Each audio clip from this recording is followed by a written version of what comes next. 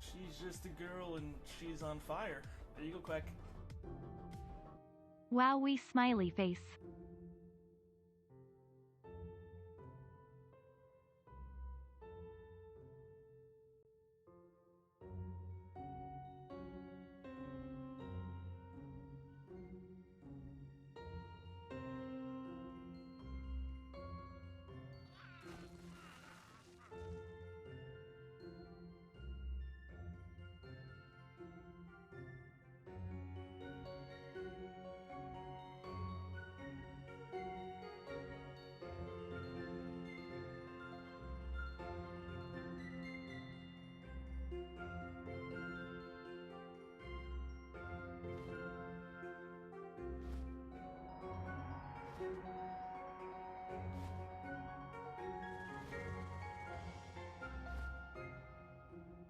She's just a girl and she's on fire. There you go, Quack. He's just a quag Chad and he's on fire. There ya go, quag.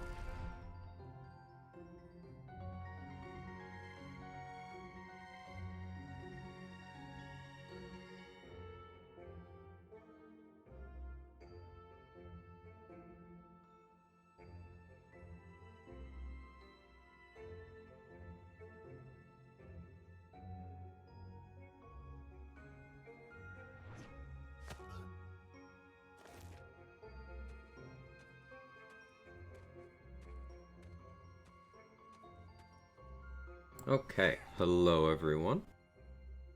Morning. Good to see all of you. Kevin, you're being extra cat today. What are you doing? Yes, you. That is you. Not me being late to my own stream because I forgot to get coffee because I was busy petting this cat.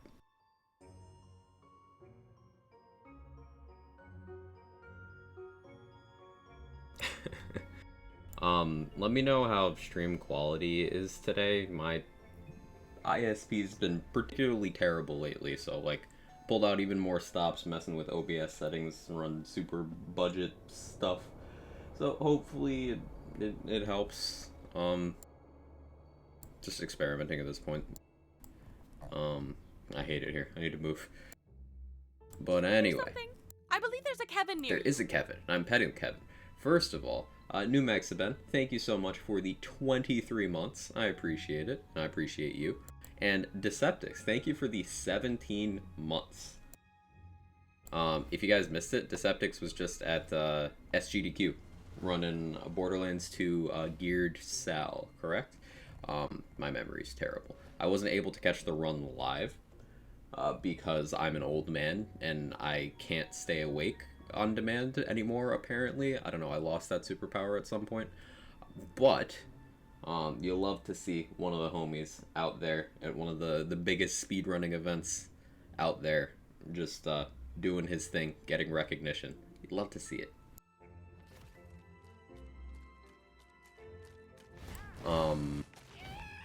Yeah, let's greet everyone else. We got Jester, Avi, Itsukato, Tender Madness, Roddy, Pico, Doc, David, Stuffed Beaver, Mackers. Of course, we got Deceptix, Pragmatic, Dillweed, New Mexiben. Thank you again, New Mexiben. I appreciate it. Ladman, Owl, Jaybridge, Reckless Monster, Loading Screen,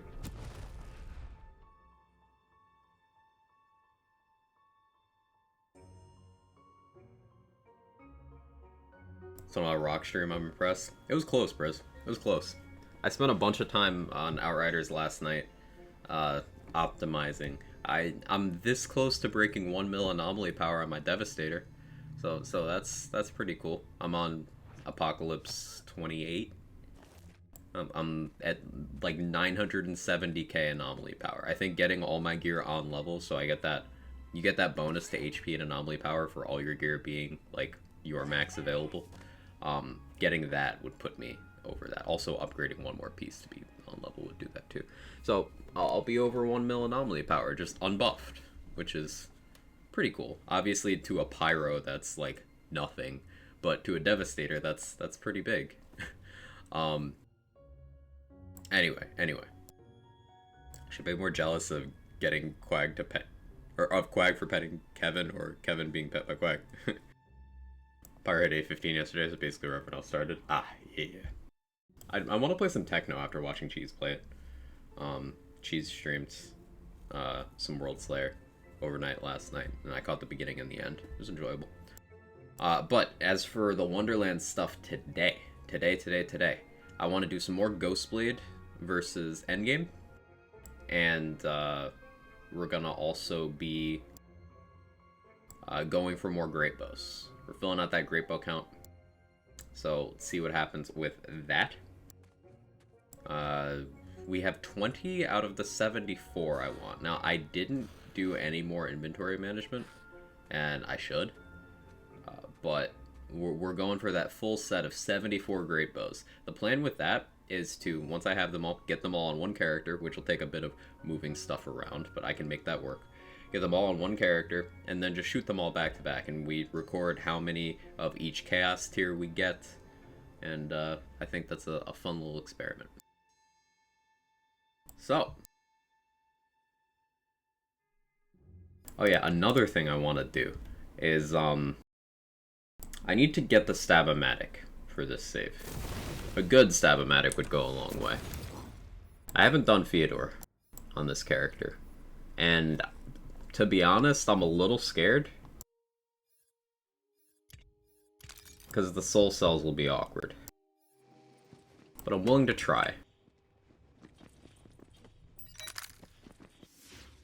Let's go do that first.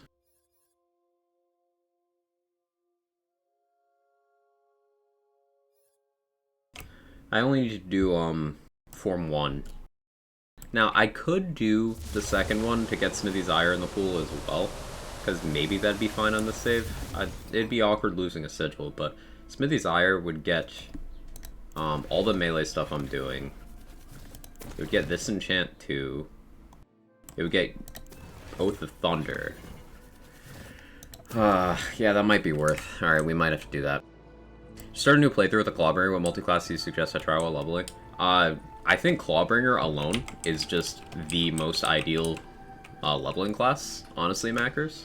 Because you get so much power so quickly. Think about it. You start with... Cleansing Flame sucks, but once you get Storm Dragon's Judgment, you're cruising. But Tier 1, Oath of Fire and Oath of Thunder, already amazing. Tier 2, Dragon Aura, that takes care of your first 15 skill points. And then you're down to Firebolt, which is huge for 1 point. Storm Breath, which is huge for 1 point. The Wyvern actually does really good damage while leveling. And then you could put some points in Friend to Flame to make that Wyvern even better leveling. Then you've got Awe and Indomitable, more Friend to Flame into Storm Smite. And Storm Smite during playthroughs, especially after both of its buffs, and with Storm Dragon's Judgment, to spam it as much as you want is crazy. It's downright tomfoolery. I'd say for a playthrough, you literally don't have time to benefit from a second class if you were a Clawbringer, because the Clawbringer tree is goated for that.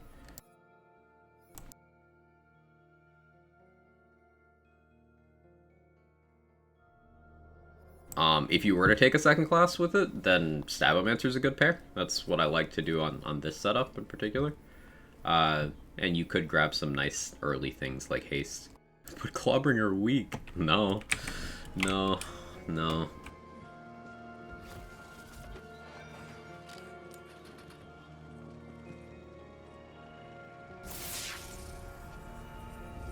We've talked about it before, I definitely wasn't paying attention. Why not go down to Executioner's Blade?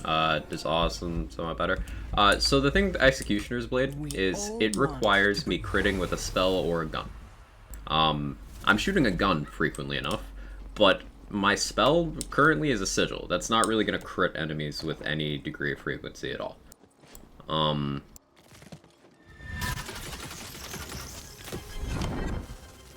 And then, even on those crits, it's still just a chance. Whereas Awe will apply to all of my damage. And the difference between hitting a crit and not hitting a crit is Alchemical Agent, among many, many other things.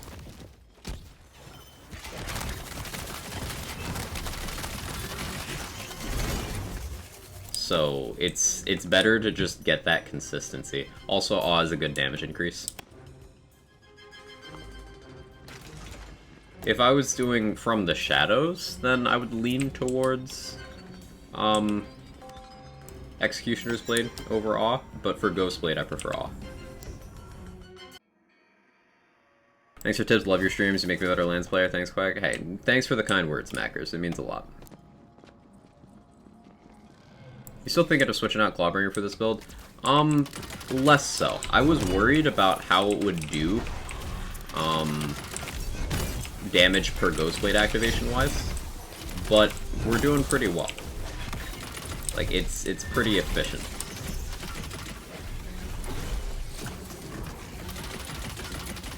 I was worried I would have trouble. This right here would be a situation where Frost Shiver would be better, because I'd have Blood of the Fallen to keep Ghostblade going for this farm. It's one of the reasons I considered it.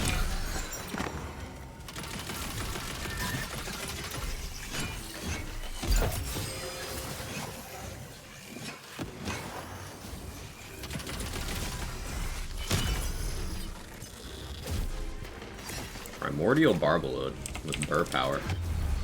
It's poison, but...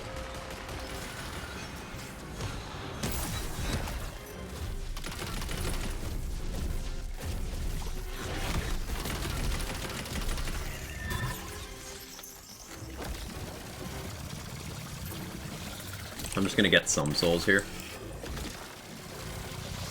Stab Claw Armor has great Claw skills. Yeah.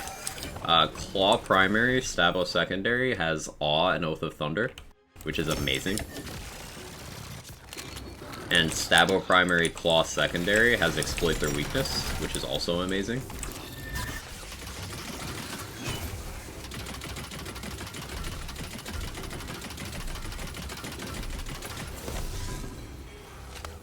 Other good melee weapons. So Goblin Pickaxe is good because it swings very quickly.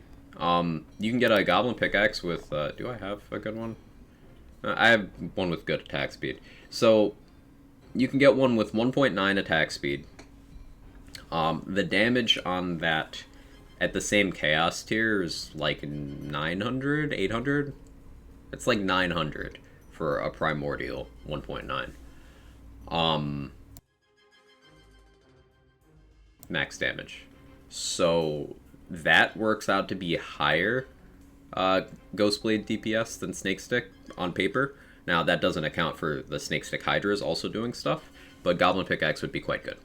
And you would also benefit from that very fast swing speed for your own attacks. And you'd also get the better cooldown, the better movement speed, the better spell cooldown from all that. Goblin Pickaxe would be a strong second choice behind Snakestick. You could also go for a Pan. Pan's got good stat distribution. It's got lower crit chance than Snakestick or Pickaxe. Pickaxe having the crit chance advantage here, and the attack speed advantage. But it's got a higher crit damage.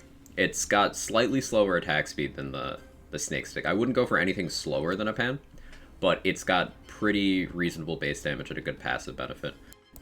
You could also go for, if you got like a 1.94 Twin Soul, that could be a shout, although that's getting towards the territory of not enough damage for me to really vouch for it.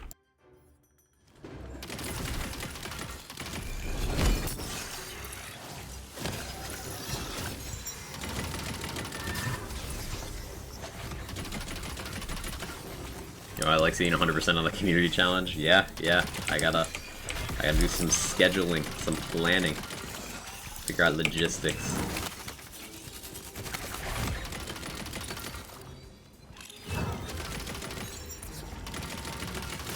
But it will 100% be happening. Hey Gage, how you doing? Good to see you.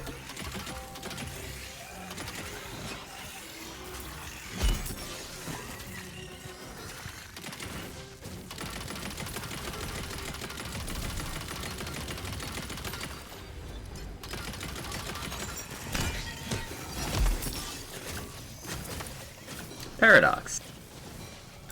Thank you so much for the 17 months.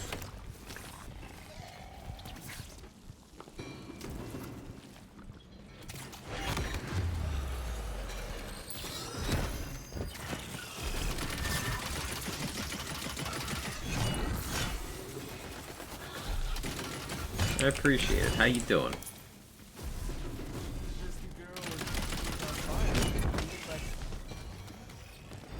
17 months, homie. That's like longer than a year. That is longer than a year. Thank you so much for the continued support, Monka Siren. Thank you, thank you, thank you. Hope you're doing well.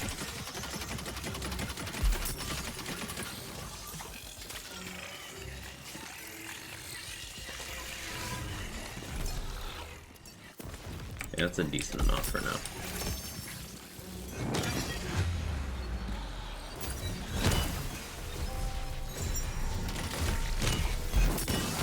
He says as he goes to kill more. Making sure I'm okay on souls. Alright. Moving on. So is escalating the enchant you're settling for the snake stick? Yeah, it's a really well-placed mult in the formula. It does force me to put a little more priority on swinging, but I kind of just do that anyway, so it works out. Couldn't find Qua in the Discord, had a panic attack. Qua is still there. Qua's not going anywhere. Just got home, now I'm gonna grind Chaos Tears in my Hammer Zerker and keep an eye for Sword's Collision on the way. How are you? I'm doing okay, doing okay. Had some internet connection issues this morning before stream. Also, I'm very tired. Allergies kept me up for quite a while last night. But I'm vibing.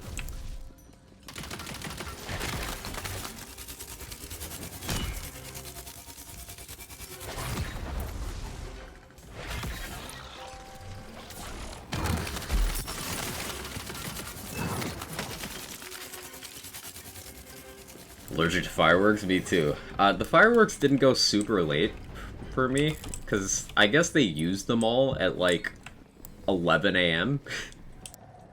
They were going for a while, but they didn't go past like 11 p.m., which surprised me. Because people around here aren't considerate. I legit think they just ran out of fireworks. Blew their load too early in the day. Hey, please, how you doing?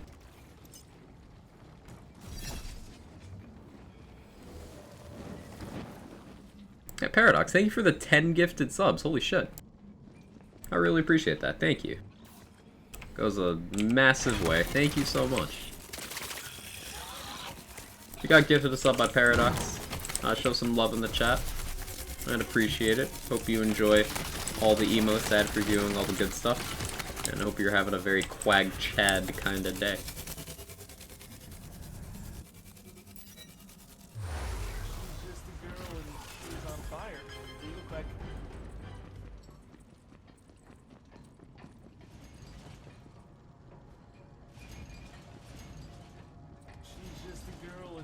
Hey Dillweed, thank you for the 100 bits. I appreciate that.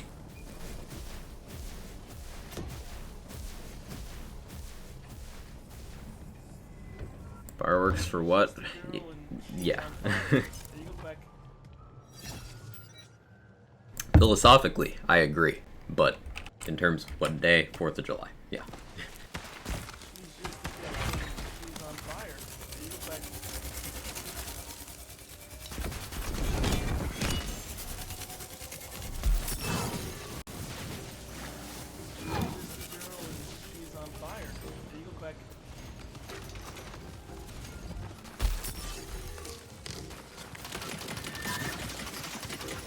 American Ego Day.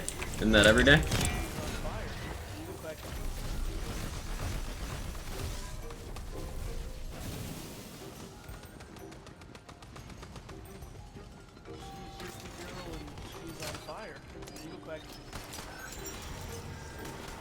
I did those out of order. I had the feeling I was missing one. I was.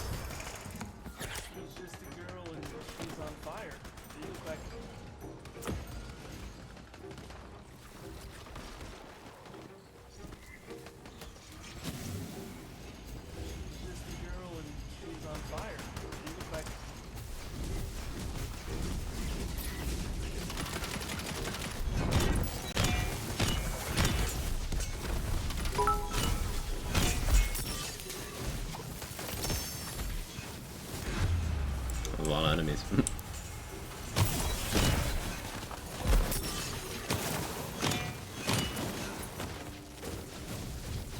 Take the souls, though. Did I ever switch weapons back? I did. Cool.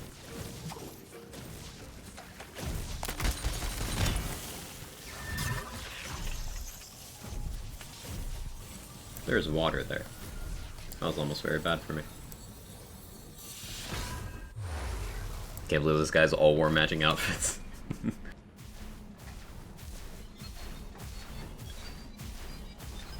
Hopefully, they hadn't had as much brain damage. This guy's down my street trying to make fireworks themselves. I'd call an ambulance. Ugh. Ugh. Yeah, hopefully no permanent injuries. And lesson learned. Stupid neighbors didn't have the money for fireworks. They just shot their shotguns in the air, scared the shit out of my animals. Ah. America. Hey Foster, how you doing? Are obelisk bosses guaranteed to drop crystals? Just had one not drop any. You noticed it before as well. Could be because I'm the first remove boss rush. If you didn't kill them, then they don't drop crystals. For example, if an enemy dies to nasty spill, they don't drop crystals. So it could be that something else got that killing blow. Something that isn't a player. Or considered part of a player.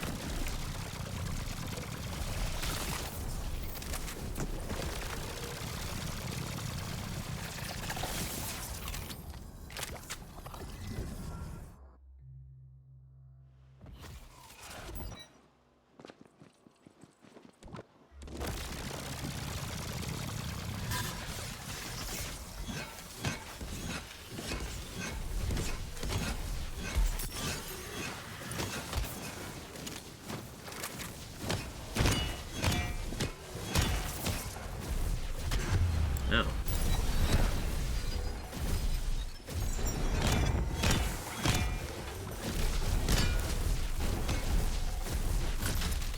I don't normally use a White Rider on this build, like, at all.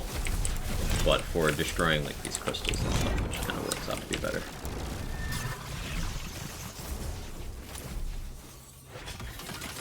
Ghostblade don't want to do that.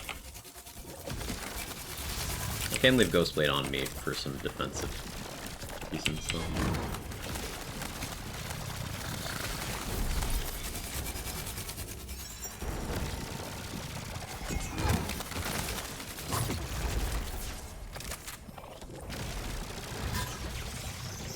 With Berserker main, pair it with Stab, would use either Ghostblade or Dreaded for a melee build. Want to try one?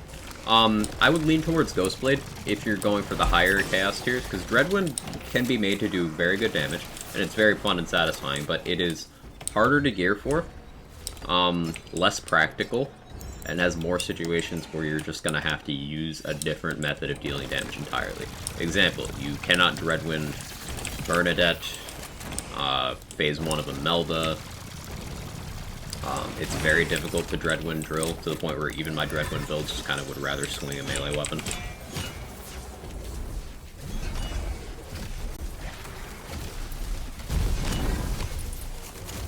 I would recommend Ghostblade if you're going to use some melee action skill out of those two.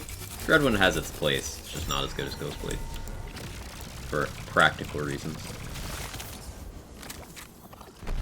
Full transparency, Dreadwind has a higher damage ceiling than Ghostblade. If you look at paper DPS of just the action skill, but the thing with Ghostblade is you can continue to do stuff while Ghostblade is happening. So if you combine that, then Ghostblade's more.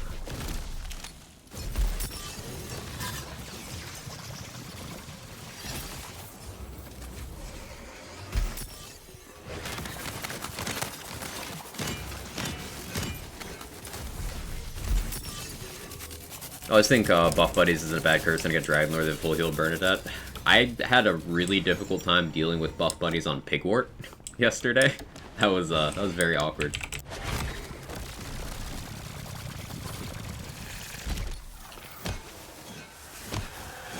I decided I want the souls from this.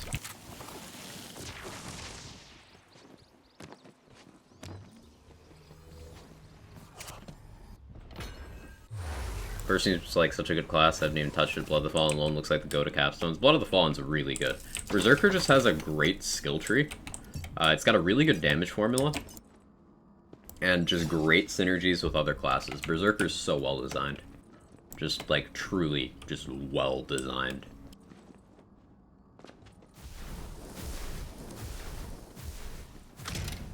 Morning, Irish. How you doing? Love that about this game, though. Every so often you get an enemy in circumstance that makes it suddenly real hard. Yeah. As long as the circumstances are, you know, allow you to still enjoy the gameplay, I'm all for that. So as long as it's not Imelda. Don't even bother fighting Elite Pigwort if you have buff buddies. He's actually invincible. Yeah, Elite Pigwort with buff buddies and healing vengeance, good luck. Good luck. It's doable, but it is insanely precise.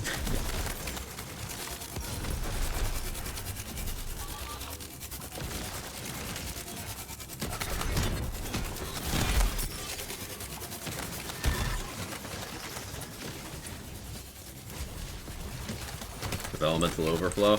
Ooh, yeah, that would make it more difficult as well.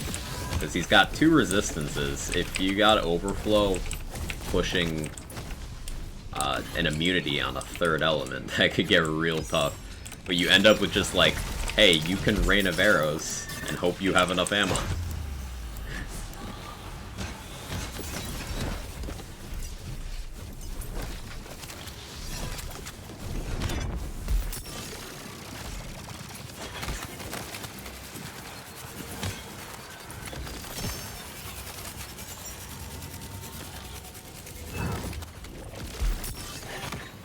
Ghost Blink over there.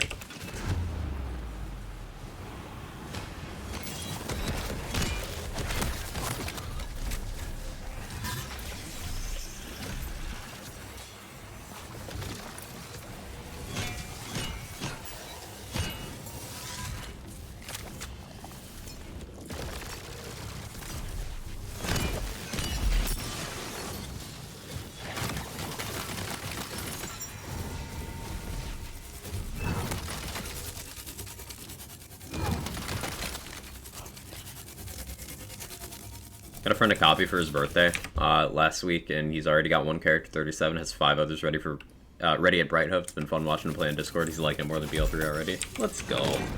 Love to see people enjoying. That makes me happy.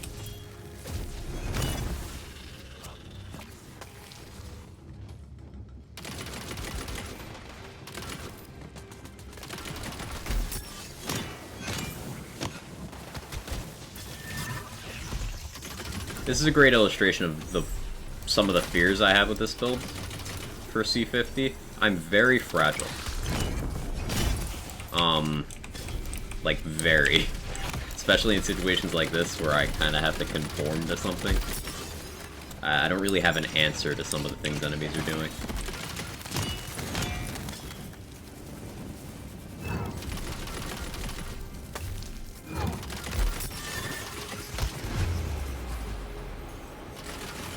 I could change out my Ward enchant for the healing at low HP one. That is a significant damage down overall. I'm not having good uptime in the other one at the moment, so probably should. This one.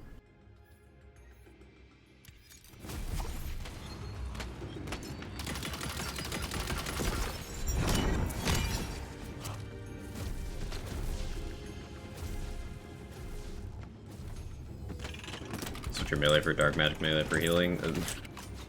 Funny thing is, that doesn't do anything. That's probably why you're saying it, but... Dark magic healing on melee and spells is bugged so as to not really be functional.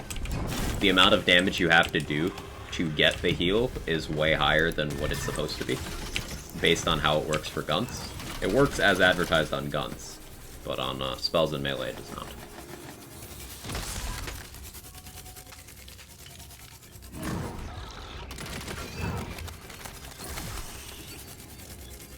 So what if I wanted to not shoot a single shot? Would there be a build that's viable? Yes. Graveborn Spell Shot. Can do a pure caster build. Never need to fire a single shot.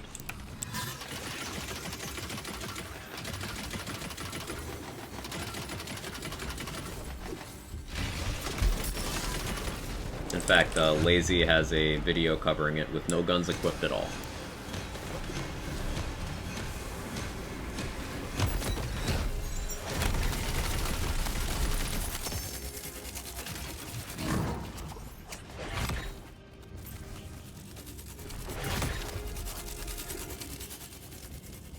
Time for meeting later. Take it easy, Pragmatic. You have a good one.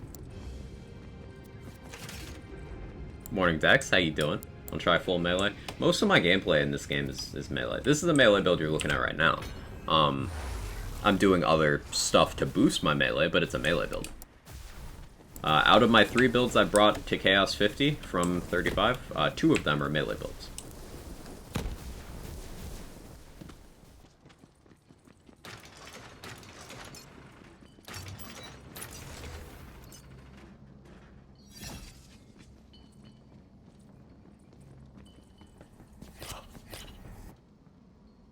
I'll wait till the next paycheck, though.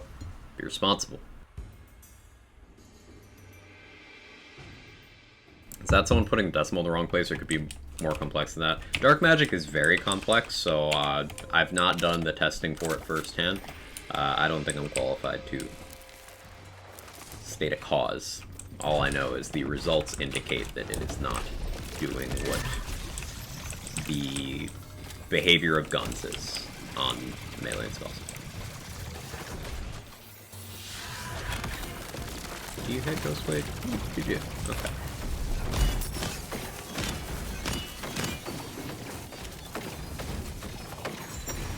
Allergies.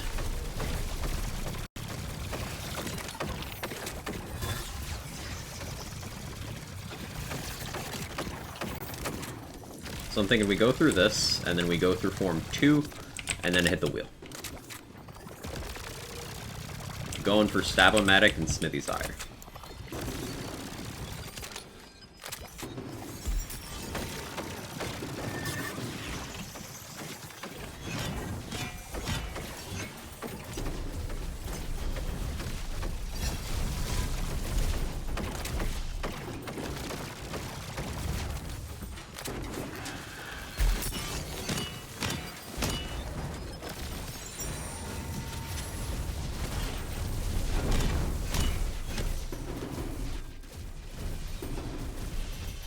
You gonna farm some more souls on run 2 before the wheel then? Maybe? Probably?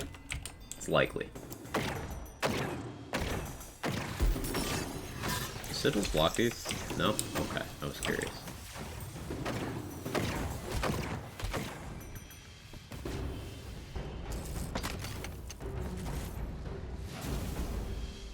Fight chums over Imelda any day.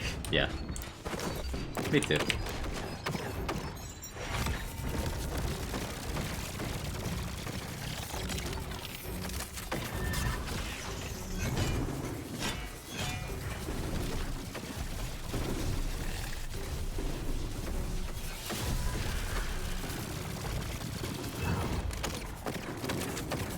Ghostblade not really doing it here.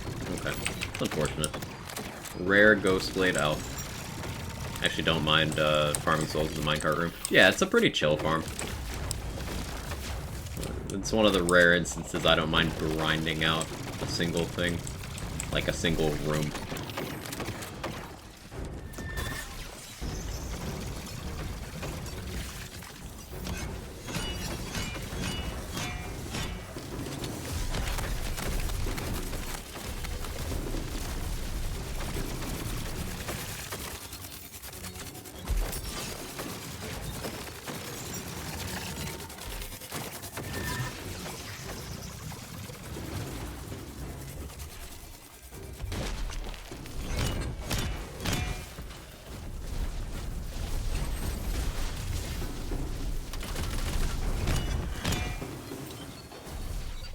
If you could suggest another character run from beginning, what would it be? I have a Deadshot build at the moment. Level of Clawbringer. We were talking about this a bit earlier in the stream. Clawbringer has a really powerful leveling experience, and it definitely still has good build uses at endgame. Example, I'm running a Claw Stalker right now.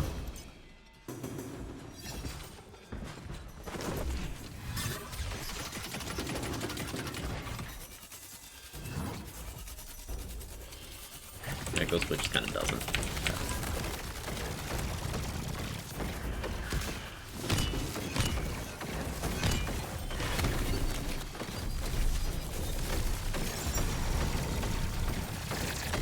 face full of helium. Ifrilio, how you doing? Hey, Nodus, how are you? Did I ever ask how to pronounce your name properly? I'm basically illiterate while I'm streaming, but welcome back. Natas? Nodus? I don't know. Bobbering is my favorite level up experience by far. You just get so much good stuff. Your first 15 skill points in your skill tree are good, and you get Storm Dragon's Judgment, which is probably the best action skill for leveling other than From the Shadows. You get a really powerful pet, and then you get a really good capstone, because Storm Smite is less gear dependent than most other things in skill trees for leveling specifically.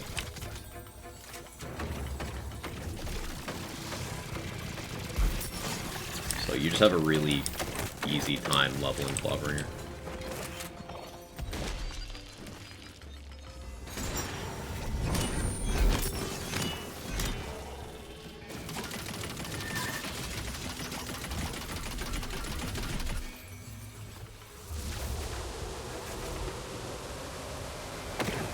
That's correct. Okay.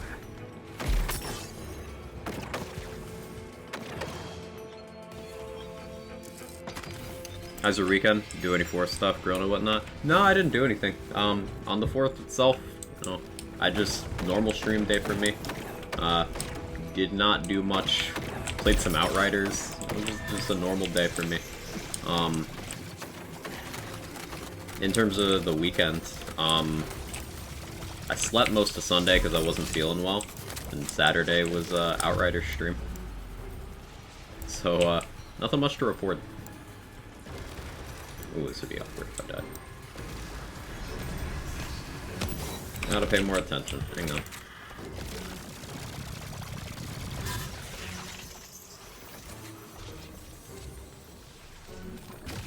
Yeah, this reminds me a lot of, if anyone here has ever played Star Wars The Old Republic, the Temple of Sacrifice raid. This reminds me of that, and that is a very glowing compliment.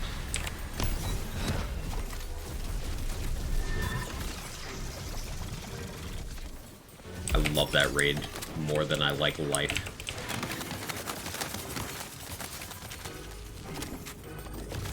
Exaggeration, that's a really good raid.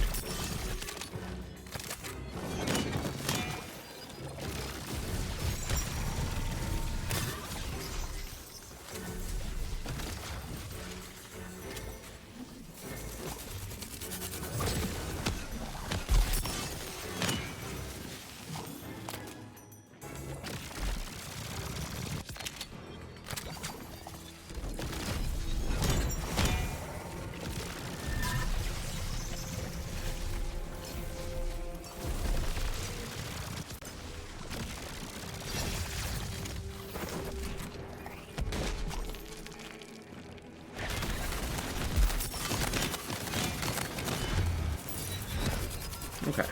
Played a bit of Artist too, thanks to your influence. Hey, I'm glad. I'm glad. Red Slicer. Well, thank you.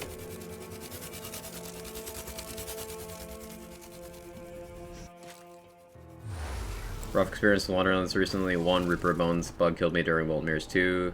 Game crashed after getting 2 rooms done in Molten Mirrors 3. When I finally reached the boss, my 3rd try, I got down to the last phase, but the guns, no enemies to save me. Ooh, I'm sorry. That's rough. I definitely advise having a Skeep amulet on you for Fyodor. Do I have one? Am I following my own advice? I'm not. But, like, it's worth having around. For that last reason. The Reaper of Bones bug is not something I've experienced personally. I've heard a lot about it. I've never had it myself. I haven't used the action skill much lately, so that's probably why, but, you know.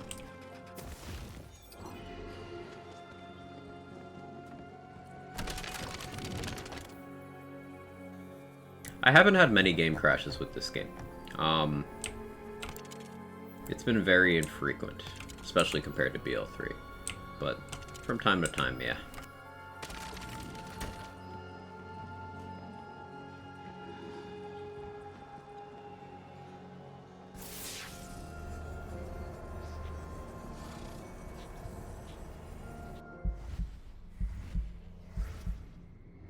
Self-reflection Raid the most is ambitious. hard. Some would do anything.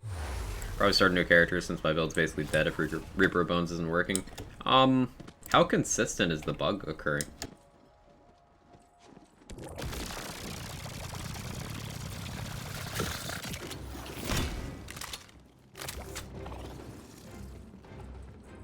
Remember I mentioned allergies kept me up last night? Yeah, they're still rearing their head a bit.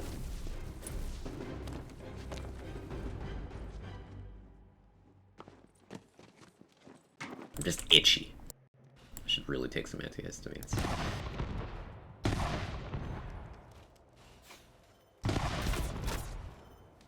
What's wrong with Reaper of Bones?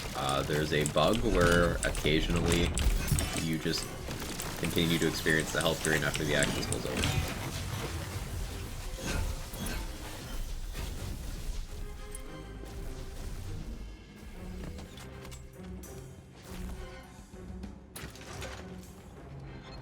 Only played twice since the patch, and it's happened both days. Try to use the action skill. Do you have Dread Covenant? Spect. Sort of new dev, and actually listen to the story, some of his cheesy VA, it's not too bad. It's super campy. It's not the worst thing, but sometimes I'm just like,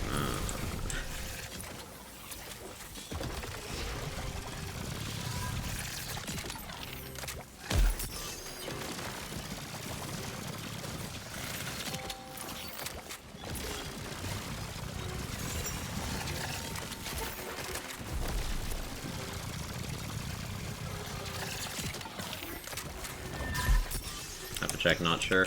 I've heard that there's some weird behavior that can happen with Dread Covenant. I've experienced one variety of that myself, so I'd say spec out of that if you're in it, and then see if you still get the bug. But that's just a, you know, throwing darts at the wall, kind of. Or throwing spaghetti at the wall, I should say.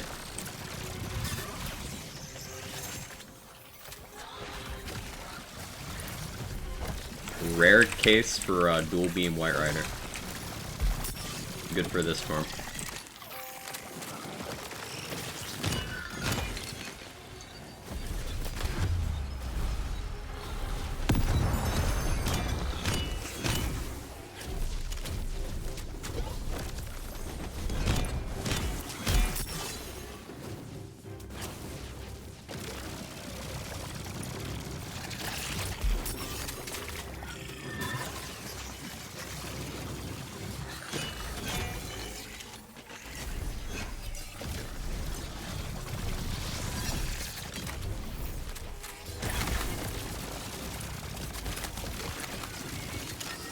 Hey Brucey, how you doing?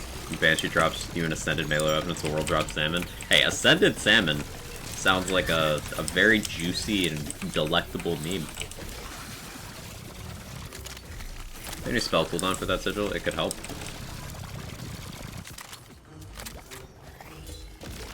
Are you talking to me?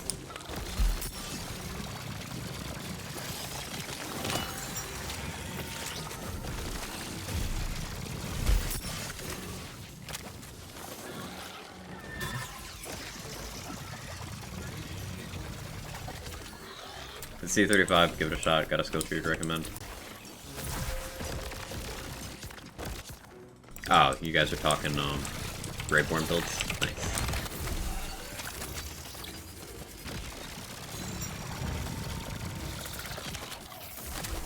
Dire Sacrifice isn't what I would call long-term viable, for what it's worth. Like, by the time you get to C20, it's already crazy gear dependent. Apologies. And then once you get to C35, it's like, it can still mob, kind of, as long as you're not eluding rooms. Then you get to C50 and it's like, not really worth the time. Granted, I haven't tried it with Protagonizer, which could help it out enough.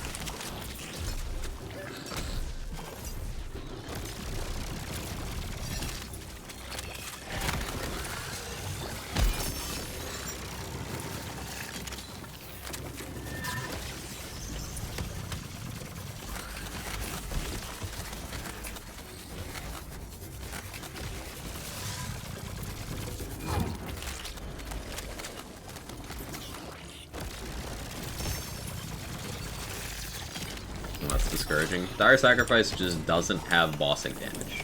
And that's the main thing that's difficult to get in this game. Bossing damage. You can mob with most things. Just how it works. But Dire Sacrifice is a long time commitment, animation-wise. It requires pretty specific gear, and then even when you gear appropriately and optimally, it does not have bossing damage. Simple as that. Most things you invest into Dire Sacrifice to get it good enough for usable mobbing, then take away from the things you would be swapping to for bossing. Most, not all. Example, area damage benefits Dire Sacrifice, benefits sticky weapons. Ability damage benefits Dire Sacrifice, and Blast Gas. So those are two things you can invest into to still have some good bossing options. But Dire Sac is not a good action skill. It's one of my favorites. That does not make it good.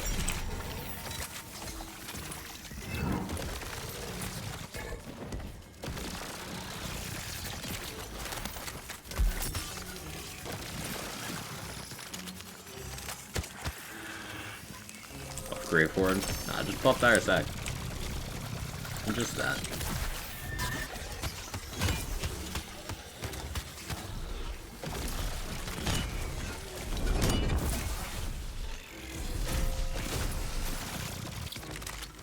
Decent amount of souls. You think this is enough, chat, to have a chance at a decent enough chance at getting a good Smithies or Stab-O-Matic? We got 800 souls right now. By the time we finish, we'll probably have 1,000. Think that's good, or think I should go a little longer? Morning, Ember. How you doing?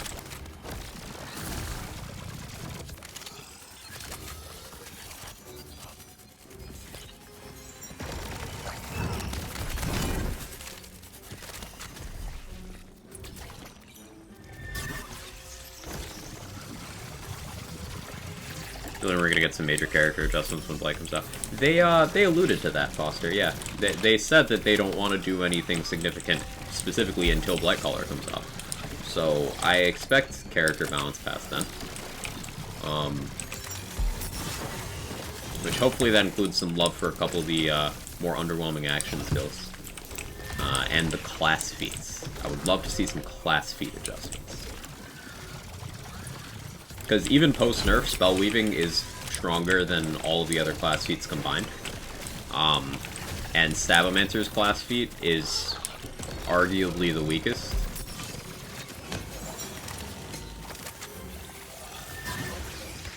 Because if you look at... it's base 30, it gets class power. Max class power you can have with full Ascended stuff is 99%, I believe. So that puts you... you know, just shy of 60% global crit chance from class feat with like full investment into your character's class power. That's not even full points of awe. And a single, do I have an Ascended armor here to show? I don't. A single crit passive at Ascended is 59%, I believe. Which is almost exactly the value of a fully committed Stab-O class feat. So, a class feat that's as valuable as one gear passive versus one that is still about 4 times stronger than any other source of spell damage in the game. Class feat balancing would be nice. What kind of spell are you using? I'm using a Fortifying Sigil right now, John Wick. While I'm in this bubble, I get some healing, I get some extra damage, and the bubble itself does protect me from some projectiles. This is a build that's a little bit squishy, so the heal is very nice to have from my spell. Like that. That's a lot. In this case for Stab-O just needs a bigger number than 30, you think? There's a couple ways to go about it. You could either do bigger number, or reduce the number and make it flat. But something, because it's currently just bad. The only upside of Stab-O class feat is you do not have to do anything for it. It's just there. but it's also completely useless if you use one of Stabo's 2 action skills. But like,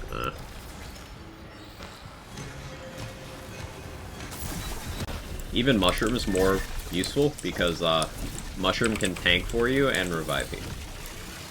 Active gameplay features. Wyvern has good utility and damage. Demilich has good utility and damage. Enrage is really good. Spell Weaving is busted OP. And that leaves Dirty Fighting as being simply not very good. My UI bugged out there.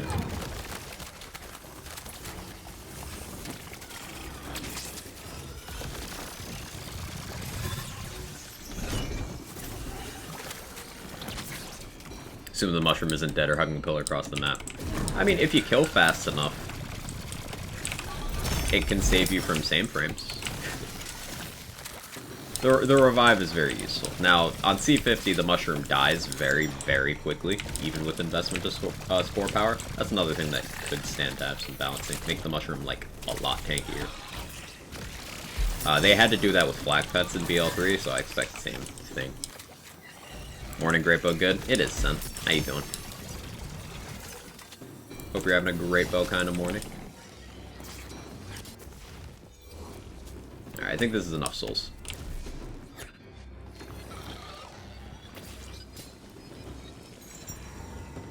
Help me understand the math of it. If all they're going to do is increase the number, what does your gut say to increase it as the game stands right now?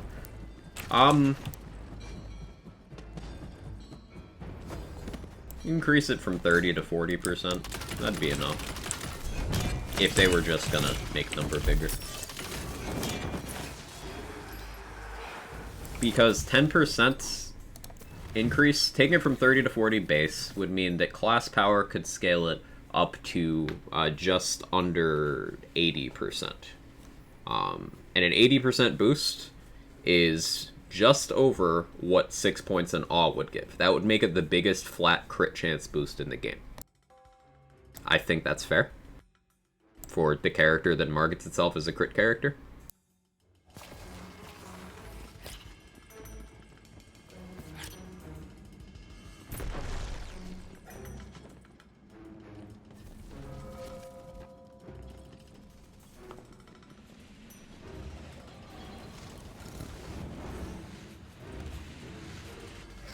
Maybe they should move the crit chance to where Awe is in the formula. That'd make it better. They're the same thing. The crit chance from Awe isn't different. It's the crit damage from Awe that's different.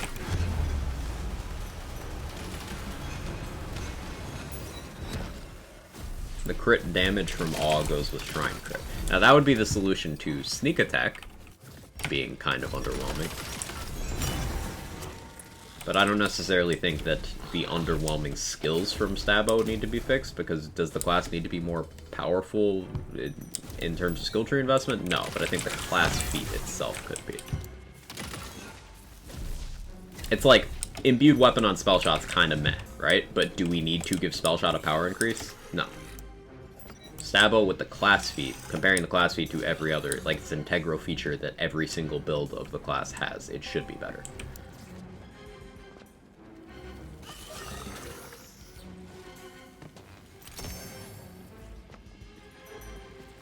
Arsenal could be 5% per point. Once again, does it need to be?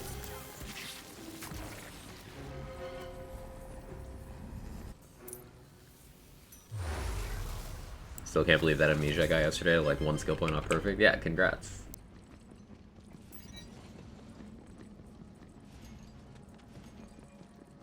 Also, outside of Greatbow and healing stuff, what are some other consistent ways of health regen? Fortifying sigils, such as the one I'm using right now. It's very minor, but you can get a passive on armor. It does go up with Chaos Tier. I think this is like 3% or something at Ascended. Berserker's Unyielding skill, especially while enraged, is quite good. Killing with a body rune equipped.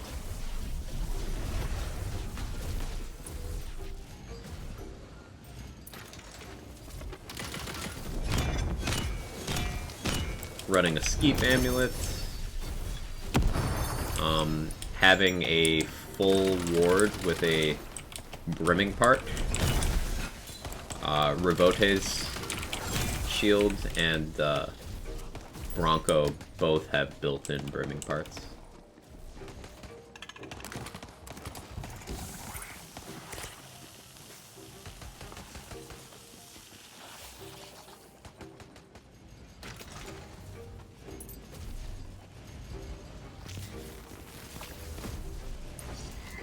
And yeah, what Jaybird just said, Graveborn's best healing is from Sanguine Sacrament, which is incredibly potent.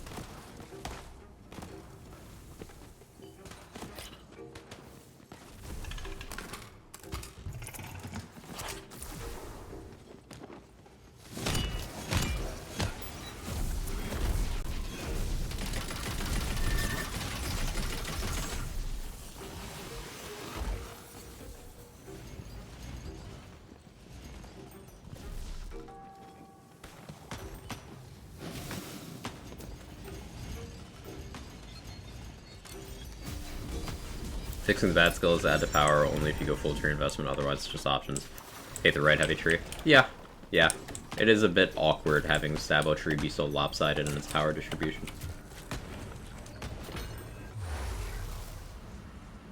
Picked up a blue tier volatile snowballing riveter Sutkoff over the weekend. Thought I'd give it a try. It's a monster, especially play the angles. Makes masterwork handle auxiliary. These are a well-kept secret.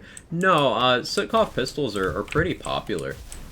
If you get a really good parts one, then yeah, it can do quite well. The card DPS on them is very high, especially because of the fast reload, high projectile count, good crit multiplier. Like, it's just good.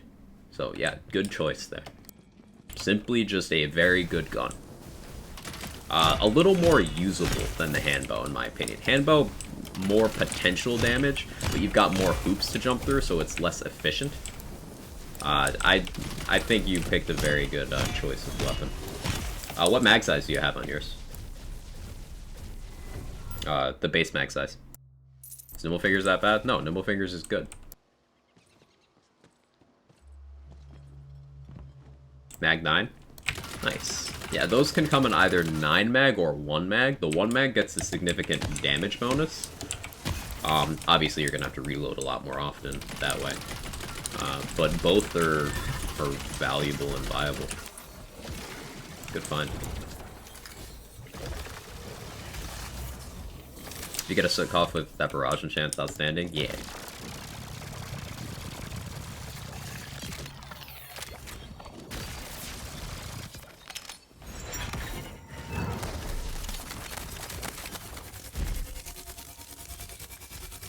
Did I middle that?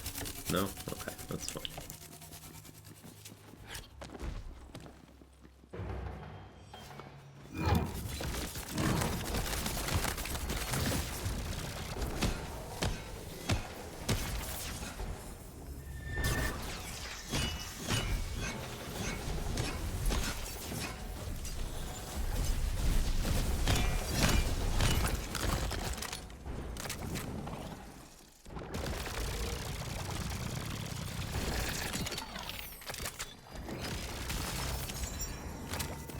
Nimble Fingers is perhaps the only just good skill in the left column.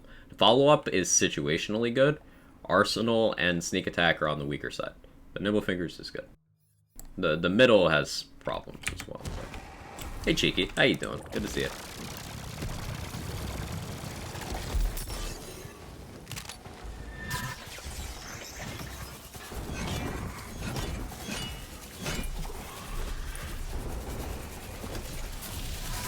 Hey Rohit, how are you? Currently hella addicted to Outriders.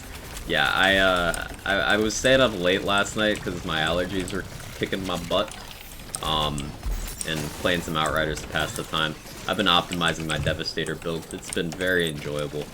I've started working in melee into my build, and it's been working out really well. Devastator got some awesome options for melee gameplay in World Slayer, and that's been cool.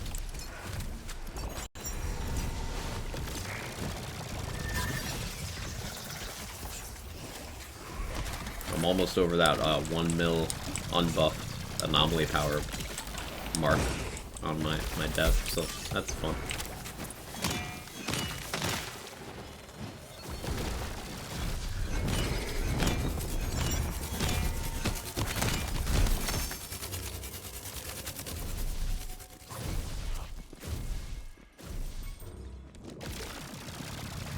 Is unarmed defense a good skill to grab for my melee build? Got 2 points left. Yeah, unarmed defense is great because it takes half of your ward and triples that and gives it to you as health. So overall, you have significantly more tank between your two health bars. Less of it is in your ward, proportionally, but you are overall more tanky.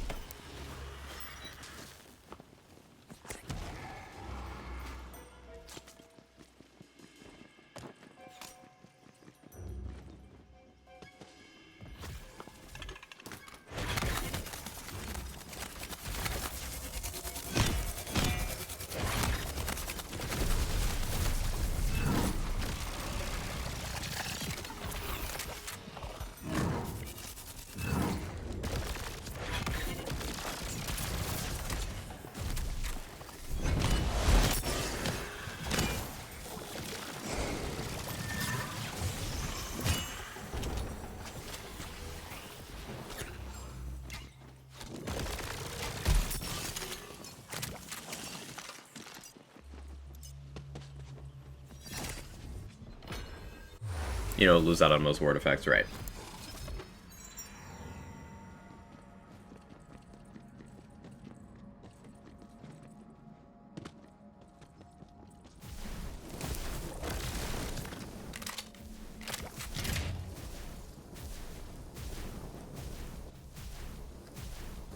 It's that Devastator is one of the weakest build. Come on, bro. People saying that still post World Slayer? People were always underestimating Devastator pre-World Slayer and saying weird stuff about it. I'm like, not being a pyro or doing a very situational trickster boss one-shot doesn't make you weak. But yeah, Devastator is definitely pretty cracked now. Like, was already my favorite to play and just got so much stronger. It's nasty. Now, if you're the type of person who quantifies everything as best, which is exhausting and just not really constructive way to approach build-based video games, but I digress. Then like Pyro is nuts. If you guys have seen some of the stuff Chadley's been doing, he's just been totally busting the game wide open. Like no bugs, exploits, any of that stuff. Just like Pyro simply built different.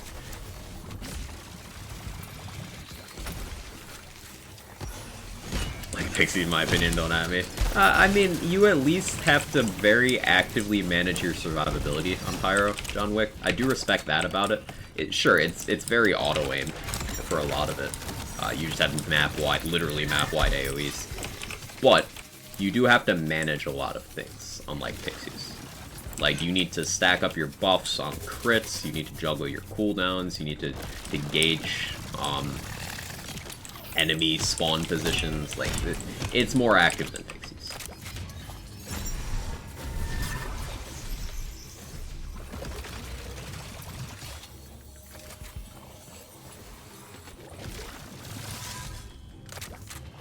You busted no cap for real? Yes.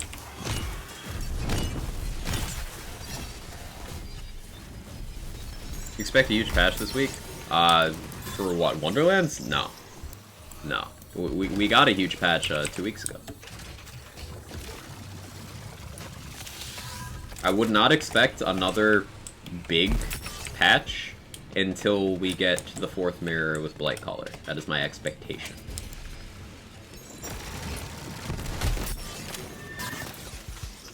And I wouldn't expect that for another 3 weeks at least. What was the patch about?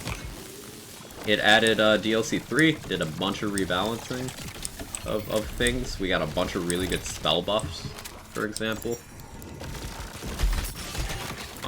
We got a new Chaos Chamber format, the boss rush mode. Got a bunch of quality of life improvements, like auto pickup of the fire sprite orbs. Which is a good update.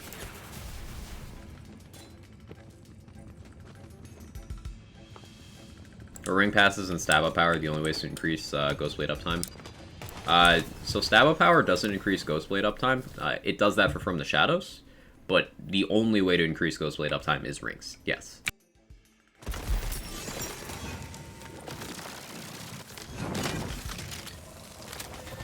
And cast 50, yeah. Try to do shotgun? Yeah, that's why we're here. I'm getting one for this build. But yes, I have.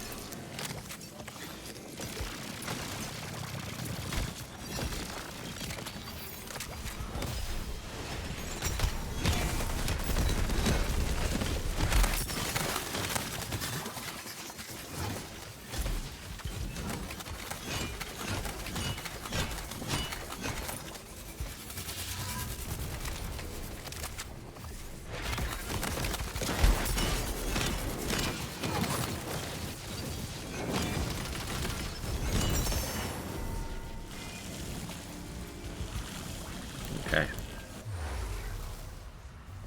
Just the damage from Stab Power? Yeah. Stab Power just doesn't do a wide variety of things.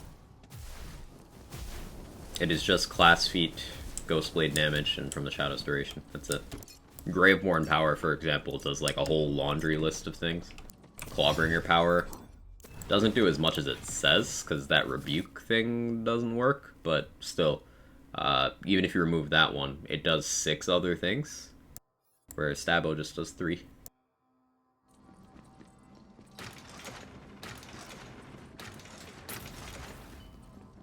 I think Stabo Power should buff Executioner's Blade. I don't think it really needs to. No, Executioner's Blade is already 150% of your melee weapon. Like, they have already buffed this. And it does quite well on my build around it, so no, I don't think so. Your shotgun part variant? Yeah, a Hyperius shotguns just kind of be like that. Morning, Alan Fair. How you doing?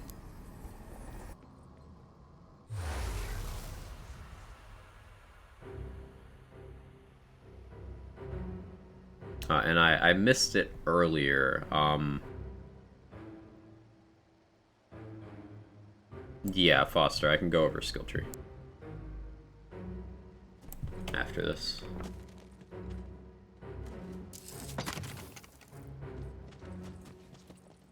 Good, and you? Doing okay. Allergies are annoying me immensely, but other than that, doing okay.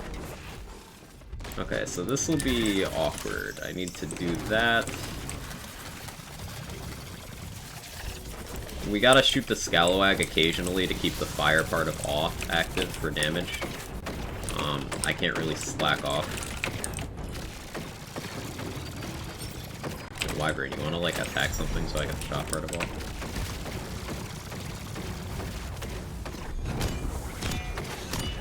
Never mind, my Hydras will do it.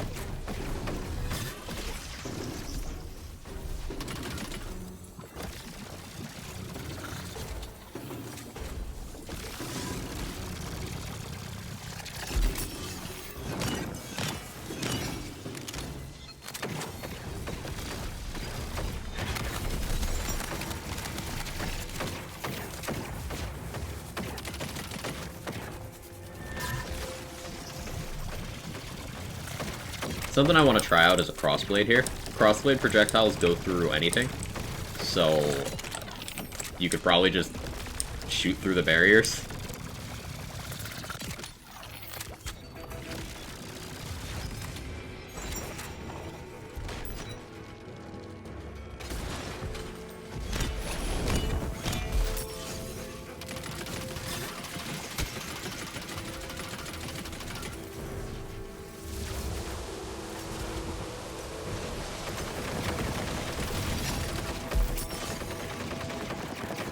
Ah.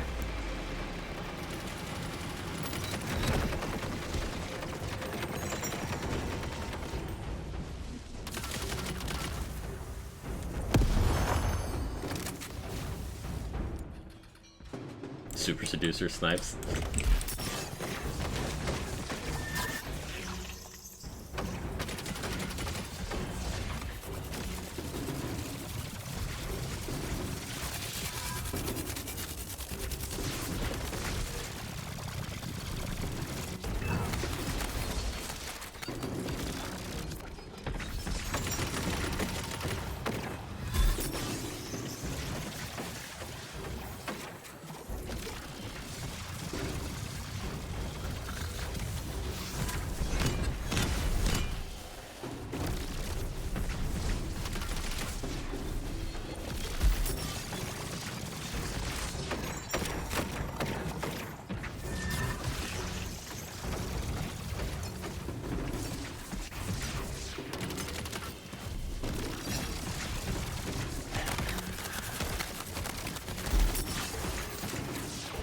Oh, that's gonna kill me.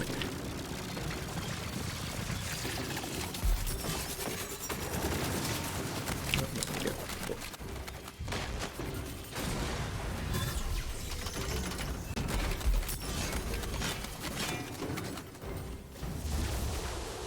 Weird thing about this fight, closer you are, I think the more danger you're in on the outside ring, you can snipe pretty well. Yeah, I like playing at close quarters.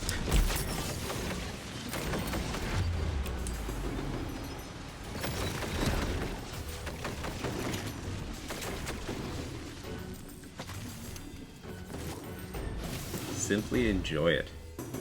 Sneezing fits and the eyes are on fire. Yeah, my eyes are so, like, not dry, but they feel like they're dry. You know?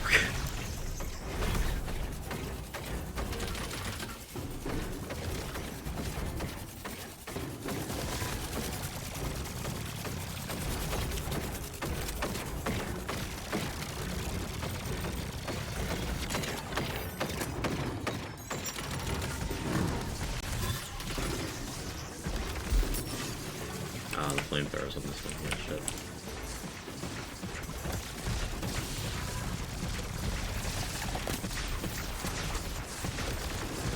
Yeah, being on the outer ring puts you in less danger from the projectiles and the shockwaves, but more from the flamethrower, which I think is a really clever way of balancing that out.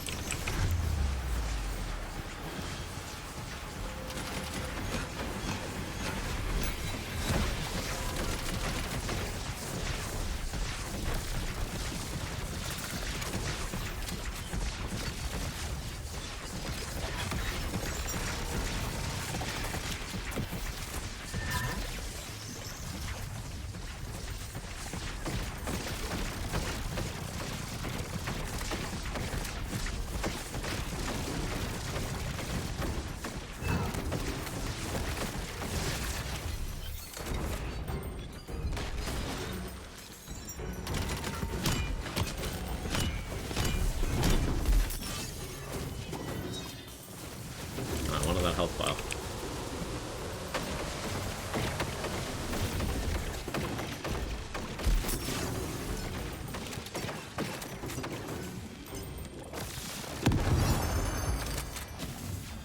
Any difference in Form 1 versus Form 2? Yes, lots more traps.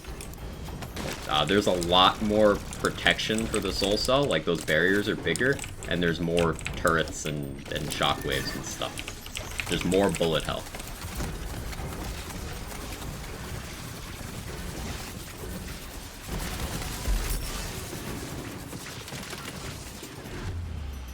Such as that. Uh-oh. I don't see any enemies. Shit. Shit.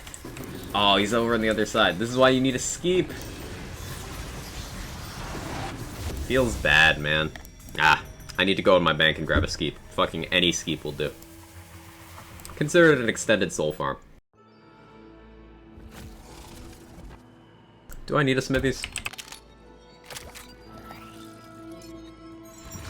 Do a spin of this and grab a skeep. At least you got souls? Yeah. Projectile heck, yes.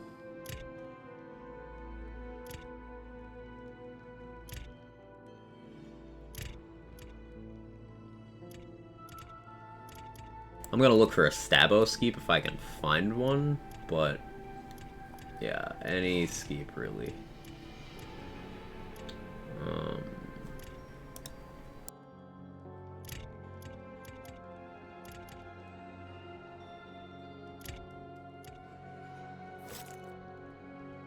Greatbow collection, yep.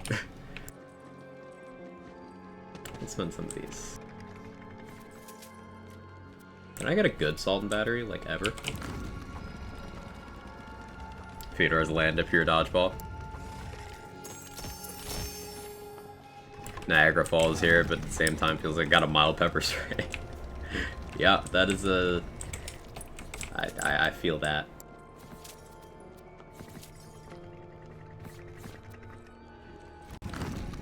Dodge, duck, dip, dive, and dodge.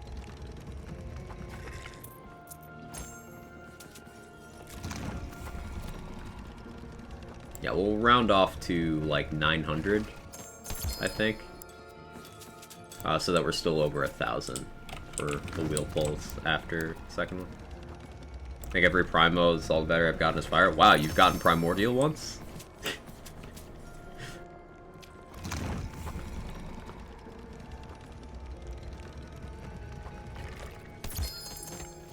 So I would love a fire one. Hello?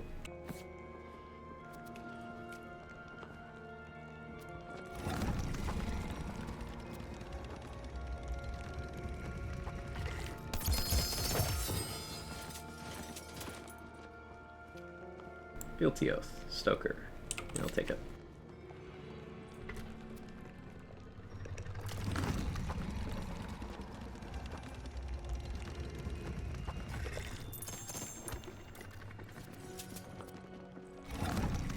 Been level 2 of this character yet? No.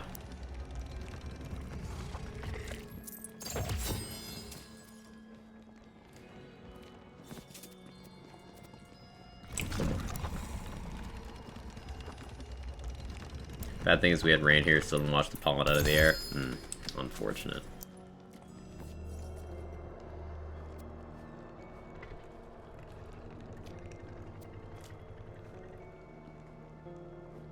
Okay, let's run that back. Check vendors first. It's not best to save the spirits till after then. I already explained that.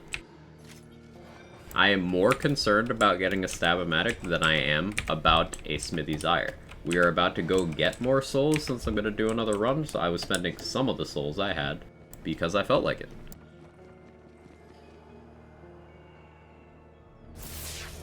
Hey, Scavity.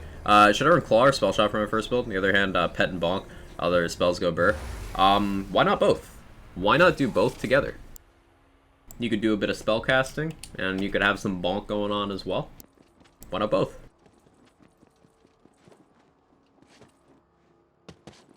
That's the beauty of the classes in this game. You don't have to pick one. I just got back having to pop in and out. Yeah, it's okay. Yeah. There's only one item locked behind week 2 of DLC 3, and it's the Smithy's Ire. I am after 2 different items, so it's not a big deal as long as I don't spend all of my souls for me to just rattle off a couple.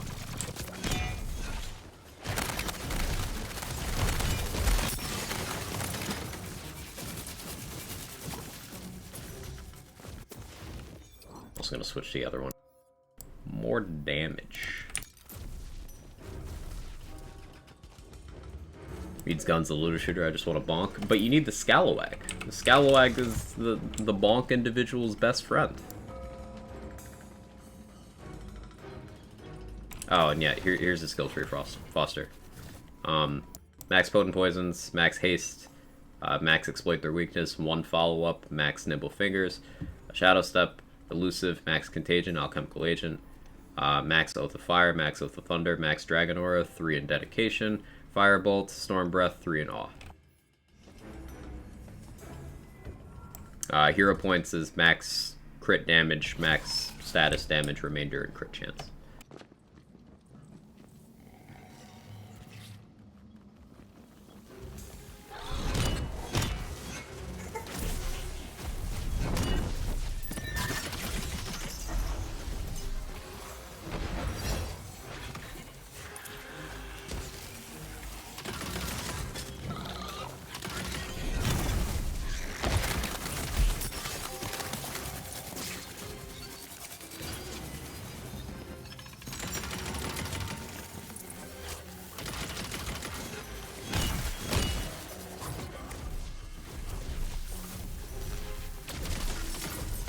That was an easy bonus.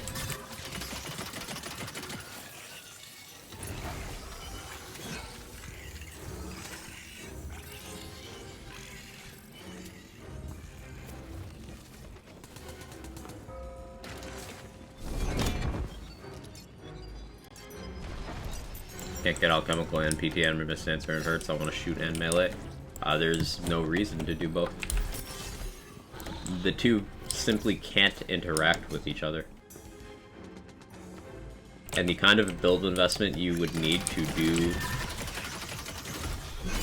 meaningful damage with Alchemical Agent means you would be not doing anything having anything to do with play the angles. That is the game stopping you from making a bad build. You have no reason to put both of those things together at all.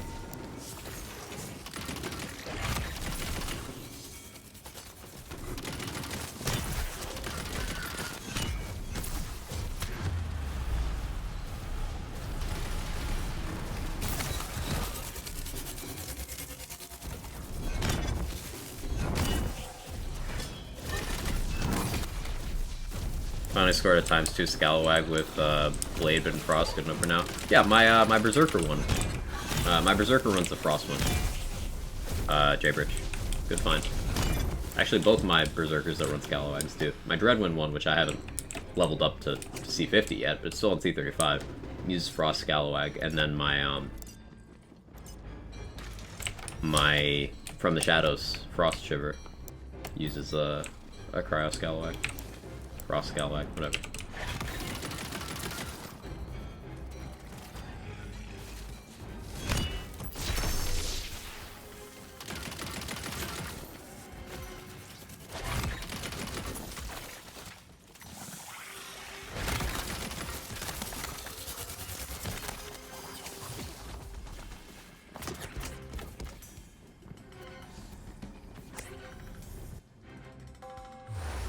Make any build work if you try hard enough. Didn't you get stuck on chaos levels for a while, Irish? You can make things work, but you need much more gear. And it helps to branch out from the things that definitely work to the things that maybe work. I think you're jumping the gun quite a bit. It's like trying to learn how to sprint a marathon before you can crawl. Like, yeah, technically possible, but like, is that recommended? No.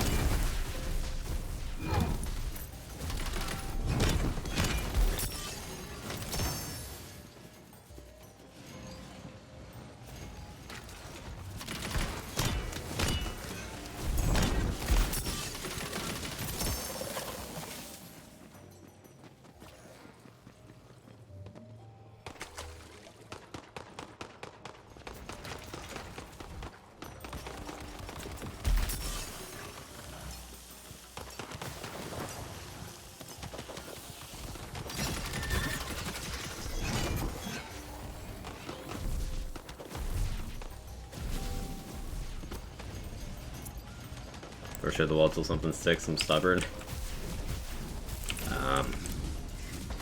There's battles to pick, and there's ones to choose not to fight. We'll just leave that at that. Hey, Deep Zombie. How you doing? Not enough Greatbows. Definitely not enough Greatbows like the table. We need more. We need more. I'm just trying to grab a Stab-O-Matic. At least a decent one. And a decent Smithy's Ire. Maybe. So that we have options to deal with stuff like Bernadette on this build when farming boss runs. Bernadette and Imelda are the real buzzkills on this boss, and a Stab-O-Matic would help me against both of them. Meeting done? Nice. That was fast. Went okay?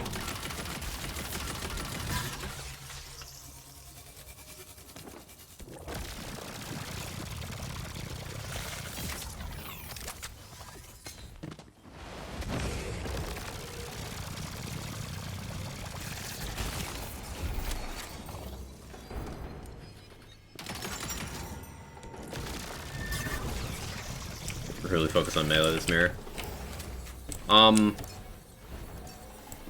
I think they took notes from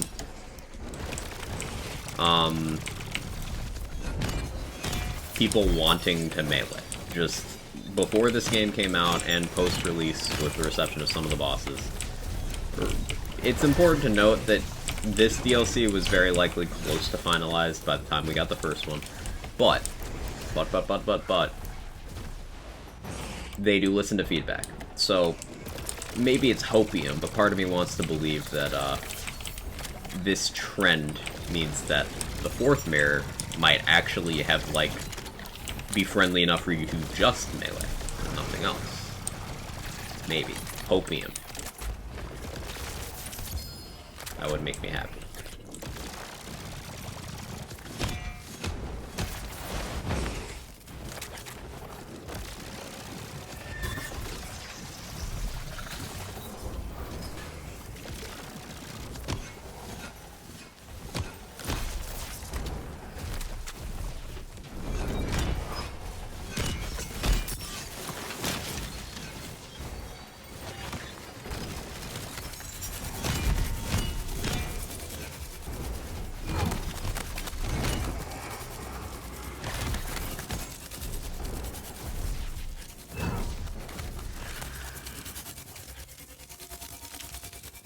the bonus real quick.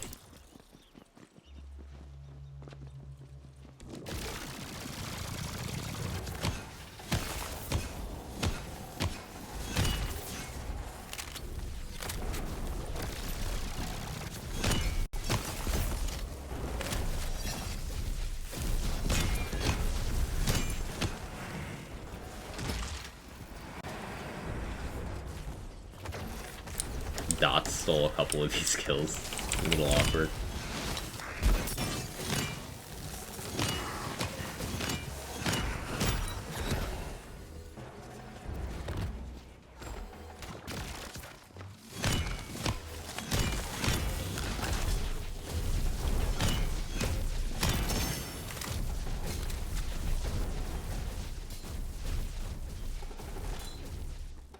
Feels like it's the same without Vesper's lines.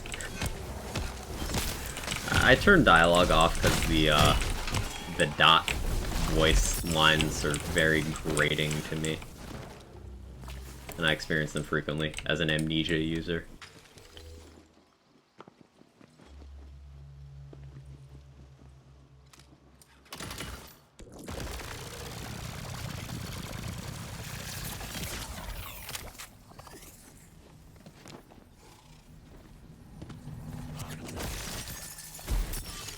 Ow, what a shot.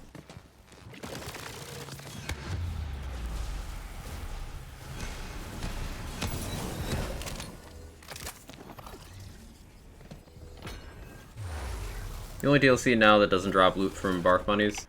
The model that they started with the second one, King Daddy D-Mac, is until you complete the 4th form of the boss, the loot is not in the bunnies. That's a good shot, man. Song's in my head now. So, until we get Theodore 4, this stuff's not in the bunnies. But once we get Theodore 4, then we'll be good. For whatever reason, Chums was different, and you just needed to do 1, and then the whole pool was in the bunnies.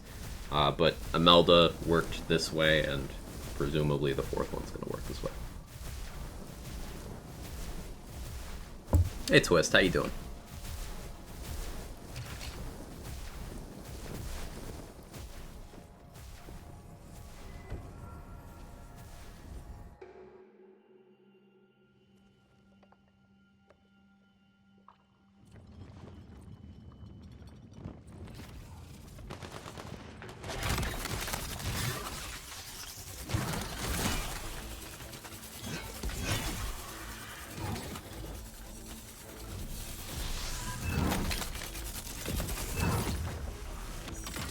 Not sure how I feel about it. Half of me is just like, we'll do the fight every week. No soul farm, bunny farm eventually. Yeah, I don't feel particularly strongly about the timed release of the items, but I do think that all the ones currently out should be in the bunnies, like, each time. So, like, sure, week 1, make the week 1 items available in the bunnies after you've done it, but not the week 2, 3, or 4. And then week 2, you have to do them to add them to the chamber again. That's how I would want it to happen. Like, you still have to do it. You still have to do all the forms. But just let us farm them how we want. Wheel is still more efficient for DLC stuff with the changes they made. Yeah, Wheel would still be a desirable farming option. Likely better. It'd be like the comparison between bunny farming and dedicated drop farm. Technically speaking, if you're after one particular item, dedicated farming is still better. Despite what the naysayers will tell you, it's still literally more efficient.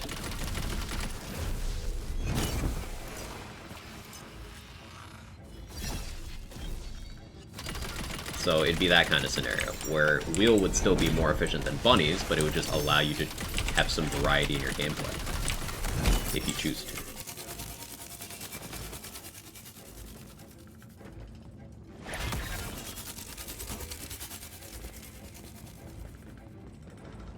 Kind of doubt it's more efficient with the bosses in the future. Well, you can doubt it all you want. That's how the math works out. Think about it. For a non-featured dedicated drop from a boss, assuming standard loot luck with having all dice and shrines, you're looking at around a 6% drop rate for your average drop. 6%. 6% is still massively higher than the chances of getting any individual drop from a bunny pull. because the Chaos Chamber bunny pool is almost all items in the entire game. Sure, you get more hits, but you are still not looking at super high drop rates, and it's pulling from a much wider pool of items. So, like, dedicated farming is still more efficient, even without featured. That's just the math. And it's worth noting that the more content you do in terms of DLCs, the less efficient bunnies become in comparison, because the pool gets bigger. Right, exactly, Pinky Fluff. Same page. Same exact thought process at the same time.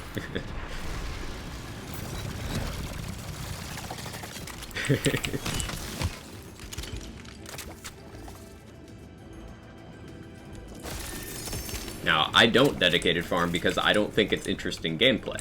I think it's not gameplay at all. So I don't do it, despite it being statistically better. Hey, Micro, how you doing?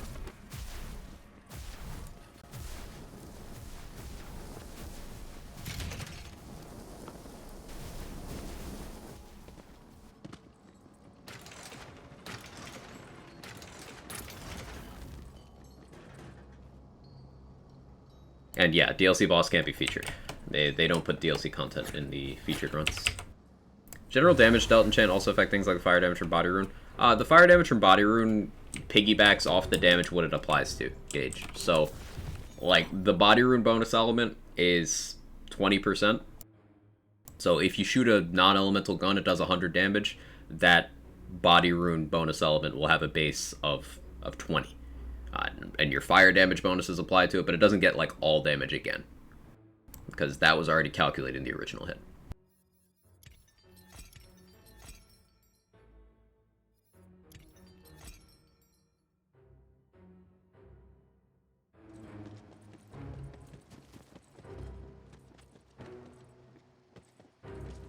Welcome back, Micro.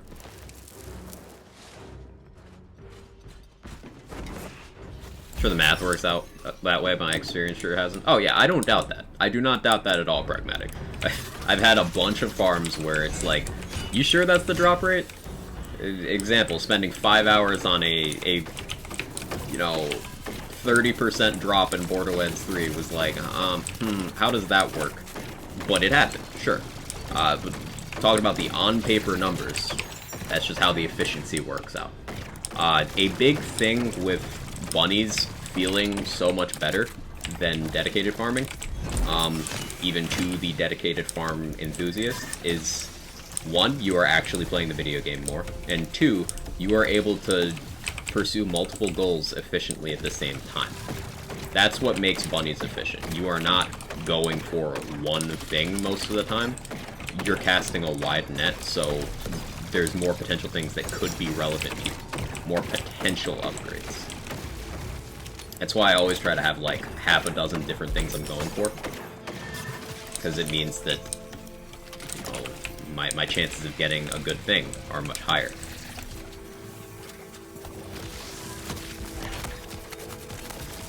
But if you look at the raw numbers, dedicated farming is still the most efficient way of farming non-DLC gear, and then wheel farming is the most efficient way of DLC gear. That's just how it is. Do I necessarily want it to be like that? Personally? No. But, that's how it is.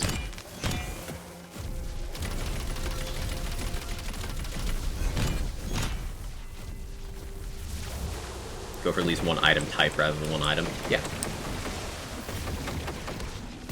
Now. That's awkward.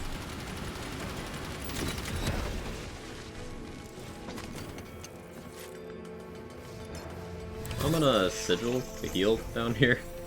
I got time. If you're just looking for a sword switch, for example, if you got an Ascended times 18 body rocket, it's a nice constellation distraction. Exactly.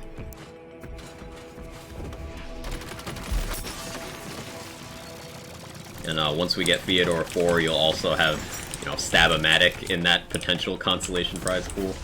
Like, it's not a bad problem to have. Ah, I want to equip that Skeep.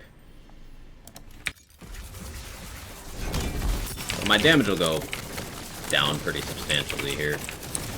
But that safety net of a Skeep is going to be super nice. And I will hang out on the outer ring. We don't have flamethrowers yet, so I can justify this.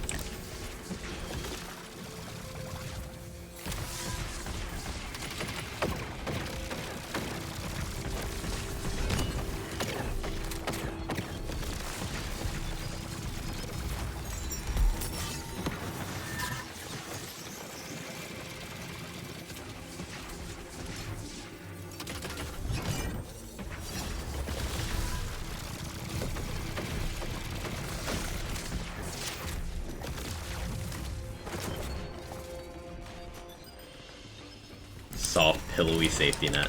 Yes, sir.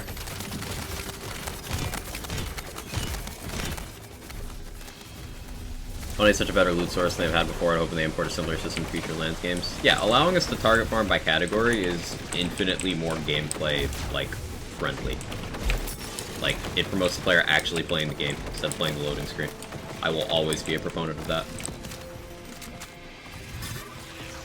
The thing I like most about bunnies is it exposes me to items I'd normally just walk over and not even look at. I'll often find things that gets me thinking about builds, which doesn't happen when I Daddy Farm Boss with tunnel vision for one specific item. Yeah. Same thing happened with the world drop heavy farms in BL3. Like Slaughter Shaft, going through that pile of weapons at the end of a run. That often gave you drops of weapons you weren't actively pursuing, but you're like, huh, I could do something with this. And that's an experience that suffered when people complained and had world drops nerfed for no benefit to the game whatsoever.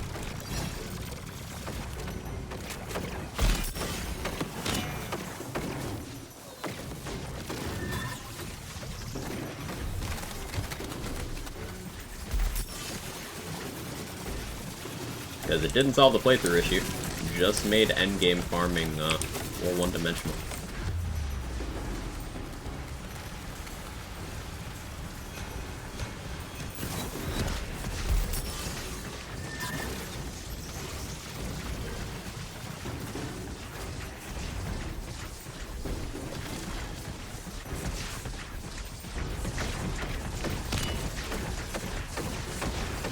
I love this fight so much.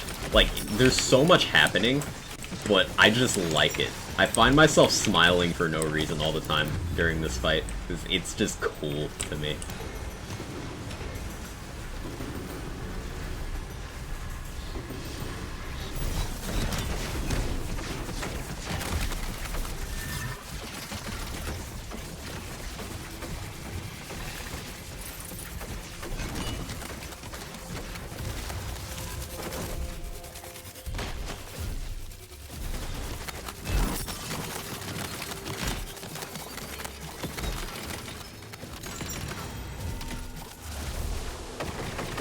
Some being DLC 2 or 3 have fallen off the loop. DLC 2 kind of sucks, to be honest. The boss just isn't good.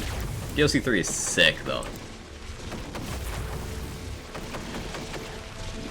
What's the path here?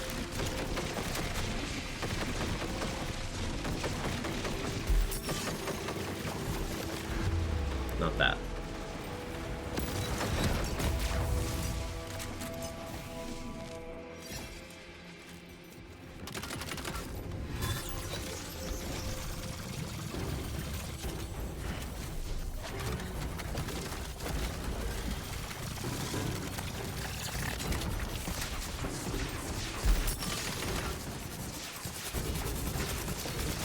Oh, flamethrower.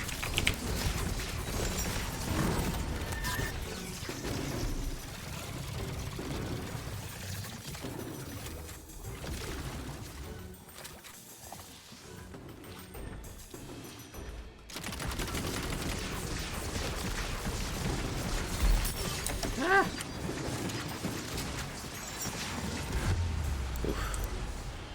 Alright, Steve, where you at? This is why I brought you. You're not here.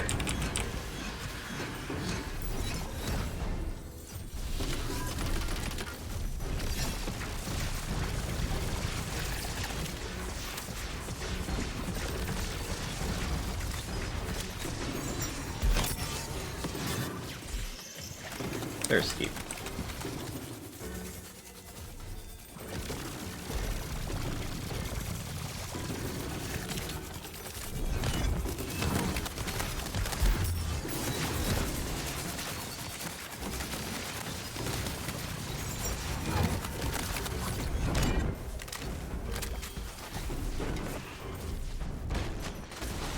love that fight. Simply a good time. I think the new skill tree is going to be in the meta. Feeling we'll end up with more skill points not long after, because Gearbox. Because Gearbox what? Ooh. Thank you. Oh. Thank you, game. That was a good drop. We have no precedent for getting more skill points, Micro, because think about it. We are 3 DLCs into a game, and we've had no level cap increases. We have an entirely different skill tree system than every other previous game. I think players need to stop thinking of this game as if it's a Borderlands game, because clearly they're doing things that have not been done in Borderlands, and they're not doing things that have been done in Borderlands. Like level cap increases. We have chaos caps instead.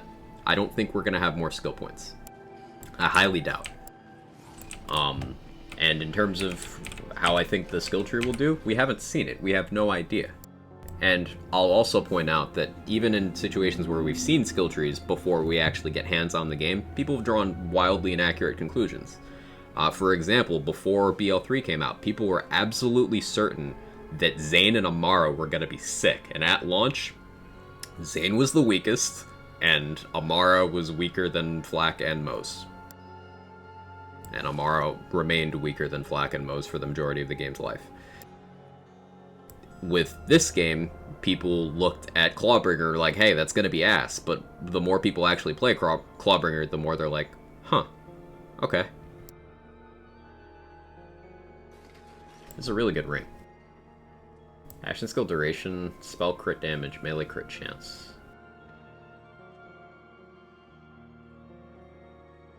I don't know what I'm going to use that for, but I'm going to buy it. It's me, I'm the claw player. See, there you go.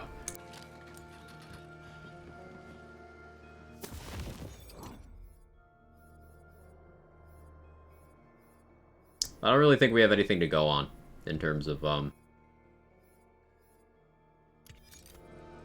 if the class will be good or not. I just want it to be unique. I don't even care if it's good. I just want it to be unique.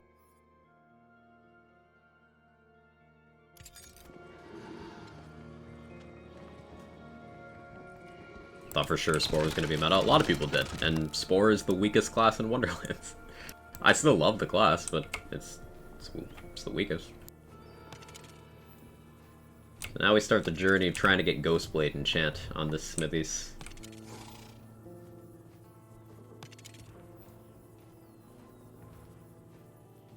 It's not a bad starting enchant for it. It's really not. But like... What Ghostblade?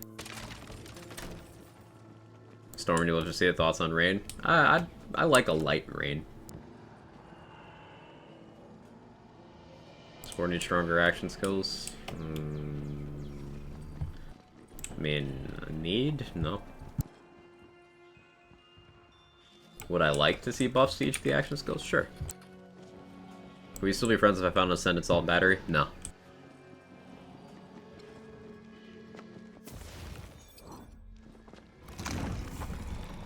Ascended Fragment Rain? Nice, Brucey. You doing marshmallow stuff? Level caps will ruin the game with less build diversity. Yeah, it would only take 2 skill points to negatively affect build diversity in this game. 2 additional skill points. That's all it would take. And not to mention that level caps would forcefully invalidate people's gear. You can choose not to do a chaos level. You cannot choose not to do a level cap increase. At least with how they did it in BL3. In BL2, they were all behind paywalls, so you could, you know, not buy the associated DLC.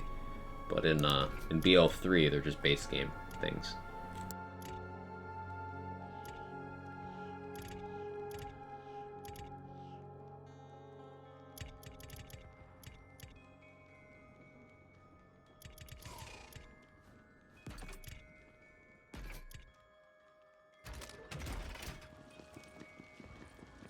Hey Kirk, how you doing?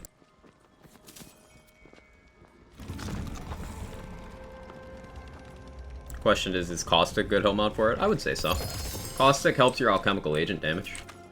It's not as good as, like, Warrior, in my opinion, but it's good. I got a rock. Hey Fan, how are you?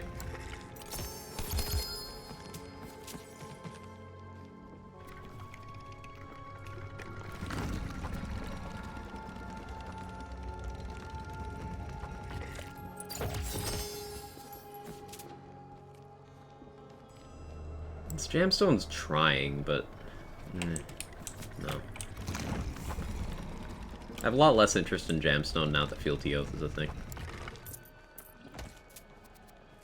Because, the original plan for my launcher build is Jamstones, but Fealty Oath will directly boost the launcher without me having to go down at all, so, like, yeah.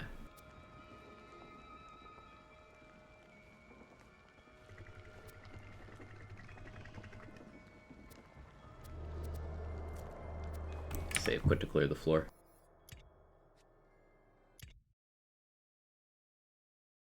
Use the bow spell yet? Very briefly.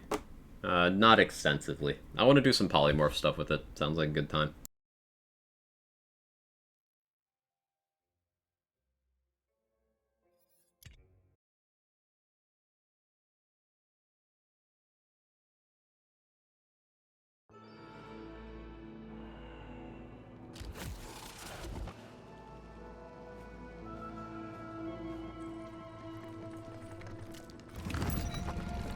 Last Rites, first time recently, now I know why you love it. Need to get an Ascendo one. Last Rites is so sick.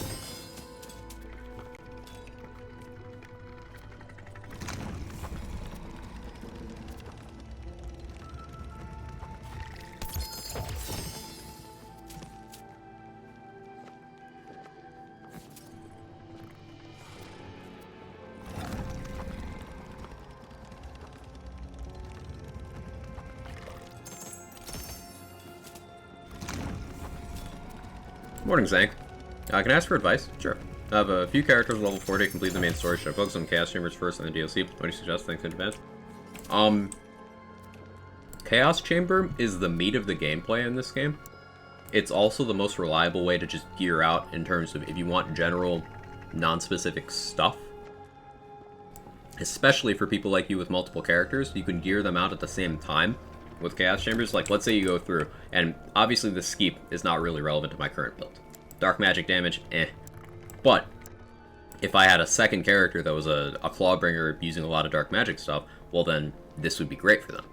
So, Chaos Chambers let you target farm a category of item. You could go hit, say, the Spell Bunny. If you're looking for spells for one build, a different kind of spell for another build, different kind of spell for another build, it lets you do multiple things at once, while getting the, in my opinion, most enjoyable endgame we've had in a lands game ever. So I'd say that's the meteor gameplay. Doing DLCs will expand the Chaos Chamber. Once you've completed a DLC, that boss will be added into the Chaos Chamber pool. And once you've completed the 4th form of that boss, the loot also gets added into the World Drop pool, and this is included in the bunnies. So, all roads lead to Chaos Chamber eventually.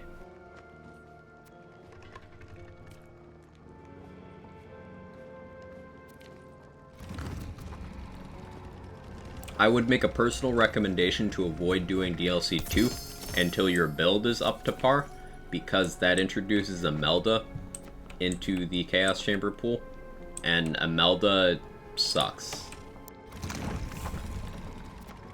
So hold off on that one. Hey, Kill Bill, how you doing? The DLC 2 on Chaos Zero. That gets you through it short term, like a table, but the problem with that is Imelda's floating around in your pool after that. So anytime you're doing a random run on Chaos 20, 35, 50, whatever, she could creep up on you. As long as you're doing something other than a featured.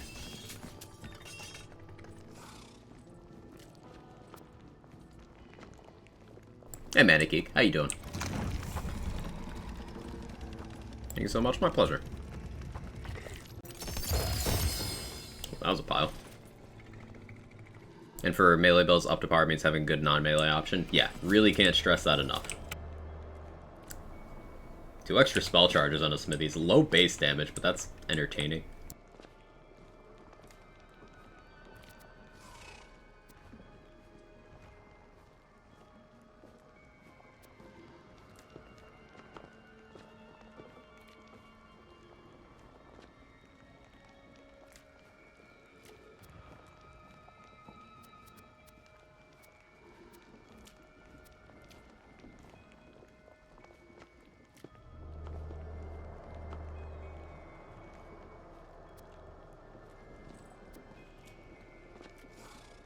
My petty tantrums are never good. I'm still not convinced there is such a thing as a good petty tantrum. Never had a chance to play this game, must admit. Get away from my money through this game. So, if you do happen to pick up the game, I think you'll enjoy it. It's a good time. I have many, many hours in this game, and I plan on putting many more in. If you like build crafting, dungeon crawling, it's definitely up your alley.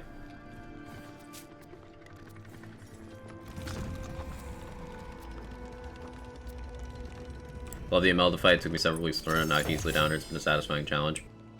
The problem with that, Jenga, is some builds can absolutely do Imelda easily, but there's a lot of builds that physically have difficulty interacting with her at all.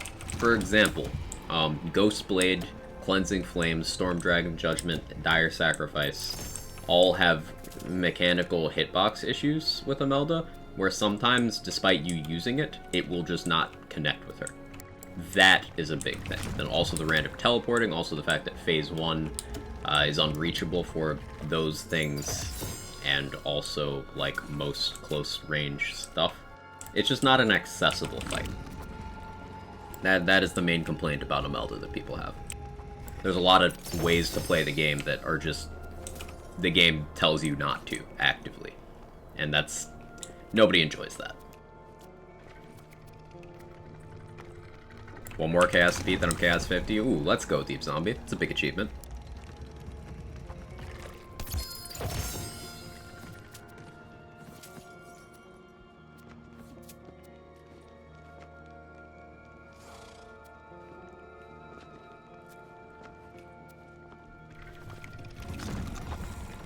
Two hard counters builds. Yeah, and not in a way that there's any counterplay to. Like, you could have an entire character structured around close quarters stuff, and it simply does not function. You have to change the entire build. It's not as simple as, you know, slot something in, because Ghostblade, the ranged melee option that a lot of those builds would use, has hitbox issues on her.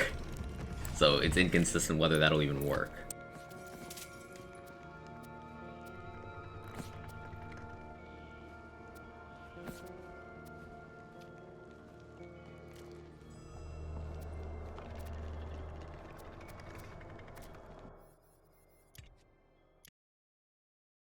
Fire Rider can kill her easily if you have a gun build. If you have gear for gun damage on you, yes.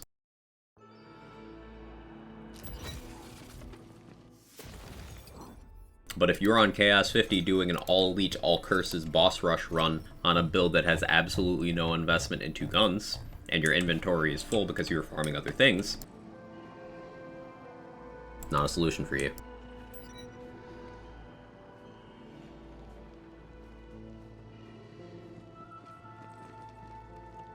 Blueberries and pecans in my oatmeal. Ooh, that sounds really good, Thermal.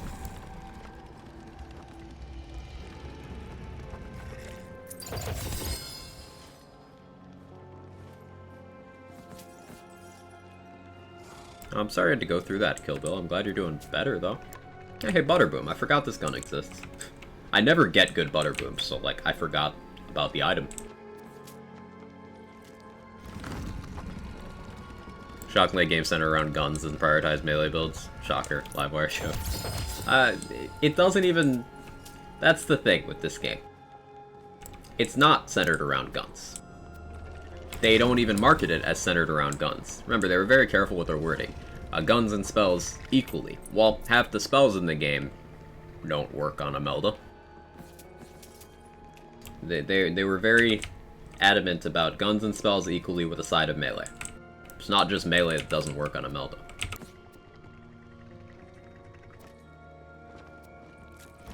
And that is an Imelda issue, not a game design issue, because there's other bosses where you do have options of dealing with them. Example, Bernadette is an acceptable break from that, where it's like, hey, this is a very weak enemy, you basically just need to strafe and shoot it with a real gun for a bit, unless you have some really weird tech, like Livewire Marshmallow or Executioner's Blade, to do stuff for melee. Fine. Drill, you can melee, you just need to learn the hitbox, and you need to have a way to counter the purple bathwater. Banshee, you can melee, you just need to either accept that you're going to go down from her murder aura, or have enough tank to get through it, or use one of the other range melee options. Like, there's counterplay in all of those instances. Imelda, there is not counterplay because things physically do not work on her. So that's different. That surprised me in this game, I love it. Yeah, I didn't think I'd be doing as much melee stuff as I ended up doing. I anticipated I'd be mostly on the spell side of things, but the melee has just been very enjoyable for me.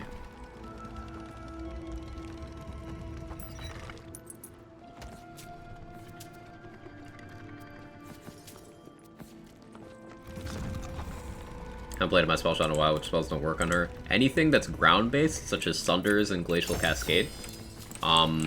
Most things that have a homing component. That's me, Asmic Mail with Contagion. Nice. Shame everything else about it's terrible. I was trying. Most things with a homing component don't work on her.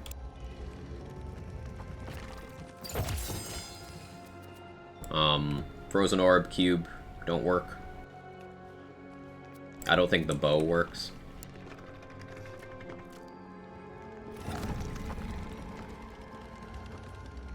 Hey, Cube Rutapie, how you doing? Relearn gaming too.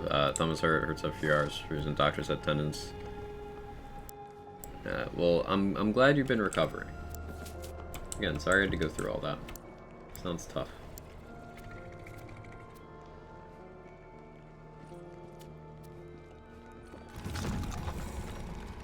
So your boss continue to support this game at least for another year with more content. Me too, Zank. Me too.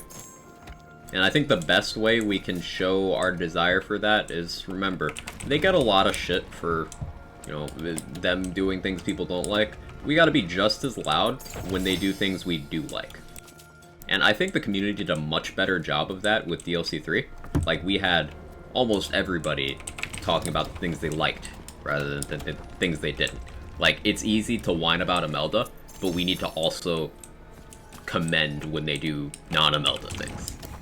And that gives them a good idea of what people want to see, rather than what people don't want to see.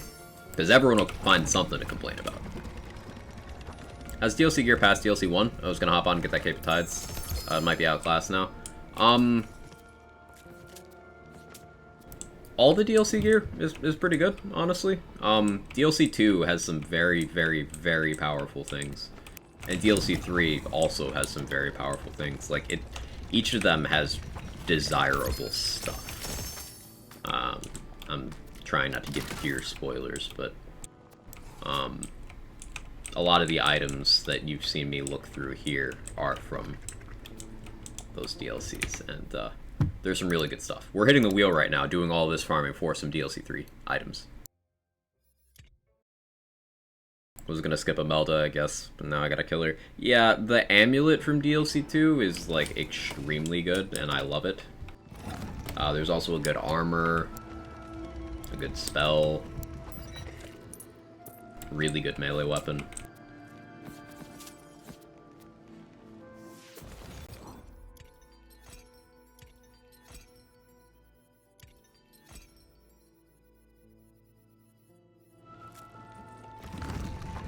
Try to praise them when they do good, though I'm getting tired of getting crap from the haters who still think it's cool to endlessly bash the game. Those people are always gonna be that way. Like, there's no way of pleasing them, there's no way of rationalizing their behavior, and there's nothing that could actually be done that would change anything about it. So it's just not worth engaging with. It's the same people who will endlessly whine anytime a new title comes out, and they will invent criticisms of it. That's the most frustrating part of it for me. Like, there's actually constructive things we could talk about, such as Imelda boss design, which we just had a productive conversation on. There's things we could talk about like that. But ultimately, what you get instead is people inventing concerns because they haven't played the game enough to have any idea what the actual flaws might be, and they made up their mind before they ever booted it. So, my advice with that, Pinky Fluff, is to just not bother. They are not worth your time, they are not worth your energy. Just don't bother. Hey, Volatile Staff-O-Matic, I'll take that.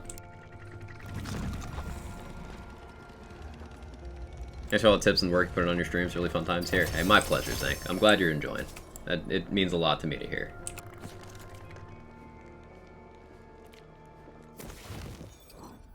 I want to do stuff with this Greed Warden, but I should probably hold out for a better one. Good options with Stab-O-Matics here, though.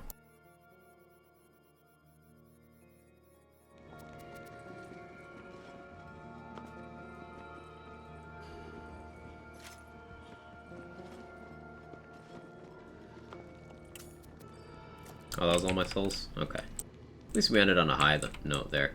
So, we did get the items I was looking for. I was just hoping for better rolls, to be perfectly honest.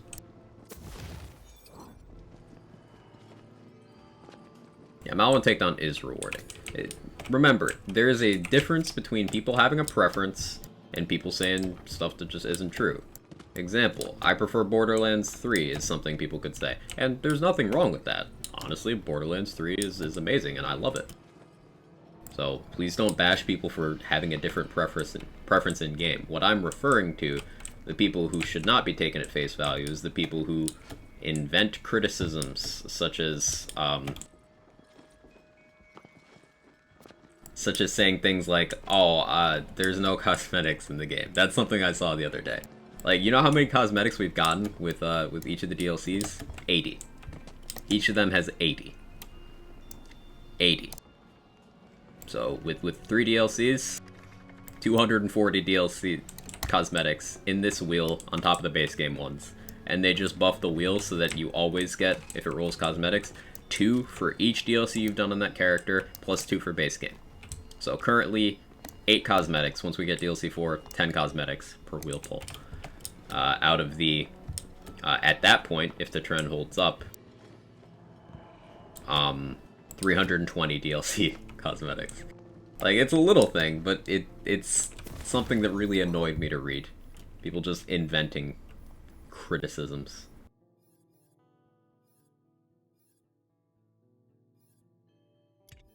What do we think about which Stab-O-Matic I should use here, chat? Because this time's 14, 2 ammo per shot, but it's got a 5 mag. So I'd get 3 shots base before mag size bonuses. Whereas I'd get 4 base with the times 7. The 14 also has a crit damage part. Let me see how much my mag size does for this. It brings it up to 6. Having an actual mag size passive would be nice for that.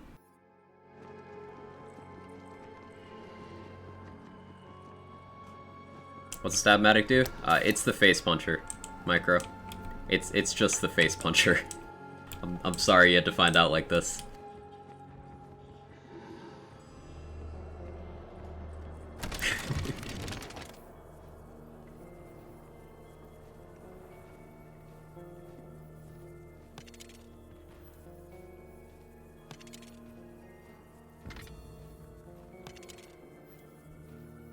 I'd like spellcast melee on it. Spellcast damage still is decent. I really want Ghostblade enchant on this Smithies though. Like, that'd be a game changer.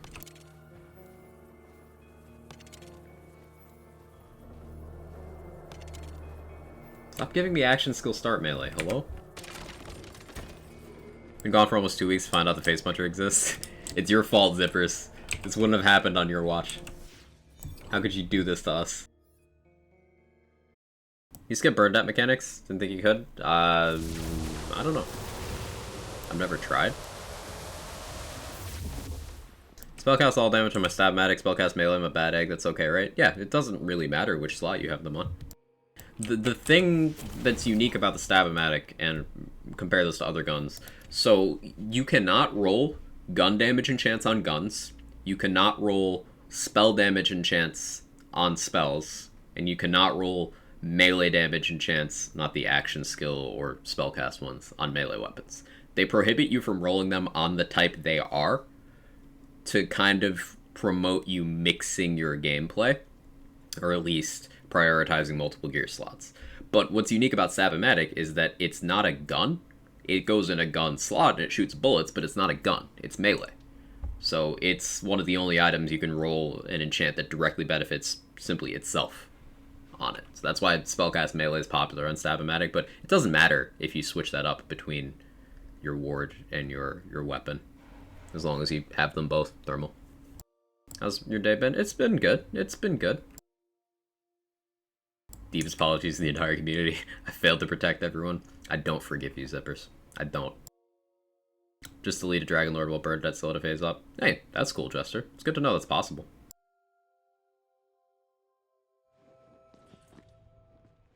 Alright, let's do some chambers.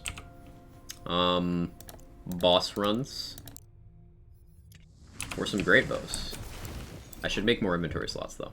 Hang on. I can sell those. I can sell that, too.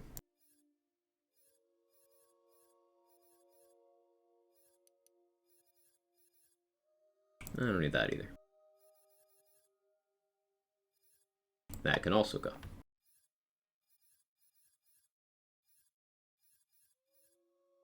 And that can go.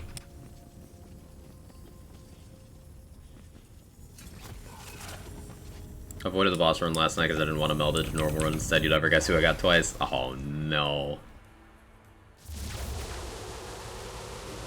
Pain. I'm so sorry, Pragmatic. That is rough. That's a rough break. My game does not want to be in chamber right now. Hello? My frames.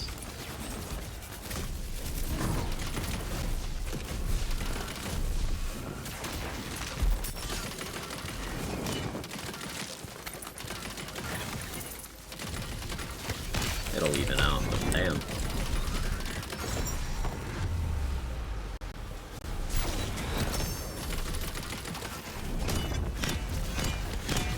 That's some chop.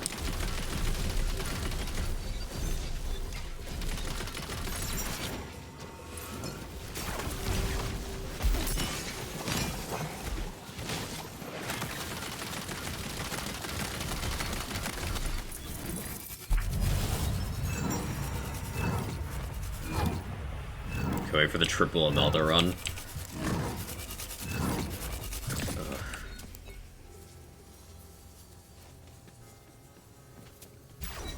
The idea of that just offends me.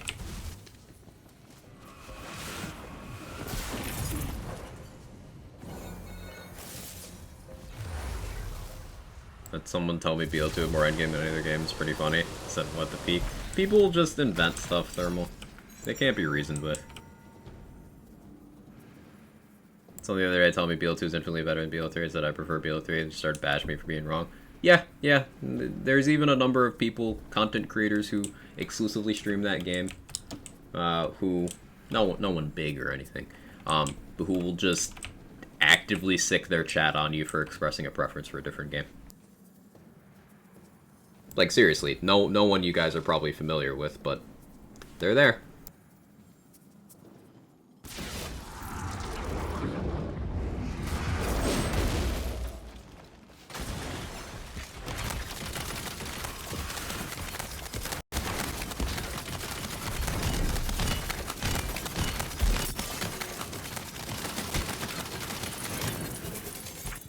So I don't know if I can justify running the full health enchant without the sigil, honestly. Maybe I tried this for a bit. Infinite Zomboss skill's still a thing. I don't think they've changed anything about that micro. I never did that though. So sad people like that can even get a small following. It's sad people like that exist at all. But ultimately, remember, this is why I push back against the idea of shitting on someone for having a preference. If someone says, hey, I like this better than this, there's absolutely nothing wrong with that, and you should not belittle them for it. Now, if someone starts inventing flaws for something to justify their stance, and as to why their thing is better than your thing, well, in that case, fuck them, gloves are off. But let people enjoy what they enjoy.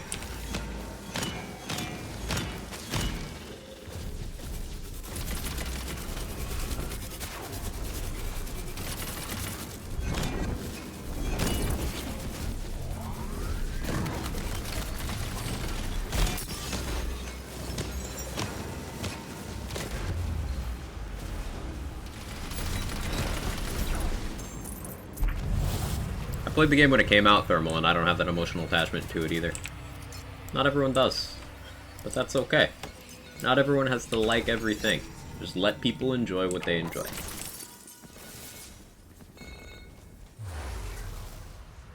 Play mouse and keyboard? I do. Working arm. Okay, yeah, Smithy's not gonna work for me here. I want my Ghostblade enchant back.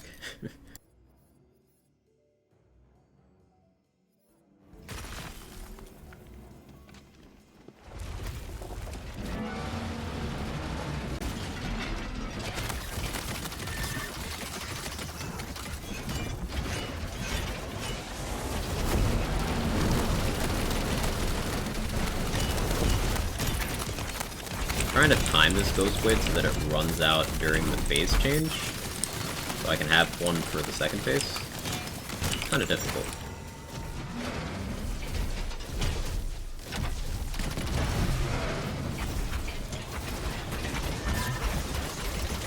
I need way more cooldown for that.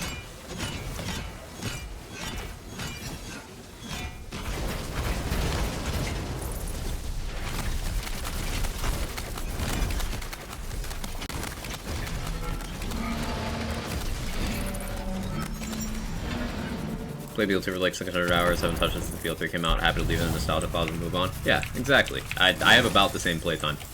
And, you know, I did what I wanted to do in that game. It doesn't hold any more interest for me. It's simply no longer of interest. I got my money's worth. I got my value.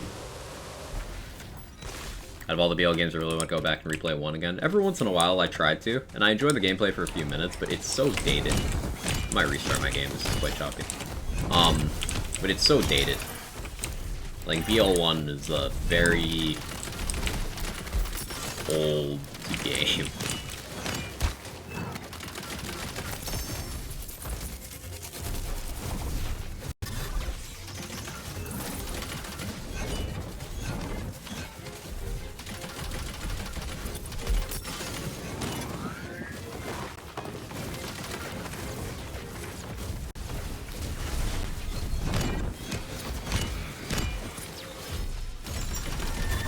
Now with the sigil, I should switch back to the other ward, though.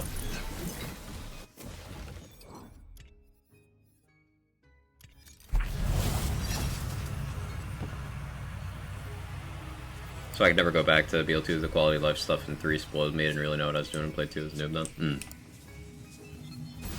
Quality of life in sequels. I mean, March is on.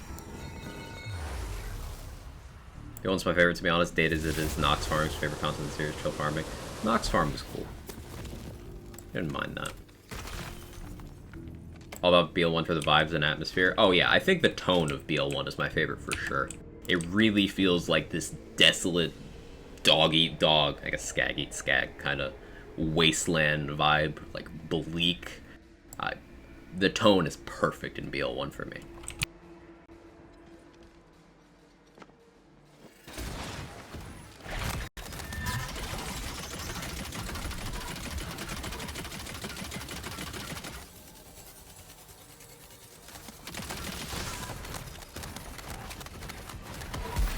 Now, cheap shot.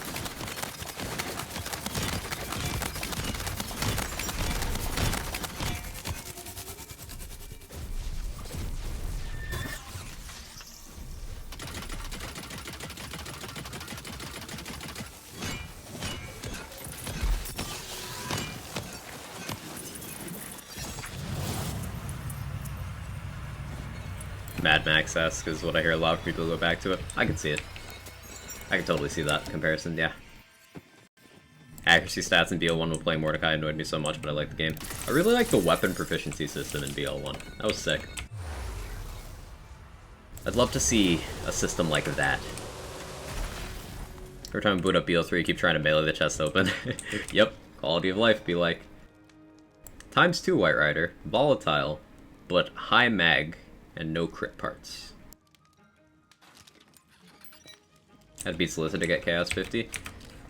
Make sure you bring some good fire damage for her flesh health bar, but good luck. Am I going to rebuild for this character? Sure, Brenda.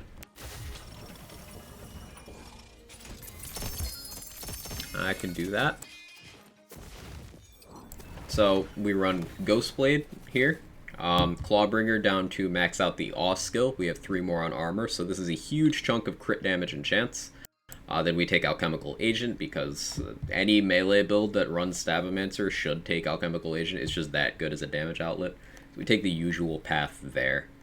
Nimble Fingers is great for the fire rate, letting us apply more melee crossbolts, which we're doing a lot of. And we're shooting a fire gun to apply those crossbolts, take advantage of Nimble Fingers, and also to trigger Awe and keep it active.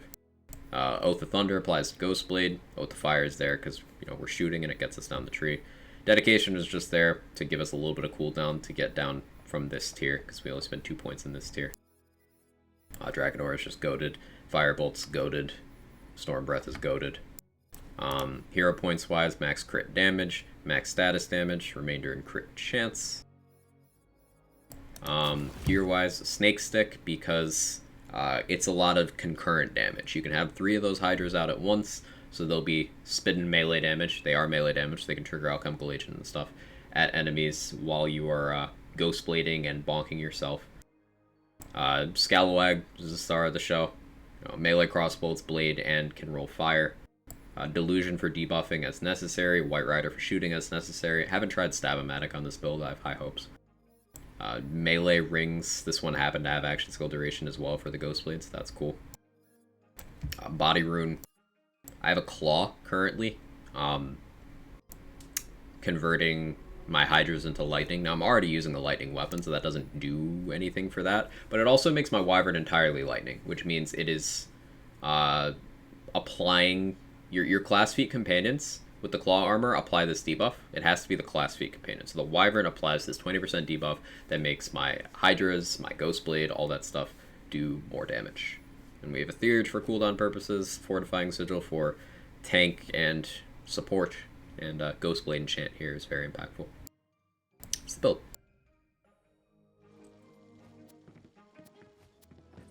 Vendors in the bunny room now? Yeah, they added those, what, like 2 months ago, chat? About 2 months ago? And they have Maurice vendor style item pools, micro. So this one this week is White Rider, this one this week is Deathless, this one this week is Bloodbag, and they rotate every week. So there's 3, you know, guaranteed items every week.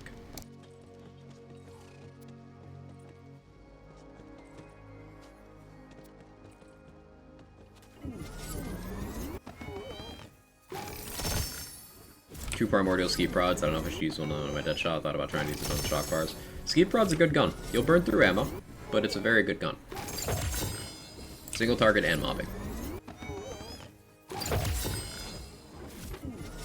Yeah, getting PC stuff is expensive. I'm looking into doing the same right now.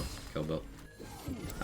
July is the month of Quag getting the bag, so I'm grinding extra hard to finally pull the trigger on that purchase.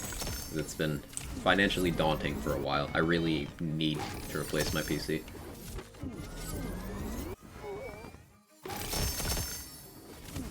Ski Prod plus Barb Load, yeah, really good combo.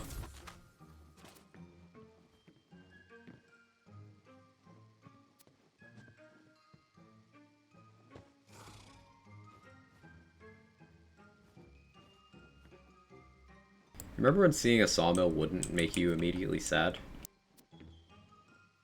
Good times.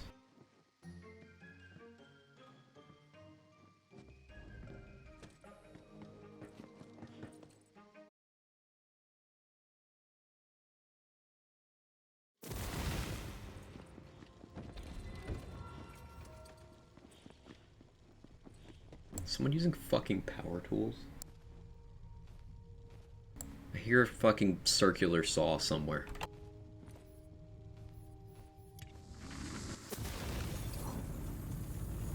I didn't really like Sawmill there, I said it. It was a lot better before. But yeah, if you didn't like it back then, that's fine. It's not everyone's vibe. I enjoyed it quite a bit.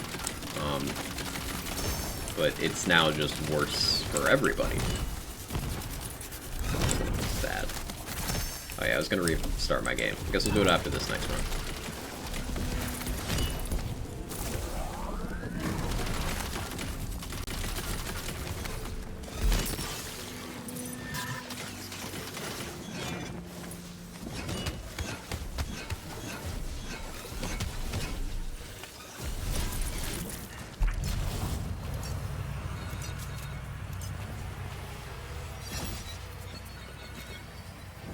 crit connoisseur. You spoil us, game.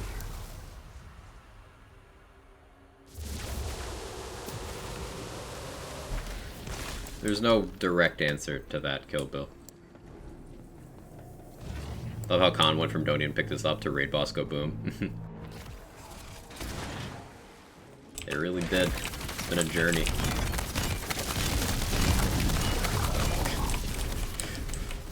Ghostblade, everyone.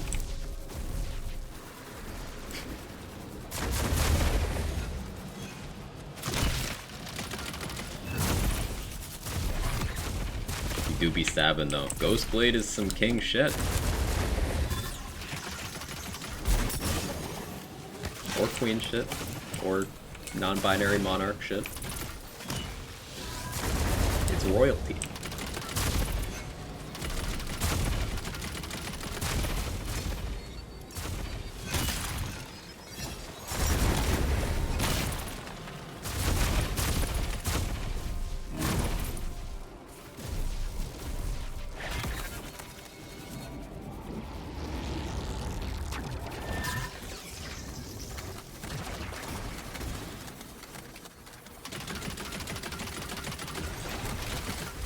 Honestly, get fucked, Dragon Lord. Oh, this is so cruel.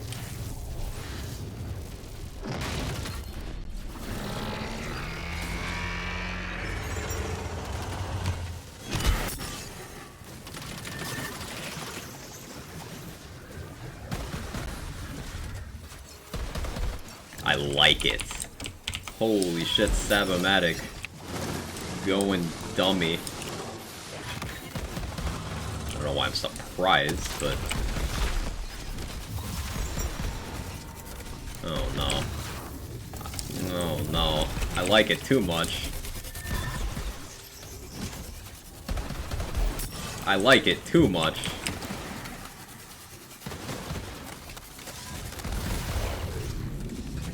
I want to restructure my entire personality around this.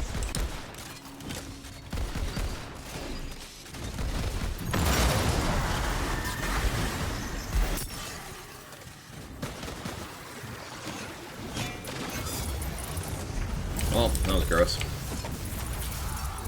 Would have clipped the Maniacs and Chronic Masturbators have in common, sticky fingers. Well done, robot. How you doing? Fate Breaker on there too. Yeah, gross. So OP, but it's fun OP. Yeah, yeah. Go with 14 or 7. This is the 14.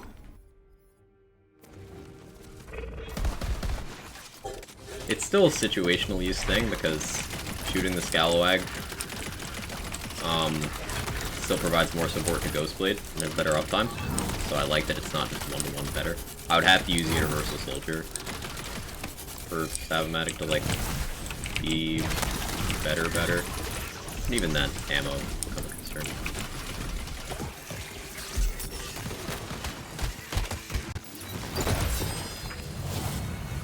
But yeah, it I'll give that a favorite. It's permanent there now.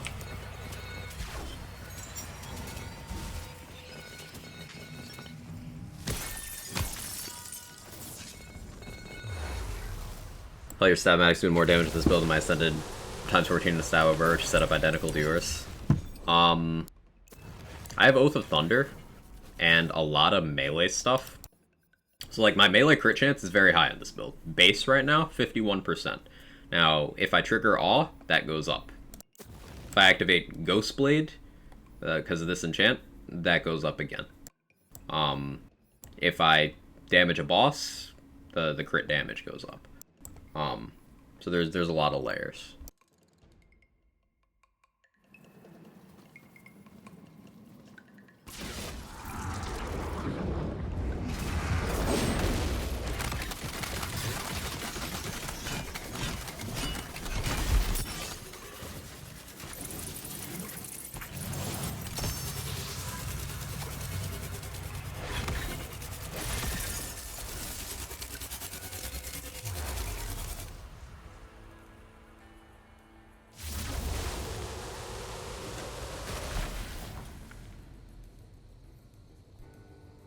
Maybe I missed on that one, Robot. I don't like that subject matter.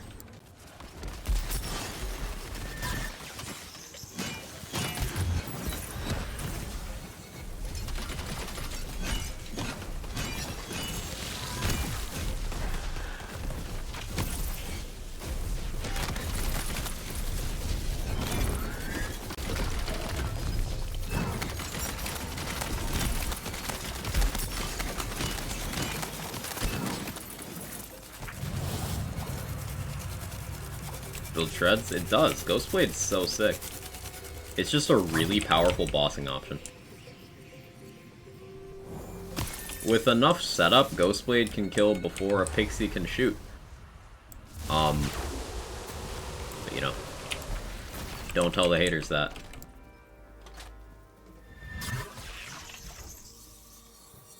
Can't you spin your way out of dots at Taunt Hammer?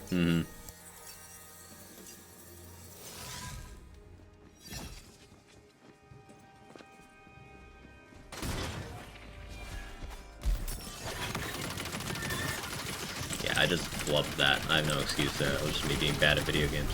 But there you go.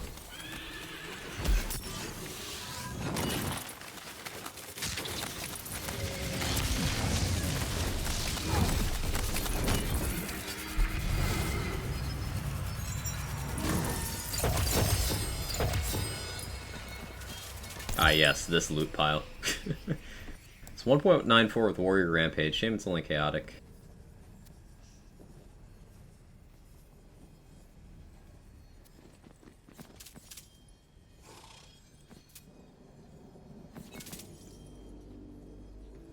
Vampire Warrior, Cryo, but only Volatile 1.79. Nope.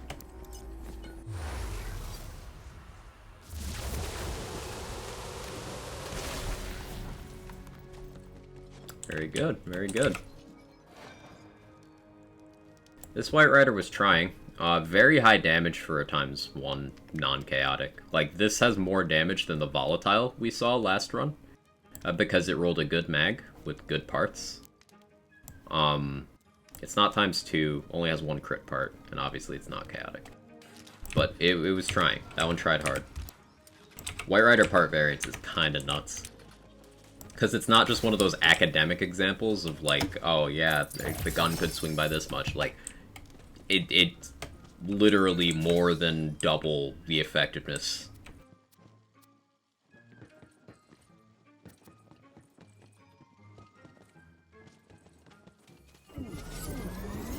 Can't wait for them to fix Nightmare's drop pile. Hopefully they do. If you could have a toe ring in this game, I'd run melee toe rings. Oh my god.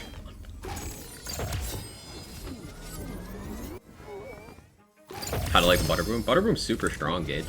It's super strong.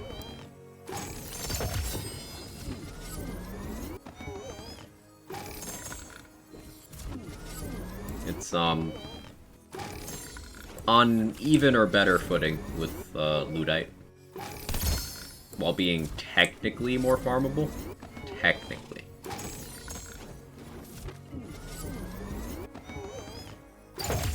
Regarding that pixie talk, once again, I try not to harsh people's mellow, but one of the reasons I do caution against pixies is because it does form this view of the game where there's no other options because they don't do as well as pixies. Like, yeah, the thing that doesn't require you to know how your build works, how to build around things, how fight mechanics go, or interact with anything directly other than your reload button. Yeah, that's gonna perform better.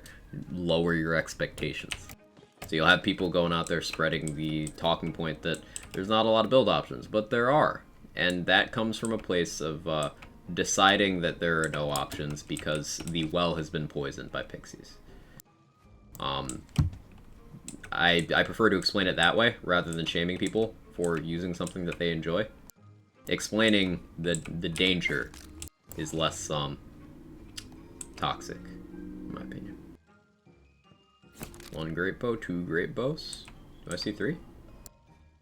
3 Greatbows. That's an ascended one. No, I don't want to shoot that one. Shit. Ah, that's an ascended Greatbow.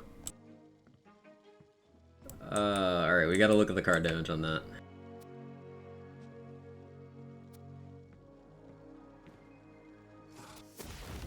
Shoot it now.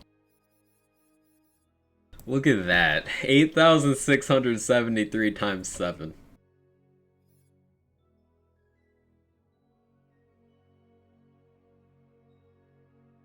What does Ascended mean? So, Chaos tiers are functionally 2 character levels per tier. Ascended gear is available at Chaos 50 only, and they're functionally... An Ascended level 40 item is a level 48 item, because Chaotic is 2, Volatile is 4, Primordial is 6, and then Ascended is 8. So it's a level 48 item.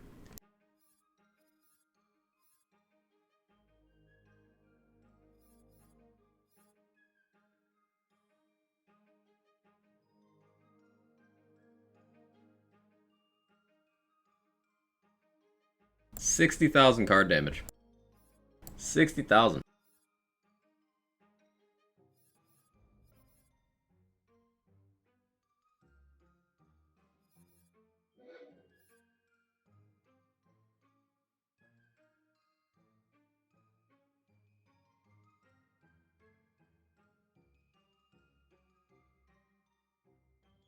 Well done, thank you. Well, the Ski Pro is going to my Burst Stabbo because I want to use it from the Shadows. Yeah, good combo, good combo. From the Shadows, Barba Load, put out that DPS. Send it to non-chaotic. Shoot it now? No, I'll shoot it. It'll be the last one we shoot. I'll do the Ascended ones at the end when we shoot all 74. But I'm going to tweet this out first, hang on.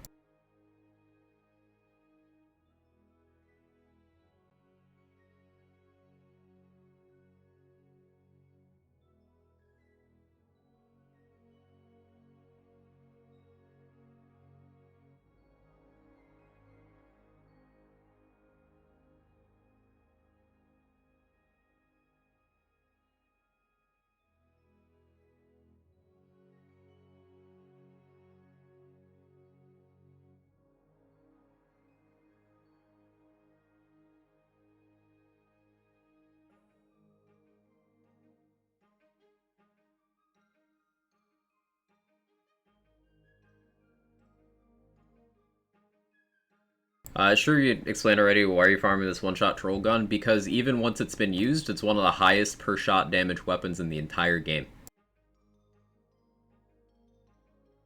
Why do you not want to shoot it? When you shoot an antique Greatbow, it becomes a used antique Greatbow, which cannot be enchanted and has 90% less damage.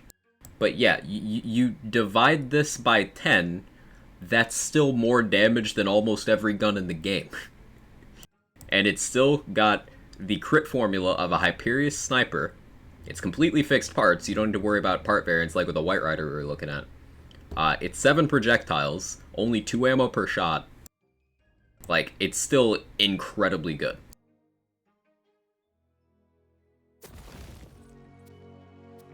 Greatbow is simply incredible. Respond yet again. You're good, Kill Bill. I get the general gist of it. Thanks for the support.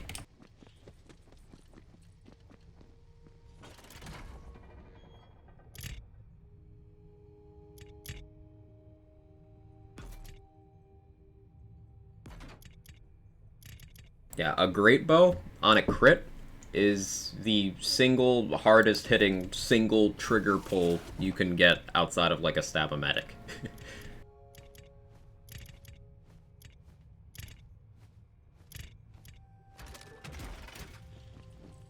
Probably not watch spoilers. I'm just doing endgame content right now, Zara, so you won't get any story spoilers, really. At least not much. But yeah, if you're looking to go through the game unspoiled, I respect that too. I'll spend some moon orbs real quick.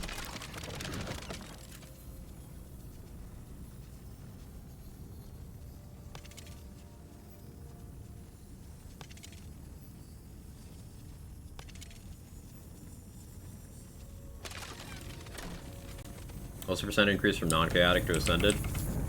8 character levels.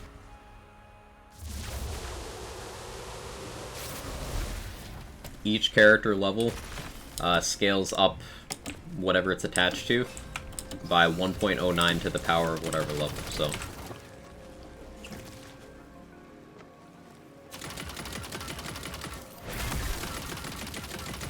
That. I just manually do the calculation every time because my brain works weird.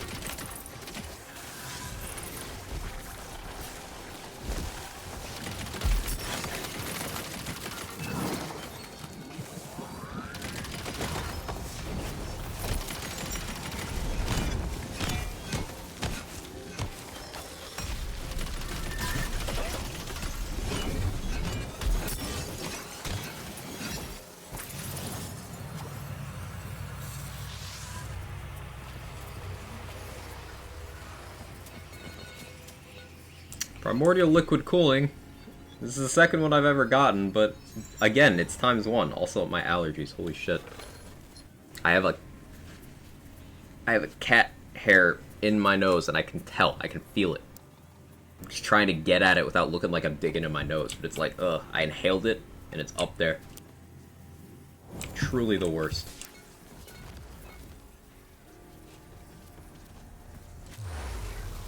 Seems like kind of low roll on damage. Yeah. And knows what he's doing. I try to educate myself on the stuff I cover on stream, you know?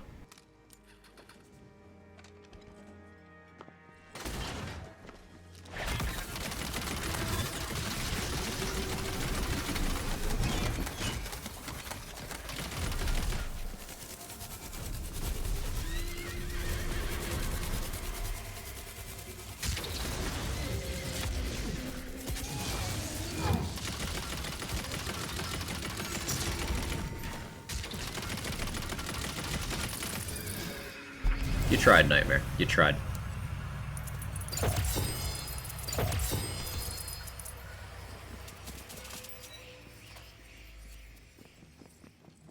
From the US? Yeah.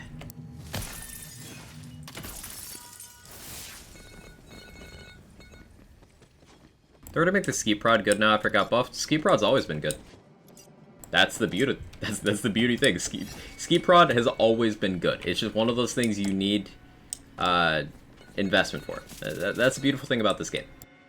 There's some items that people write off due to using them either in subpar situations or not investing in them. Ski Prod's one of my favorite guns to use, and I was really enjoying it, and then it got a massive buff. So, like, was already good, is now more good. Highly recommend if you're looking to try it out. My preferred setup with it is Mist Dancer, which is 4 Stabbo with a Barba load using Play the Angles. So you shoot one enemy, and then you get a bunch of ricochets that just kind of delete the whole map. It's great. It's a good time. But you can use any multi-class and pair it with Barba load, and it's very effective. I think by Chaos 50, all gear should drop at least Chaotic. I think that would be healthier. I don't think that gear dropping as non-chaotic on C50 serves a purpose. Other than just enforced obsolescence.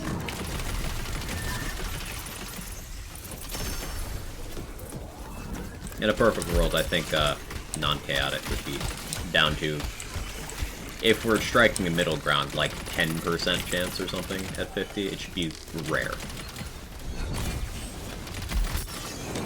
It should at the very least be, like, not the biggest slice of the pie. But currently it is still the biggest slice of the pie. It's like 49%.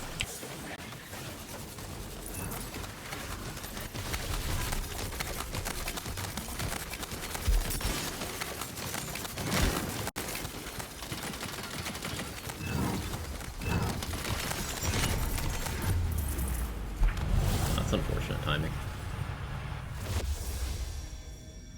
I equate gear drop and non-chaotic to gear drop into OP6 and your OP8. Yeah. California's on fire again. Again? Shit. I hope everyone's okay. Class on PC, yeah. I would use GOG, the other ones. This game's available on Steam and Epic. The Steam release was last week. I'm currently playing on Epic. I do have the Steam version as well, thanks to 2K providing that for me. I had no reason to switch, though. I should probably install the Steam version, so in case Epic launcher goes down or something. I just have both. But I'm currently playing on the epic version.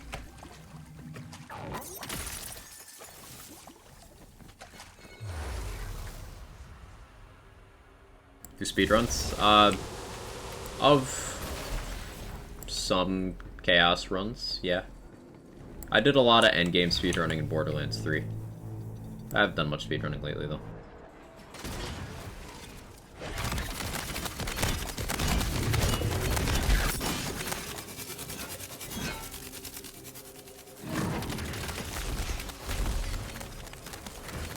Good cycle that time. That logic, whites, blues, quest words notwithstanding, shouldn't drop either.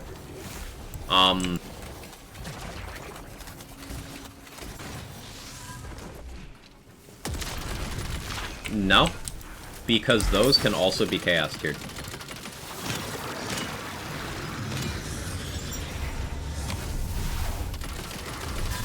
And it's entirely possible for perfect parts on, say, a white Nightshade to be better than bad parts on a purple Nightshade. That is possible. That is a thing that can happen in this game.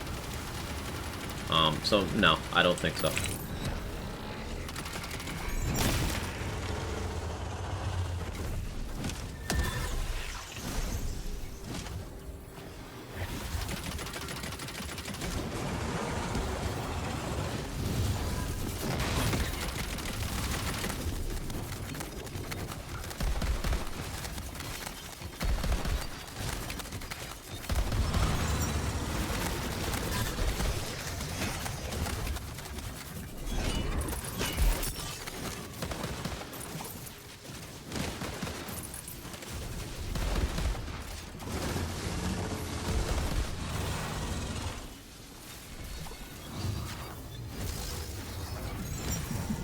Bacon ranch pasta salad.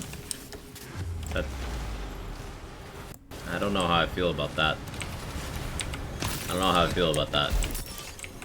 You're asking me to comprehend the existence of a lot with just that sentence, Micro. I don't know if I'm prepared.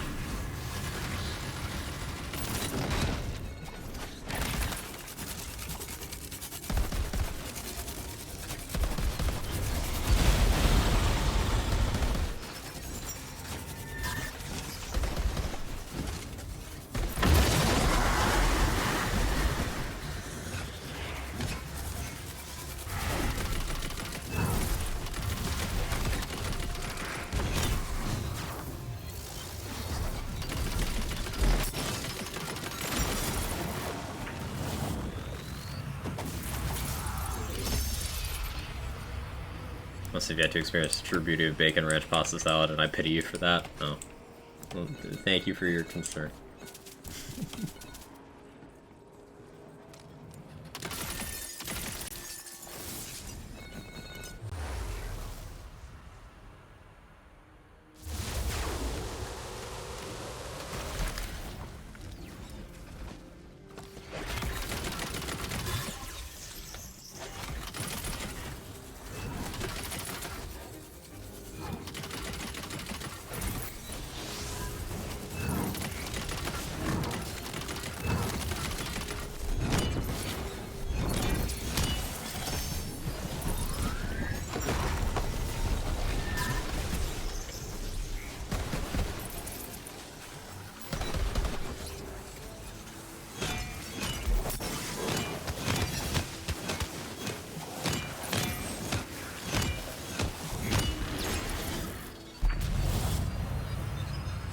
Rapid get off Micro's account, we all know it's you.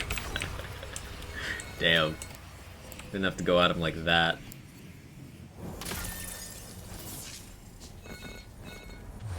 Might be seeing his blasphemy yesterday. I put potato salad, sweet chili Doritos on my cheeseburger. I don't like anything that just happened there. I don't feel comfortable.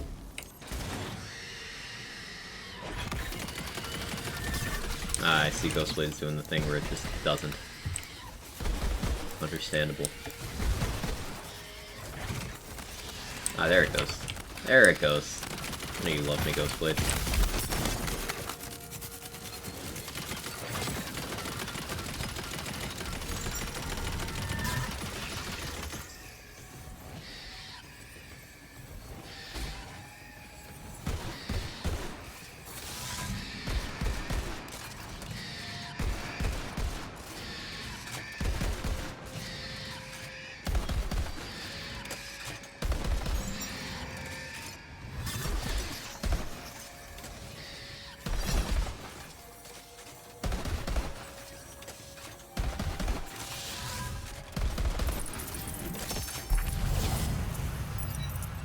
Yeah, we're at a Dijon mustard and soy sauce to ramen. Die in the hill of that being better than bacon ranch pasta salad.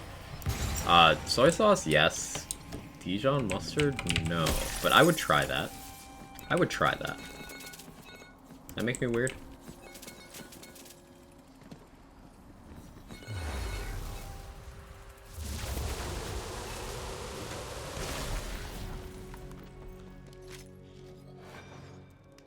She's just a girl and she's on fire. There you go, Quack. Hey, Twizzy, thank you so much for the Prime. I appreciate it. Thank you. Hope you're having a wonderful day. I appreciate the support. Hope you enjoy the emotes, ad previewing, faster channel point acquisition, sub badge, all the good shit. Thank you so much.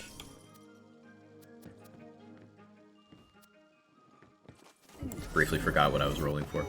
Pasta salad's the worst food? No, I don't dislike pasta salad. I just think it should be quarantined to its own section of food, with as little crossover with other things as possible.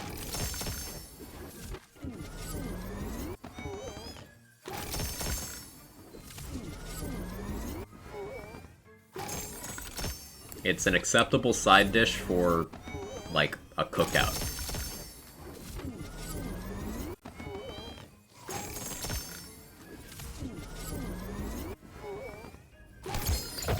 Waiting for the Prime sub to be up, to be honest. Hey, well, I appreciate the support. Thank you. May the pasta have mercy on your soul. It never does. It never does. Or release a salad, loading it with carbs. You're not wrong. Primordial Skeep with the good crit parts. This is exactly the same parts, except for the scope as the one that I use on my Mistdancer. You can get like a 44 times scope or something absurd on the Skeep prod, which is just, I love it. That's a good roll. See, this isn't max damage, but I like having the crit parts instead of the damage parts. Leads to more actual damage on a crit. That's a good Skeep. Only reason I'm not taking it is because it's, you know, I have that one. But that is a good Skeep prod.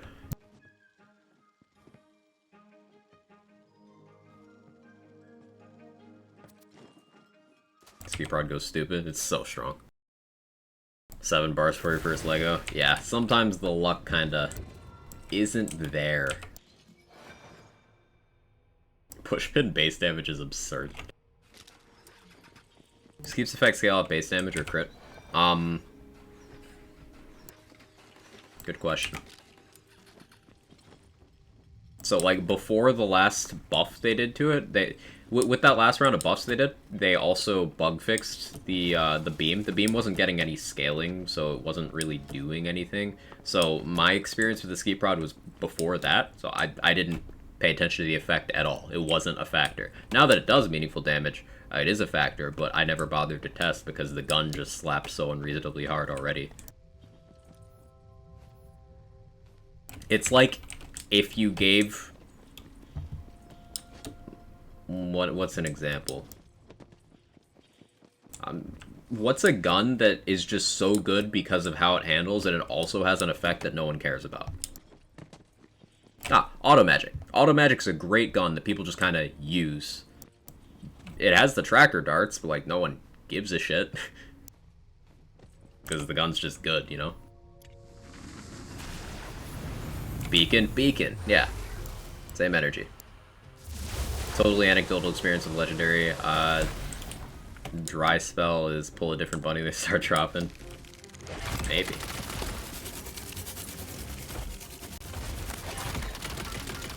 Samurai's Curse, how you doing? White Rider? White Rider. Although I was using Dual Beam today. I do use Dual Beam for blooms.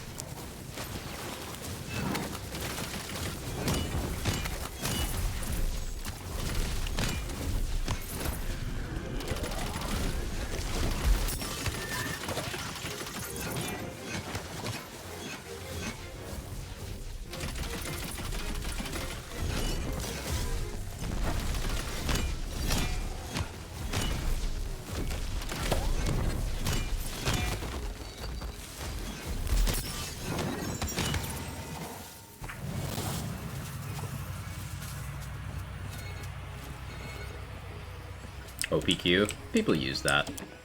Butterboom, I mean, it has... The effect just kind of is always doing something with that. It's not something you have to actively like. But yeah, I suppose... Yeah, I suppose that fits the same build as Skeep, now that I think about it. Stay back or Nullify. I guess we'll go Nullify. Either of those suck, but that sucks less.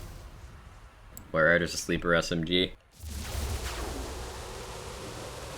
So you like Imelda and dislike White Rider, Jenga. Are you just... Speaking of Imelda, are you just an edgelord?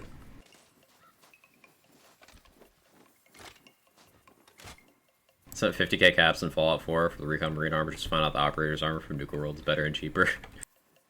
Bethesda game moment.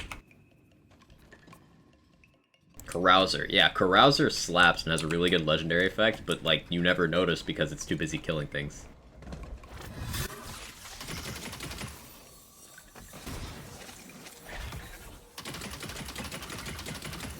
Ah, Melda. With your wonderful functional hitboxes.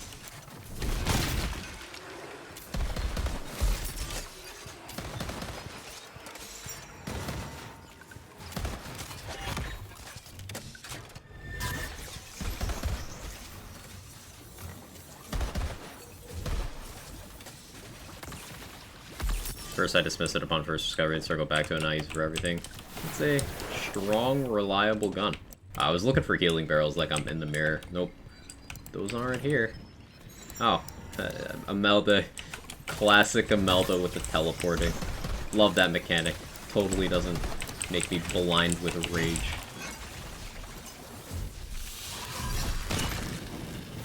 Imelda, you silly goose. Thanks for being here to stop me from having fun.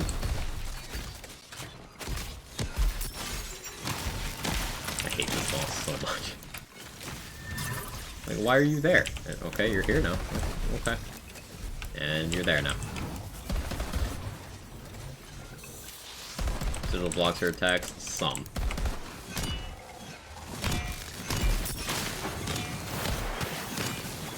Some.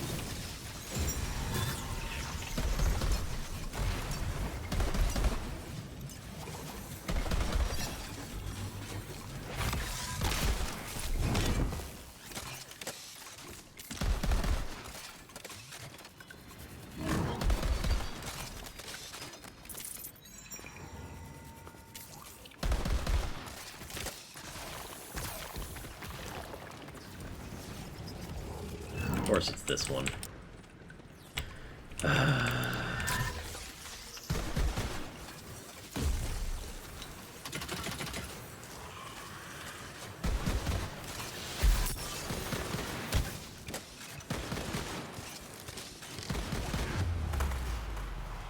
She's terrible, yeah. Alright guys, unyielding rage.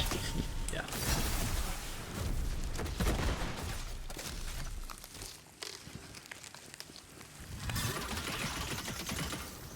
At least my Ghost Blade will be inside her hitbox, not doing any damage. So, in summary, Theodore, yes. Imelda, no.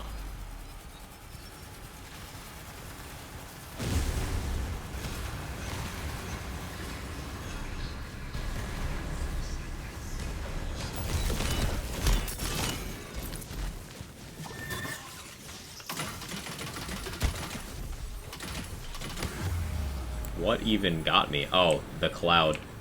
Cool. I've been appled.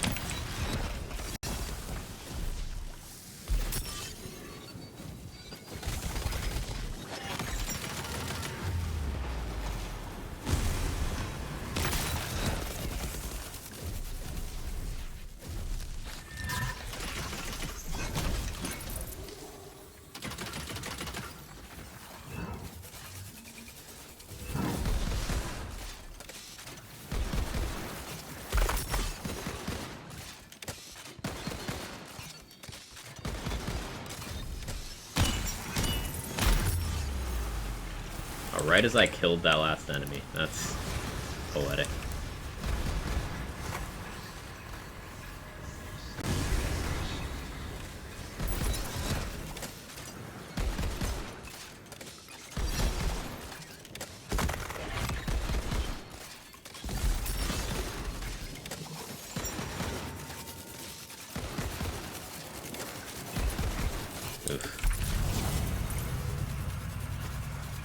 You have to be a difficulty 4 to get the ear of the bunnies? Correct. Correct. Yeah, Escamille's trying. Not hard enough, though. Chums also, yes, I like Chums. Chums is fine. Chums 4 is, like, mildly annoying, but at least you can still physically interact with him. And then Chums 1 through 3 are just kind of fine. Easy, but fine.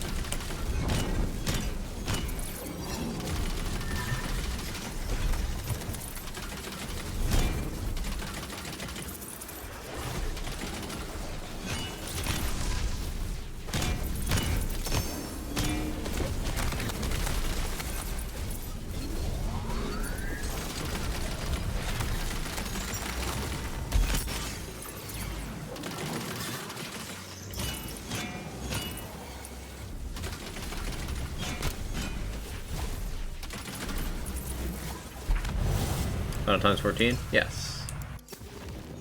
Only have a Primordial times 7? Only Thermal? Like, that's better than mine. I have a Volatile times 14. Primordial times 7 is better. And times 14 is not inherently better than times 7. It's the times 3 Sword Explosion thing again. Bigger number is not better. It is still a situational pick.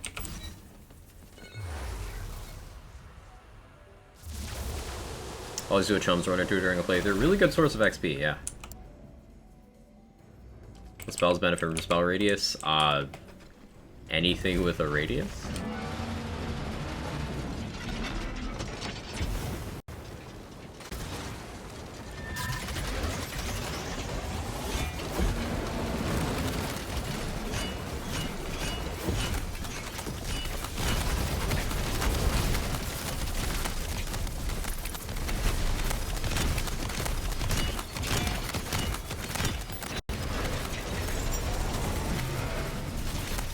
Pistol is times 3 purple skull thugger, times 2.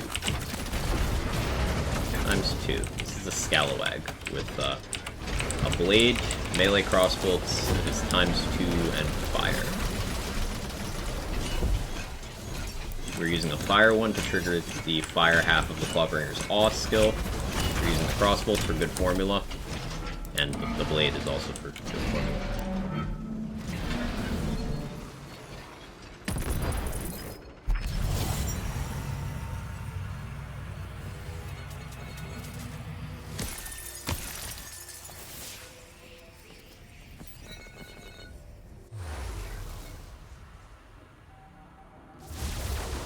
Pretty quick Orcanar. I've had quick draw on this build. I just didn't budget my time with my weapon swaps well. I could stand to swap out a few enchants for that reason. Like getting spellcast melee on my delusion would make that mistake less punishing. I have the pack leaders enchant, the companion heal on reload one, just in case, but I never really use it for that functionality.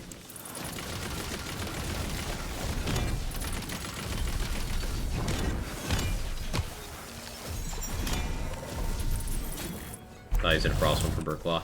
I used a frost one on my Frost Shiver, my greatsword build that I was farming with last week.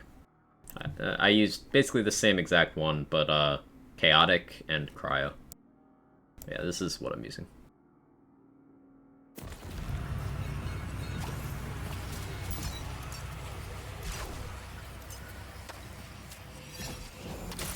I shouldn't have taken Trapped Hearts. I didn't think that through.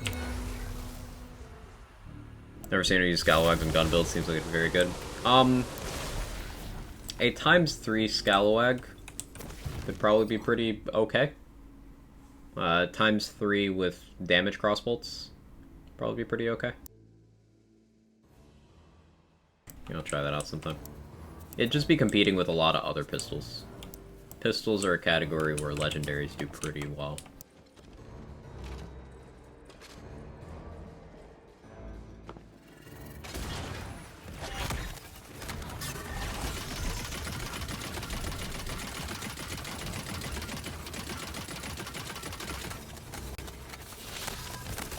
just find it amusing that he just runs back into the Ghostblade radius.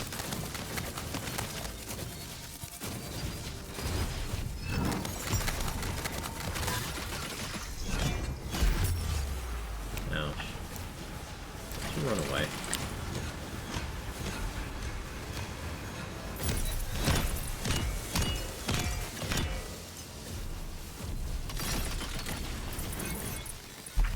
Personally, like Ruby Spite and Automagic more than overhyped Liquid Cooling. Liquid Cooling was overhyped and then underhyped. Like, there were people saying that Liquid Cooling was the only good gun in the game for a while. Like, no, it was just very easy to use and on the higher end of DPS, but there were still things that beat it out. Ruby Spite being on that list, just people didn't know how to use Rubies back then.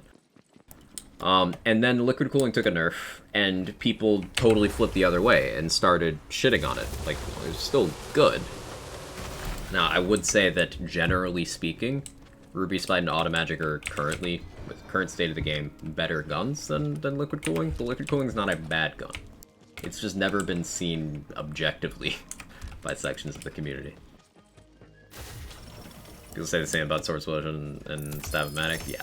People always say that. They're still saying that about Pixies as well. And all it comes down to is it's a self-report on who has experimented and who hasn't. People saying that you only have so many options are the ones who are not experimenting with their builds and who think so highly of themselves that they do not acknowledge the possibility of them simply not knowing what is possible. It is a self-report on hubris. So, you can laugh it off and enjoy the crazy amount of build options we got in this game.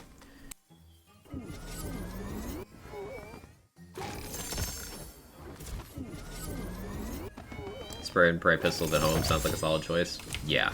Regarding Scalawag J-Bridge, yeah.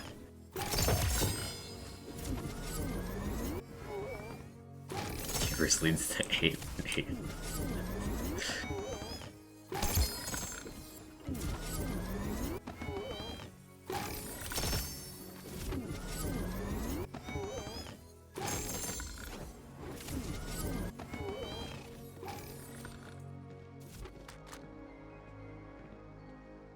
Alright, give me Greatbows, game. Come on.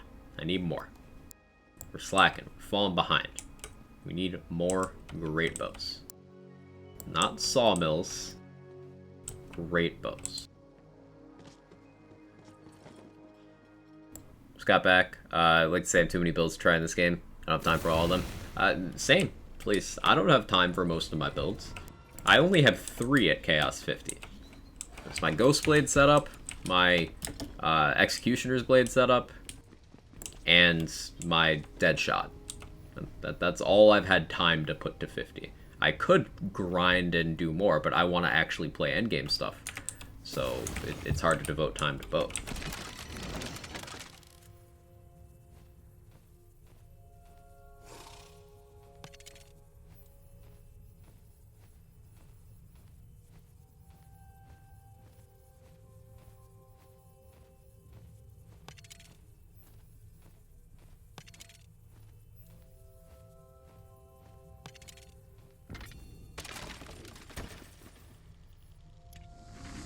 Would you recommend for a class style I haven't played in 2 months? This build. Ghostblade. Awe. Alchemical Agent. Goes dummy hard.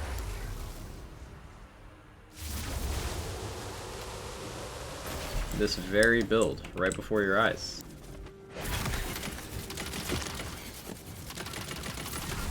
This is Health Bug.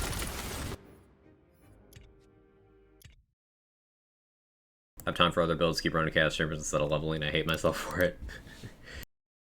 There's usually an event or a feature or something available to keep you wanting to do the endgame. Once again, contrary to what some people would have you believe. Like, we had the Crystals, we had the Elite Rooms event for a while, then we had the Crystals event. This week's feature has some really good stuff in it. So wonder why Gearbox even has max limit on Moon Orbs in the first place. Good question. They maybe didn't like that when DLC 6 rolled around in BL3, this is just conjecture. When DLC 6 rolled around in BL3 and added like Hemovorus as an Iridium Sync and the Anointment rerolling, some people were sitting on hundreds of thousands of Iridium like per save. So you functionally just had infinite resources. They probably wanted to preempt that from happening ever in this game, would be my guess.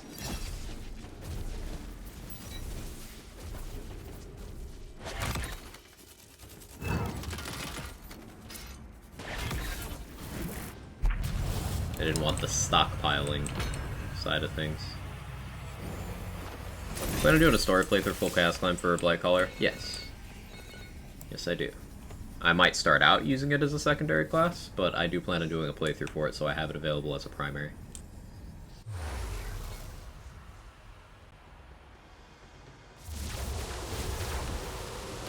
What mode am I doing? What is this? Oh, this is featured. Whatever. That's fine.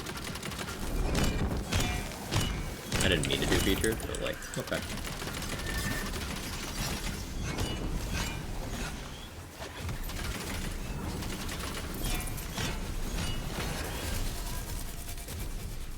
Like I said, it's a good feature this week.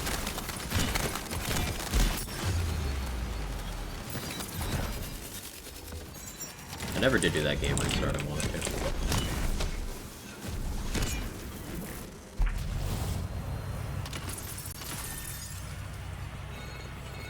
Roguelite or Nullify? I guess Nullify.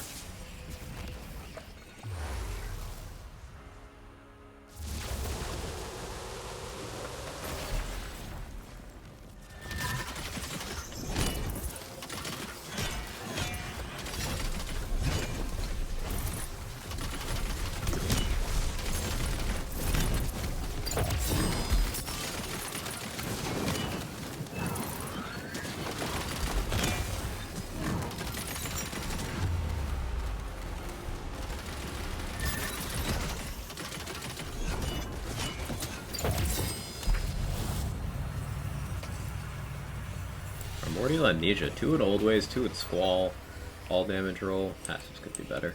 I was trying though.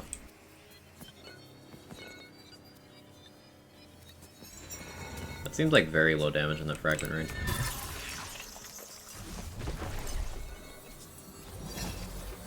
Anyone else read Party Time as Pizza Time every time?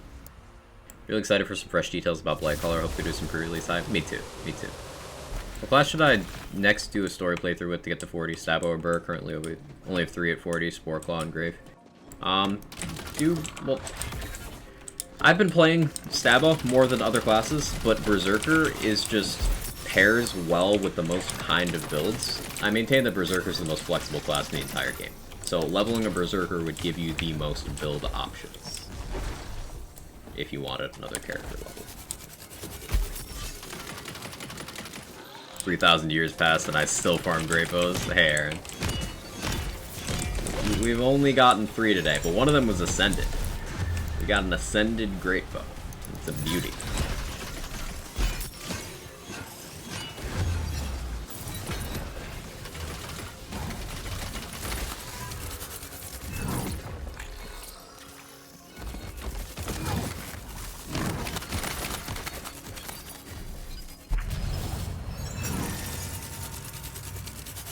A beauty for now, yes. But don't you want to believe that our 0.99% roll rolls into another 0.99%?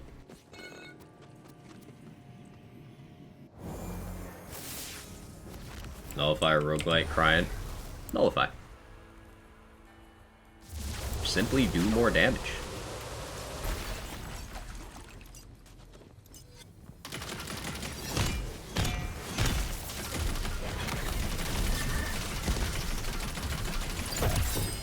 Yeah, I got Nullify on right now.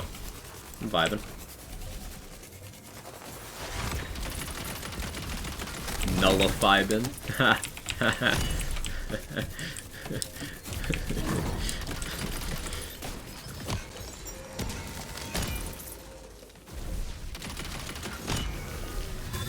Easy.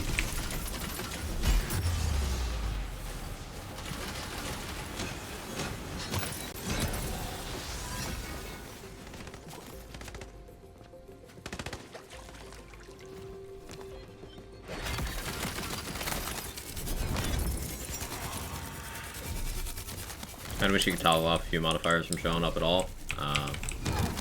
You can just not take them.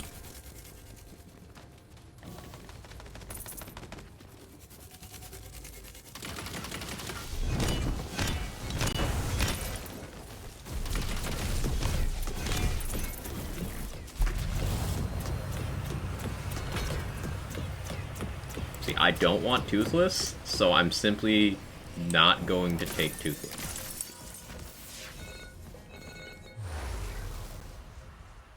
When running Reaper of Bones, would you take Dread Covenant? On paper, yes, but Reaper of Bones is buggy, Solo Kingman, and I've heard that one of the causes of the bug where it just kills you is Dread Covenant. I've not scientifically tested that, but that's what I've heard. Oh, Anarchy, you want to let me hit? Holy...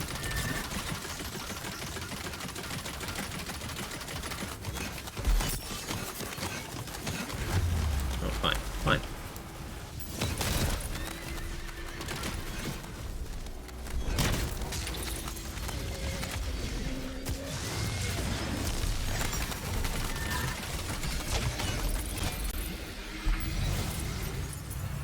About $1 for every time I typoed from with form and make Bezos look poor.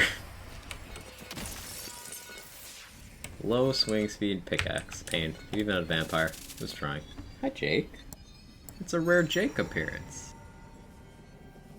What are you doing?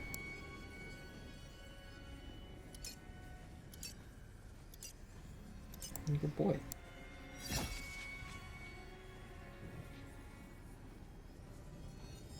Do you hear something? I believe there's a Kevin near you. Petting the pet.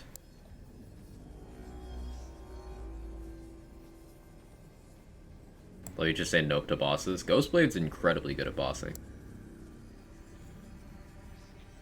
And, once again, one of the strengths of Ghostblade is the multitasking.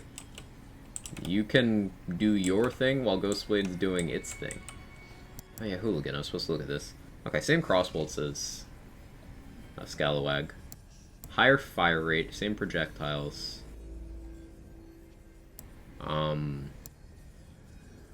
I assume same element options. Depending on if Hooligan can get a blade or not, yeah, it might be better as a stat stick for this.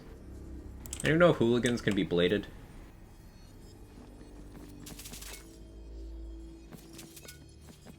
I imagine not.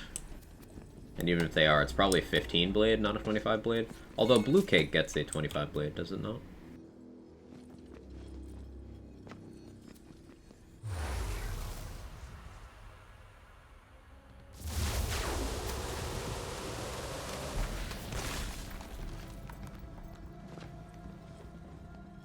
Where's the assault rifle love in this game? The assault rifle was found a primordial rogue up yesterday. When have assault rifles ever been, like, super desirable in Lands games? Think about it. Even in BO3, where we had a bunch of popular assault rifles. Oh, hi Jake, you're on my desk now.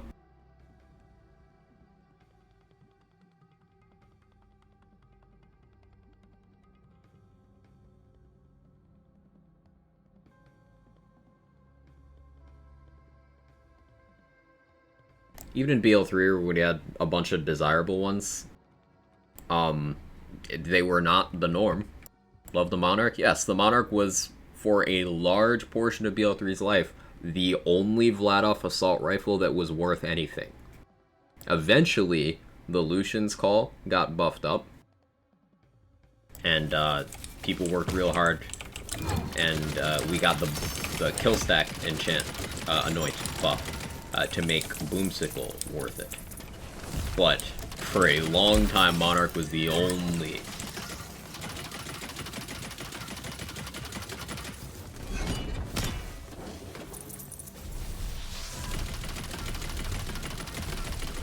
Soul Render? Soul Render is okay in comparison.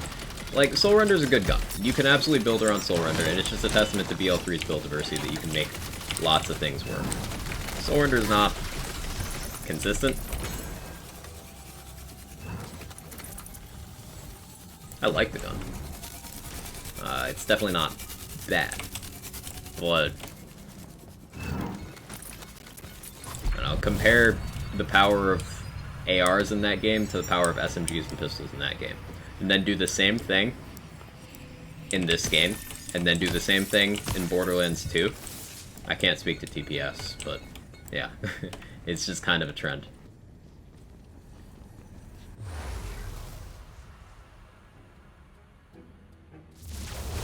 No pew pew? Yes, large portions of the game's life you were unable to get an on-level no pew pew. Large portions of the game's life you were unable to get a no pew pew at all. Remember, Cartel was not on demand until summer of 2021.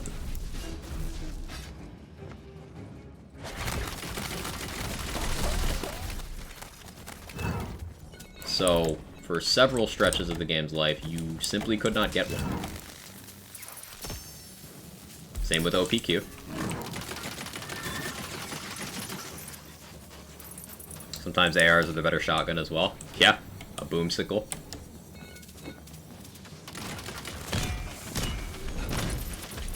Assault Rifle Bunny's malnourished, give me a reason to feed it.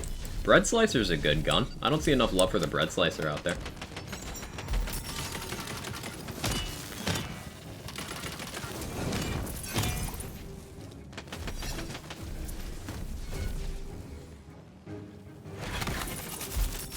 I want to try out the Thunder Anima now that it can be enchanted. The Donkey is good. I do think Imp should have its nerf undone.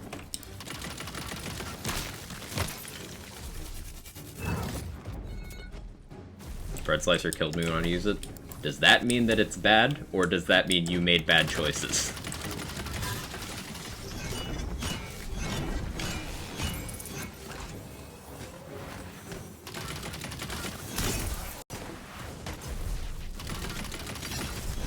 Like, if I do this... Man, survivability on this build's just so trash. Man.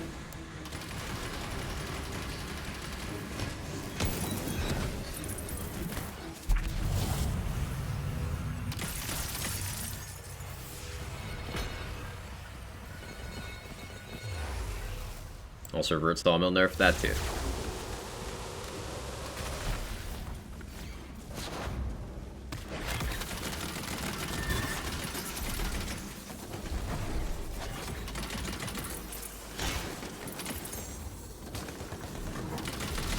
I sat on, looked at Imelda and back to my Bread Slicer. Yeah, once again, Imelda moment.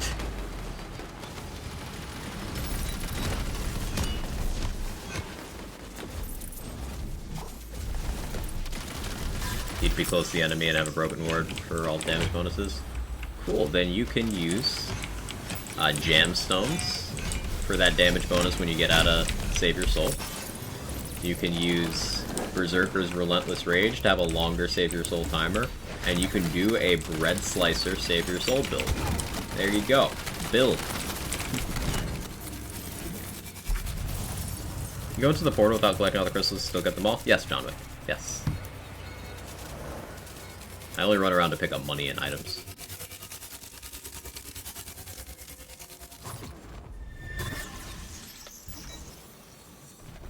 Outdam Dot or Nasty Spill. Tough choice there. Bread Slicer could easily have been Boring Gun 2.0. Yeah, but unlike the Boring Gun, it actually does good damage.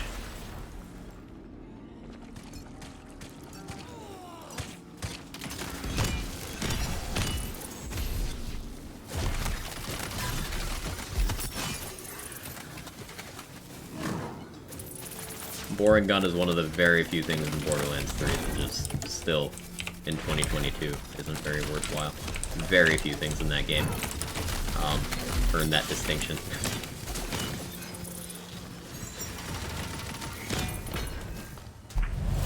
Never once got buffed. Yep, literally never. It's amazing that, like, never. It never got buffed. The thing about status effects? Status effects are great. A large part of this build's damage is status effects. Many men have tried to make the boring gun viable.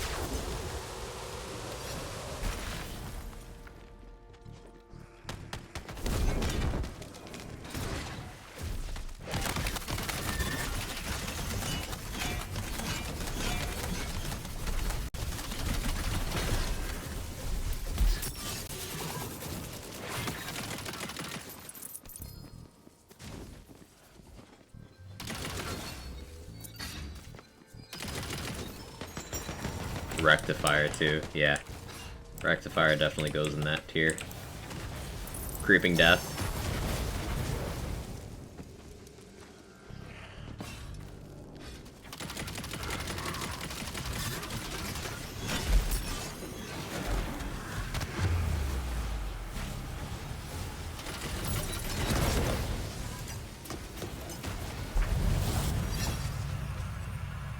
Speed of BL3 when needs buffing, which they would buff Iron Bear. Why are you like this?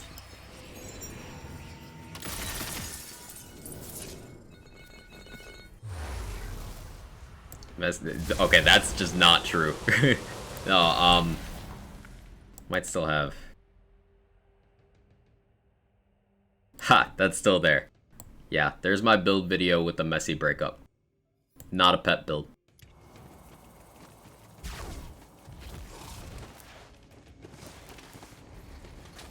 It's very old, but holds up.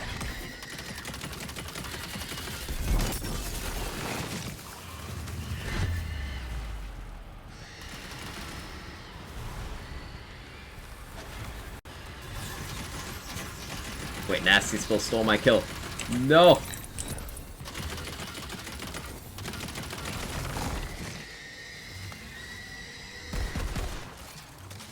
Nasty Breakup's one of the best shields in that game.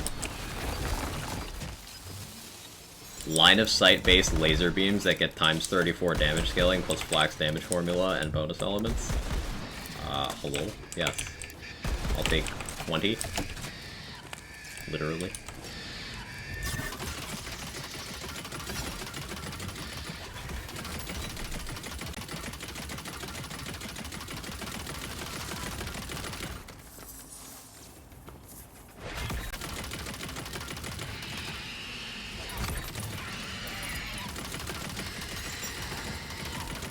I don't know why Ghostblade just suddenly stopped working on Banshee for me.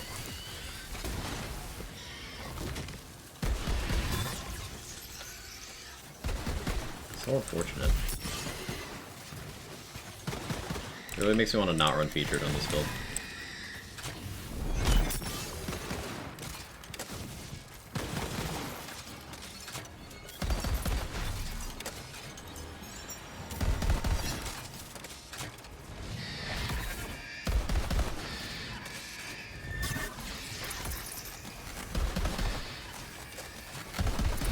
Guess I can get away with that. If there's a skull right next to Banshee, I can make it target that and it'll get in a good position.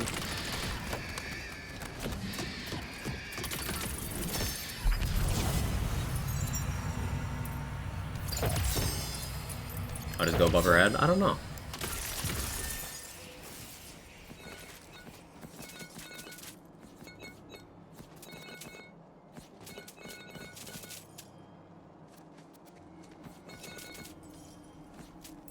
You tried, Banshee. You tried. Just needs a baseball cap. Yeah, just make her taller. That'll solve the problem. Just make her taller. At least it rolls over in a minute. We can see what else we got.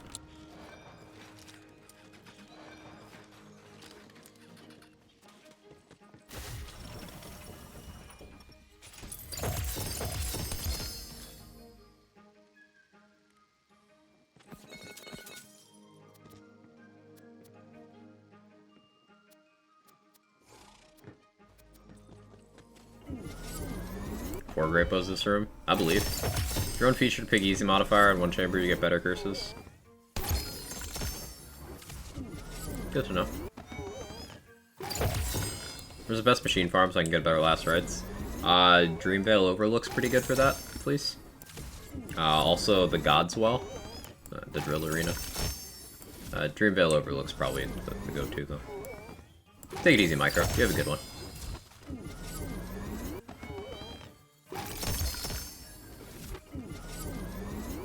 Wonder what the shield metrics are saying about this game. Probably 70% body rune usage. Probably like 50% body rune, like 30% cursed wit. Because remember, cursed wit is overrated, but it's also what all the YouTubers put in their videos that have best in the title. So like the usage definitely skews in that direction, despite body rune being objectively better.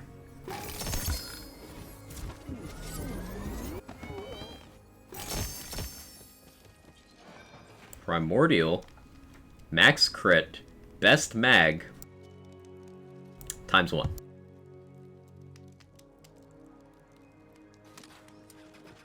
Parts matter. It tried, it did. It was very close. That one would still be very good to use. More views on the video clearly mean it's more better. Kevin. Kevin.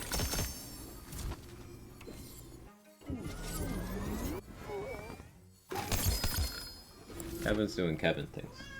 Yeah, that's you.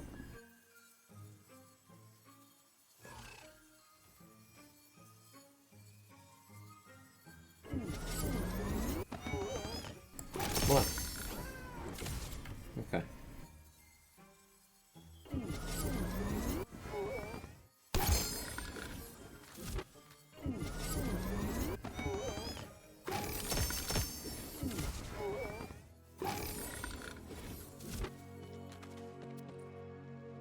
Oh, that's a Greatbow. Hang on. Okay, 1.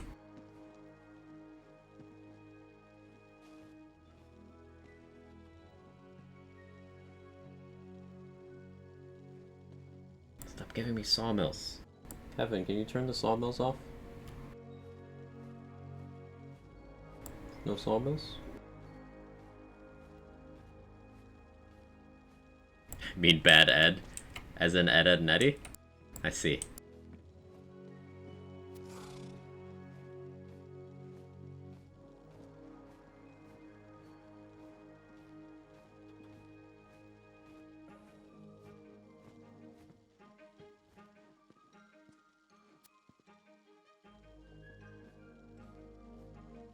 I was told 4 Greatbows. I see 1.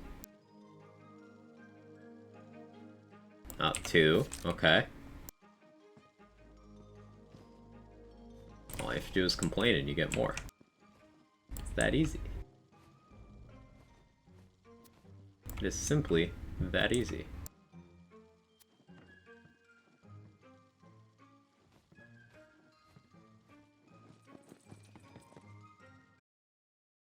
$25.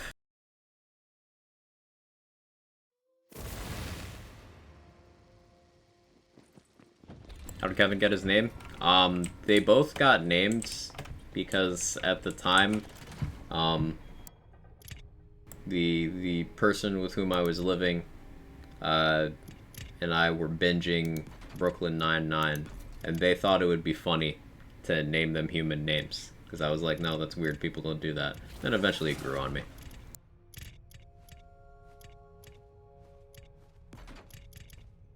So they're both named after Brooklyn Nine-Nine characters.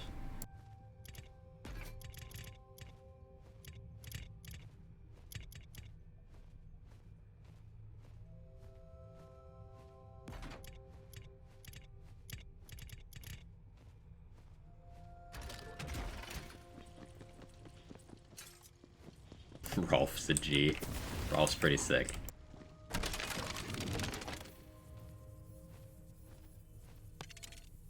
You don't fuck with the son of a shepherd.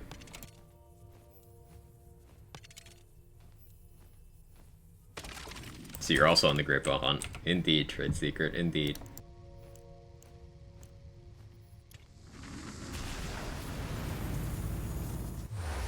Think they'll implement more guns to do spell damage like Throwable Hole and Queen's Cry? I hope not.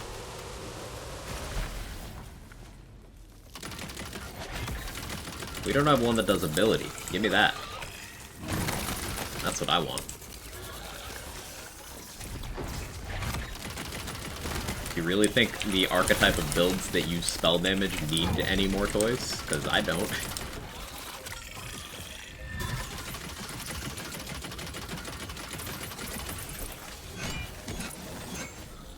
Hey, Uncle Noble. How you doing? Luck equipment does affect etiquette drops, right? Correct.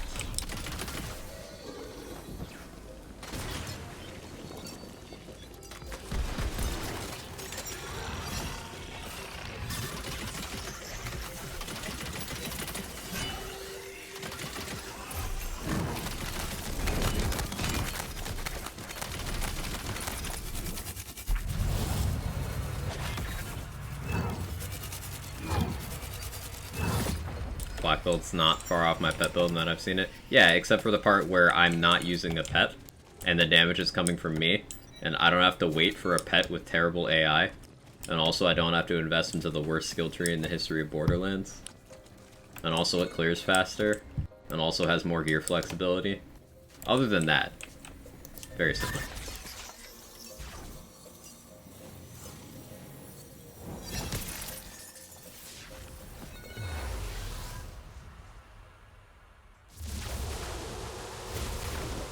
So the Ascended Bow you tweeted, damn shame there's no wall to hang it on. Right? I would love the wall mounts from BO3 for that. Yeah. To be honest, since you're a Borderlands streamer, I thought Kevin was named after the Purple Witch from the BO3 side quest. That's where the soundbite comes from.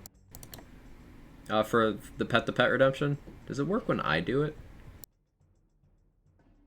Here, let me... Do you hear something? Okay, it does. I believe there's a Kevin near you. So that's where that comes from, but I got them like a year before BL3 came out. A year and a half. So no connection. Just a coincidence.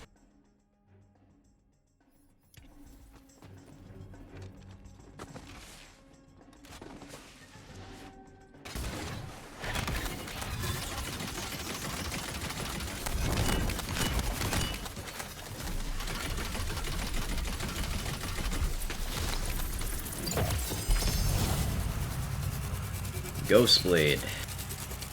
Ka-chow pew. No thank you.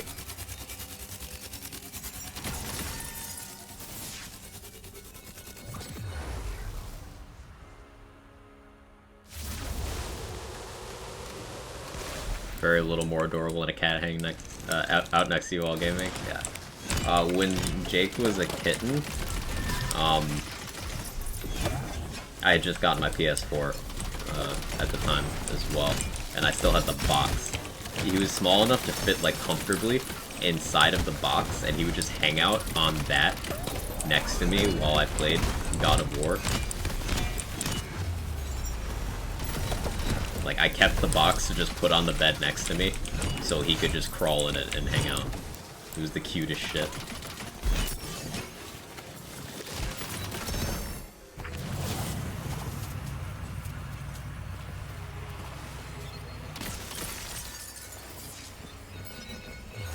Hey, Felicia. Banshee again. Ugh. Meh.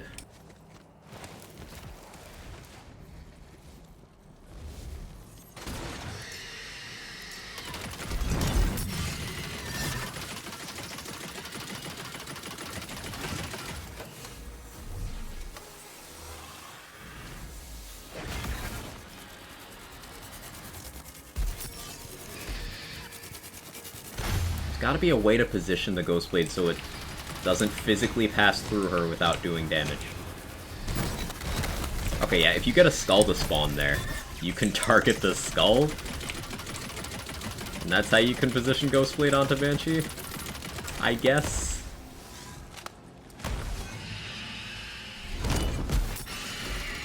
That's so scuffed. But it's a way of doing it.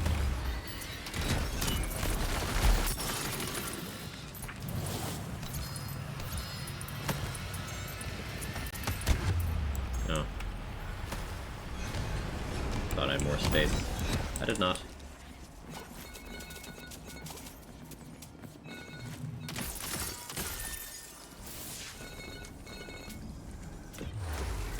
Even though the spell feels like it also misses the hit areas, at least yesterday I was testing it. Yeah, the hitboxes are a little bit weird, Hephaestus. I noticed that as well. With the spell, one of the advantages with it is you could use spell radius to make that hitbox a lot more forgiving. And you can also roll with radius parts. So you can probably get it to a point where it doesn't matter if you directly hit, because it'll just hit the whole room anyway, you know?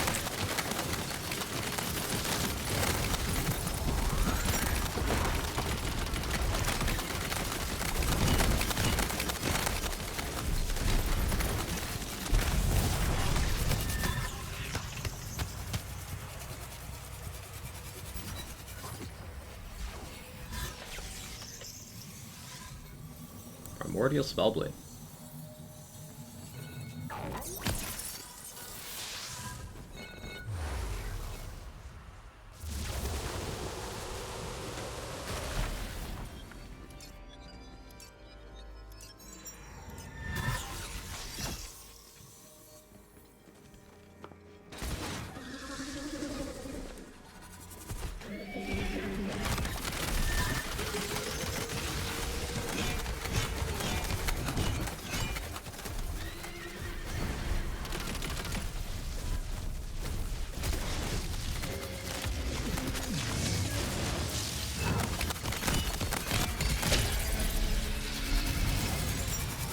GG Nightmare.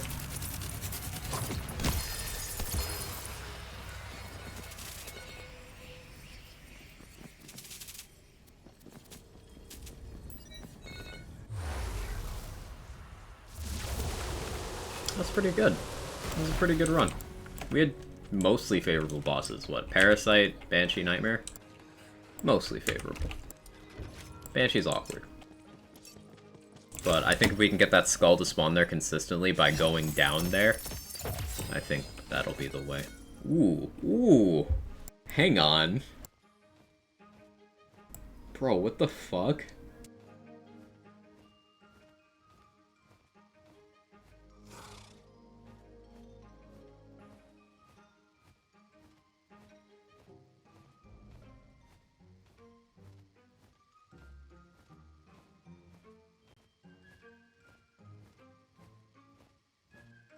Ah, that's terrifying.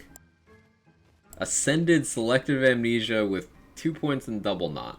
Now, only 2 Double Knot, and the passives aren't great at all. But, Amnesia provides a ridiculous amount of formula to feed into Double Knot, and look at the magnitude of that class power. 52.6% spell shot power is a ton of spell damage. That alone is enough to push your spellweaving stacks from 8% to like 13. Rounding.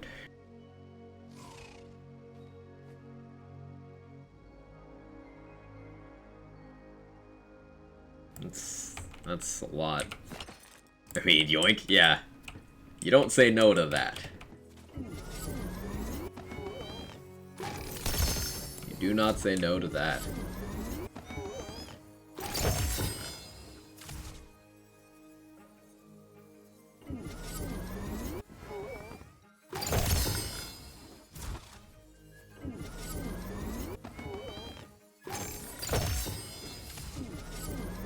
How many cats take it from adorable to concerning? I'd say if you have more than 5, it's like, even 4 or 5 is a lot for me. 3 I feel is like the optimal, like, okay, you just really, really love cats. More than that's like, okay, there might be some mitigating circumstances, like there's a family you don't want to separate or something. Okay. 5 is like, same energy. If you go 6, I feel like 6 is when it starts, you start not being able to provide adequate care to each of the cats, etc.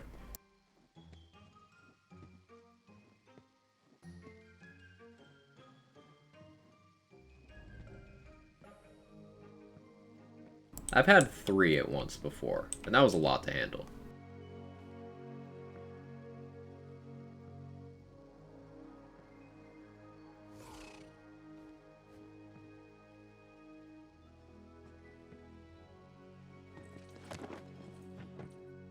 Ascended Gear is absurd. Yeah, thermal. It's so strong.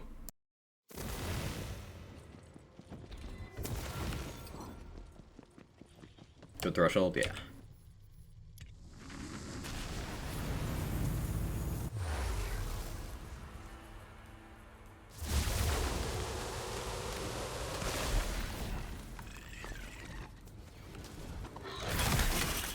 It's health bug again.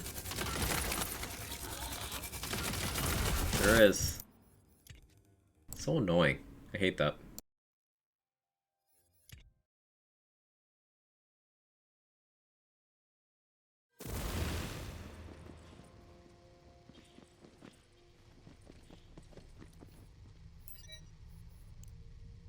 I remembered this time. My math's right, pretty sure it's not. With loot luck of 82,995, dedicated drop rate is 20%, that doesn't seem right. Now divide it by number of drops in the table, like at the table. So, for example, if a boss has 3 drops, divide that 22 by 3. So 11 then? Yeah, that sounds right. So you have a 22% chance of getting, like, drops, but out of those drops, each one individually rolls that chance. If it was a single drop. That is.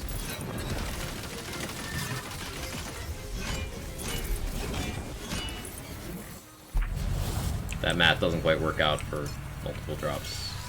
Even if you roll each one concurrently, it's questionable based on how the game actually works, but that's a whole thing.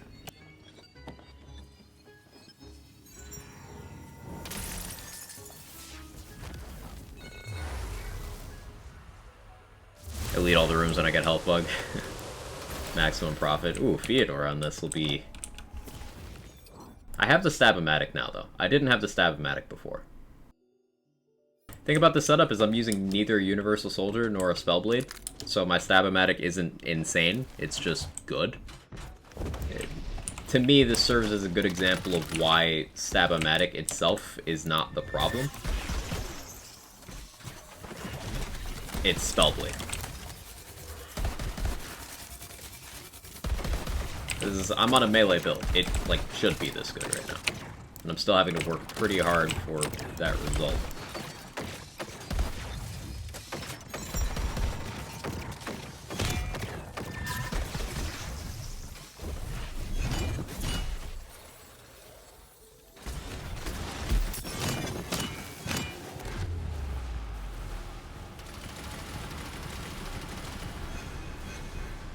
Wait.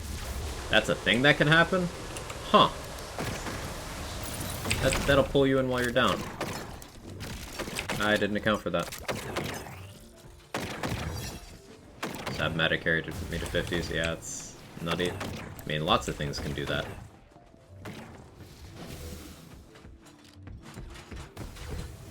Stab-O-Matic itself is not ridiculously problematic. In fact, Stab-O-Matic by itself in a vacuum is less problematic than Face Puncher. It's when you add in certain other things, such as the Warped Paradigm, such as Magic Bullets, such as Buffmeister, such as Spellblade. Spellblade being the biggest offender, because it's completely free, it's just passive. You have it there and it does things.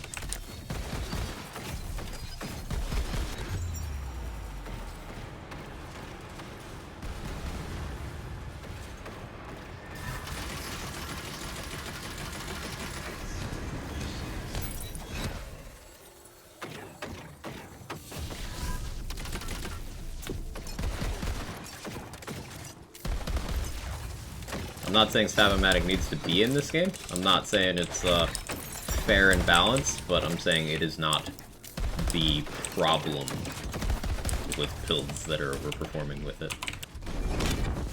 Because once again, Spellblade is a big part of other shenanigans we've seen.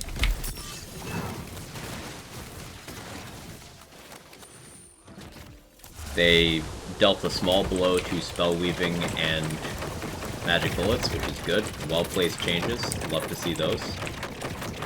Something that touches on the fact that the problem is other things boosting.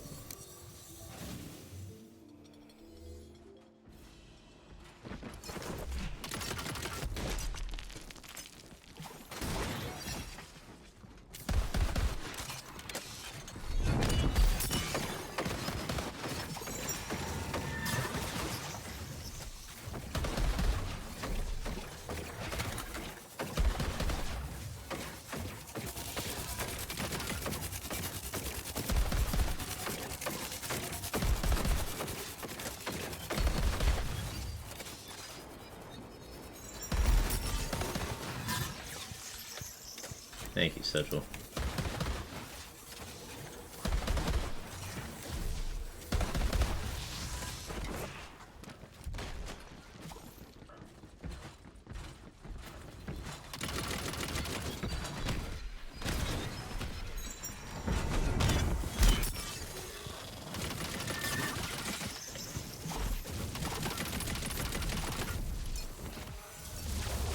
Pistol that shoots fists would have been so on brand. What, a fistle?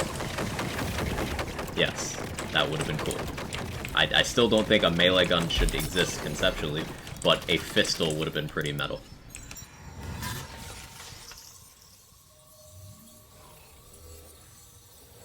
Yep, that works.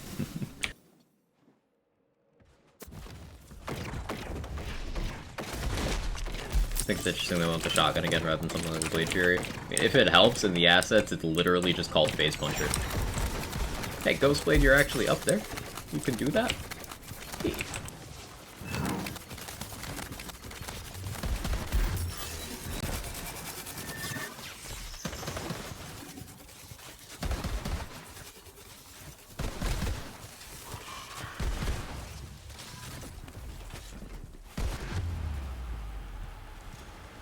I do expect us to get Blade Fury at some point. Keep in mind, the vault card that the Blade Fury was introduced in Borderlands 3 was the Bunker Master vault card. The Bunker Master one.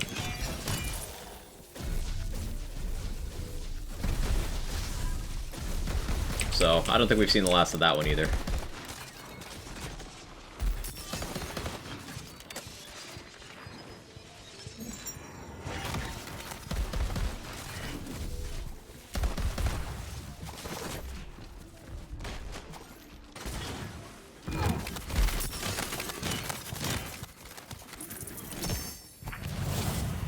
I might assume there might also be the Mana Weldon somewhere. I would love to see the Mana Well come back. It would also fill the void of fewer slam effects. Mana Well would be so fun in this game.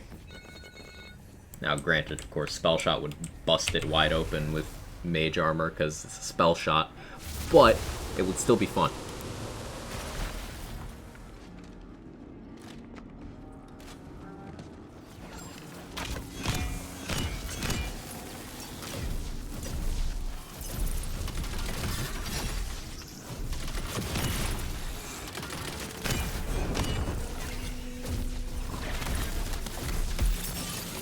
Good slam effects, Cosmic Crater is a fun thing. I love Spark Plug and Hot Drop. Those were very fun times for me. Setting world records on Zane with Spark Plug and Hot Drop. That was my shit.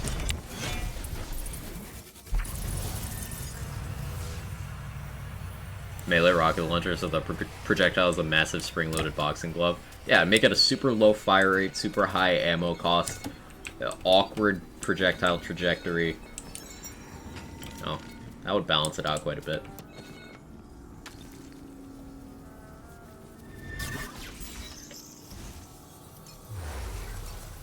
Use a new spell on a dead shot? No.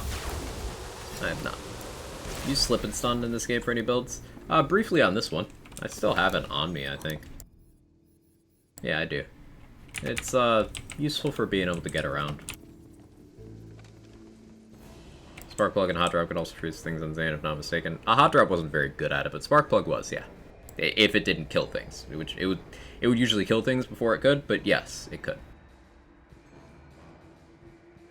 Major Kong Mega Launcher, yes. I support this plan.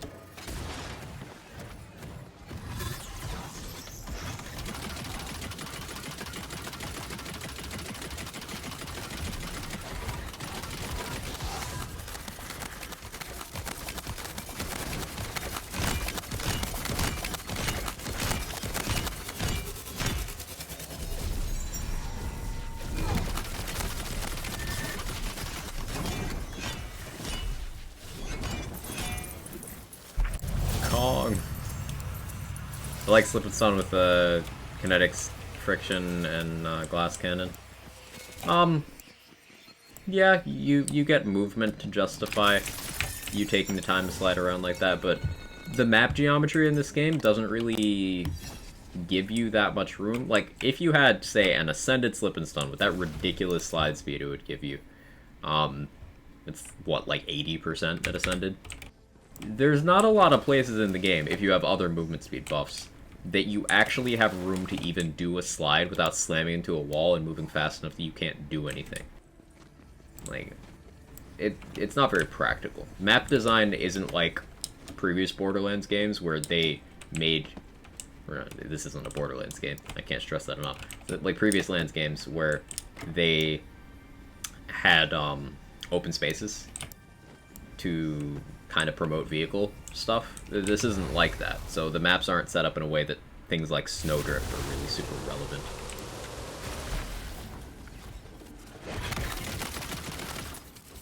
Much more close quarters map design. A lot more verticality as well. I believe the designer for Electricity worked on several of the maps that are very well liked in this game.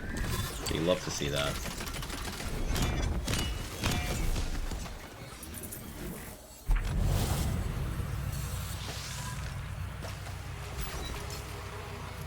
Or movement speed, how exactly is red alien intersection projectiles? It looks at your movement speed stat, so the same as Selective Amnesia. It doesn't care how fast you're going, it just looks at your stat. Caps out at 10 projectiles. I want to say it's 1 per 10 or 20% movement speed. Politely disagree, it's easy to repeat in 1D slides in a small space provided your sensitivity is high enough. Yes, it's easy to do that, but the question is, can you do anything with that? Like, sure, you could do this, but what are you doing effectively during that slide? Is the point I'm making there. I play on high enough sensitivity, and, you know, I do that kind of stuff all the time. But not dying, you're not... How is that different from doing this, though? You can do cool trick shots? You can. Just, the thing with the sliding, though, is it's flashy. It doesn't serve a practical purpose you can't do through other means. I just don't understand.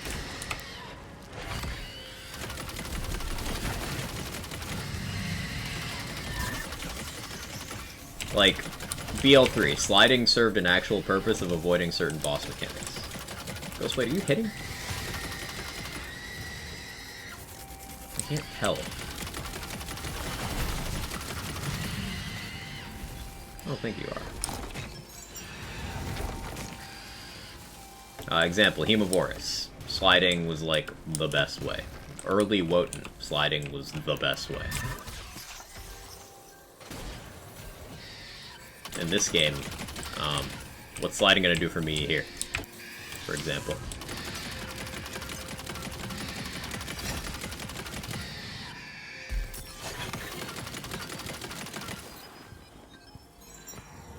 You shoot while sliding and cast while sliding? Yeah. You can also do that while doing this.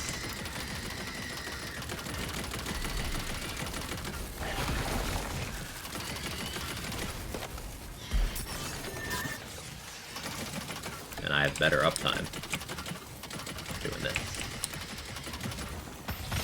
And the Slip Stun also gives bonus damage to your next melee after sliding. Yeah, that's a nice application of it. It's only your melee swings, but it is one hit, where you get a nice little shock bonus element. It's nice.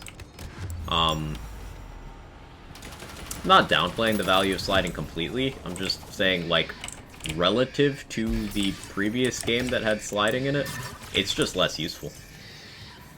The maps aren't designed with it in mind, the bosses aren't designed with it in mind, and practically speaking, it doesn't provide anything unique other than the neuron activation of sliding. I do think that a reason that something you could do with that information is advocate for more slide effects to be put in the game. I like the concept, like the table, of you using the slide to regen mechanic together with Slip and Stun, and that's towards what I would want to see.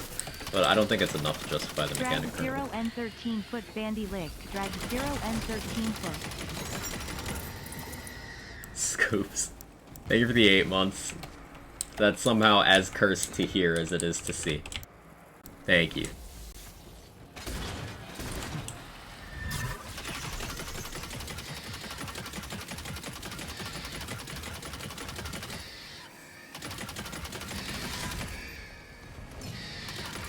Never stated it was better, simply said I liked it. I said it serves no purpose, and you disagreed. You said I disagree. It doesn't serve a purpose that other things can achieve. That part's not subjective. That is objective. There is nothing you can achieve by sliding meaningfully in gameplay in this game that you can't by doing this. So, attaching more mechanics to it. But yeah, I'm glad you like it. It's certainly creative. And that's fundamentally what this game's about.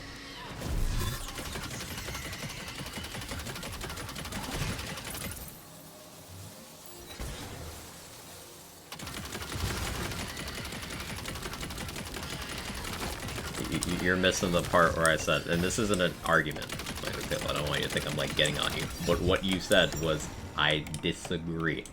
You said I respectfully disagree. In response to me saying, no purpose. That isn't, I like it, that's, you are disagreeing. Different things. Once again, I'm glad you like it.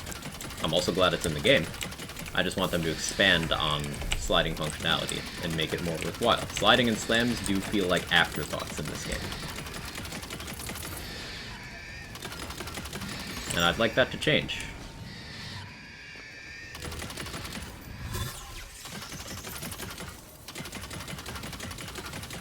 I'd also like Banshee's hitbox to like let me Ghostblade. This is so slow.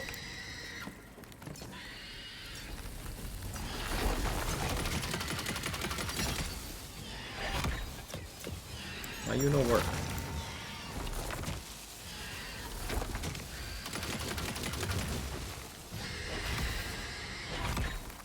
Is moving it away and back help? I'm trying to figure this out now.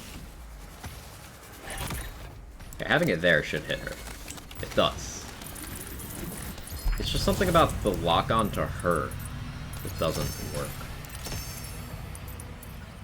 Assertion does that purpose is that it doesn't have a unique purpose in combat.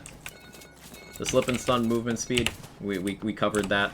It's nice for out-of-combat stuff, so that has a purpose, but using it for in-combat stuff, it's inefficient.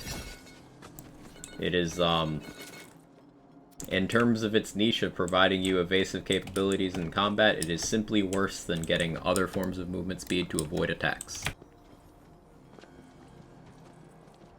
It is the equivalent of having something that does 9 damage and something that does 10 damage, and them operating exactly the same.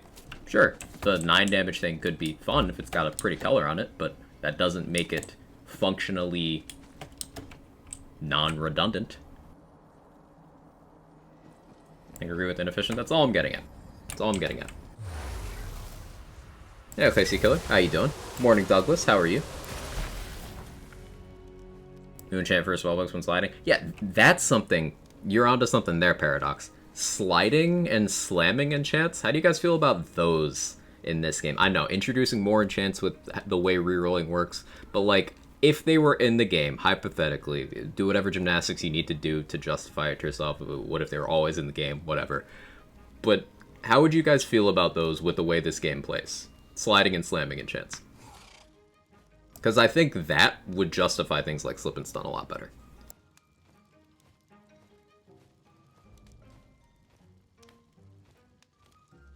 Slide, shoot to one-shot a mob, repeat? Yeah. Like, what if Amp had been on sliding? Like the Amp hilt? What if they had a slide to Amp enchant? Seems like make melee even better. And also methodical gun builds. Like ones where you pause to place a shot.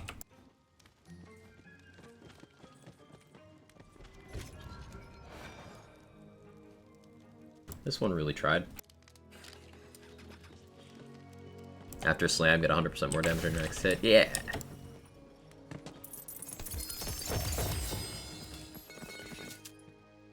There's a weapon mod in Outriders that got introduced that I really like. It's not particularly good, but after melee attacking, your next shot from that gun shoots a shockwave out. And it's a slow shockwave, but it's wide and it goes through cover. And it scales with anomaly power. So it's like, after punching, your next shot shoots a little spell shockwave that goes through walls and stuff. That would be really cool in this game, if it was like a sliding effect. put the Keck Charger effect into an enchantment. Okay, sure. But, like, make it balanced. Kick Charger Charge Bolt was a 4 times. Make it, like, I don't know, like a 20% or something. One mod now Riders works with dodging. Yeah, it makes an explosion when you dodge roll. Cool stuff like that. I'd love to see expansions of those systems in this game. Like, the only slam effect we have is Vorkanar's Cog. The only slide effects we have are Static Charge, Kinetic Friction, and Slip and Stun. So between slide and slam, that's 4 things? We could have more than that.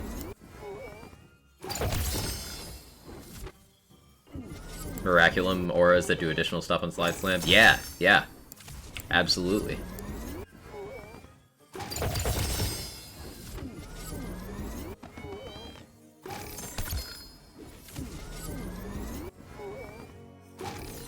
Okay, who did this? Who did this? Which one of you made this happen?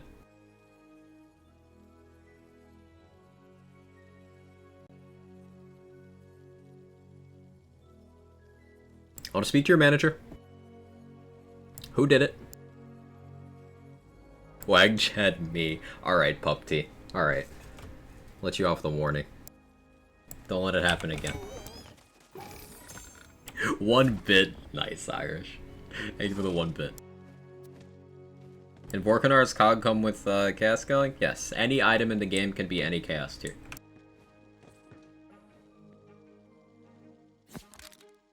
One Greatbow.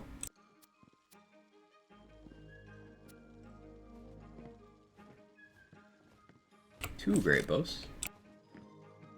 3 Greatbows. Ooh. Hi, Kevin. What's up?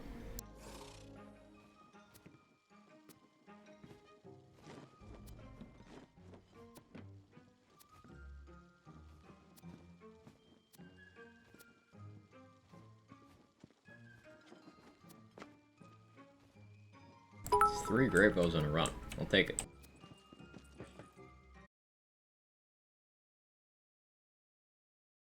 It was Wag. Understandable.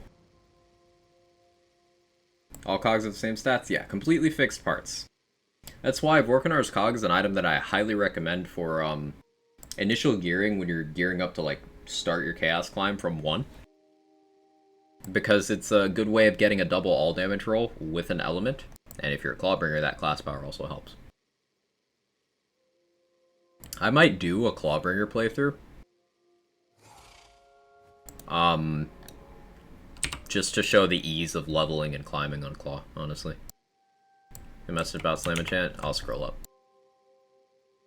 1.35 for the melee one, so it's worth for actual application and make a chain enemies for portion damage dealt to initial target. I don't know about that second bit. That's a little too much for an enchant. But yeah, 35% sounds reasonable. Stop saying Vorkanar's Cog, keep hearing that differently. Vorkanar's Cock, Fatal. Vorkanar's big, red chicken.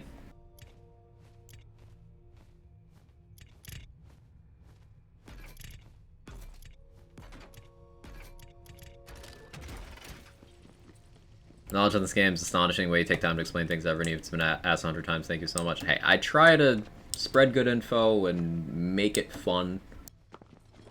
And, like, there's a lot of ways people try to approach these kinds of games. Some people will downplay the complexity to make themselves seem like more of an authority than they are. Some people will be stuck-up know-it-alls about the things they do know. And some people will just be very boring and dry about providing the information. I try to keep it fun and also personable. So, thank you guys for the constant feedback to that end. I do appreciate it.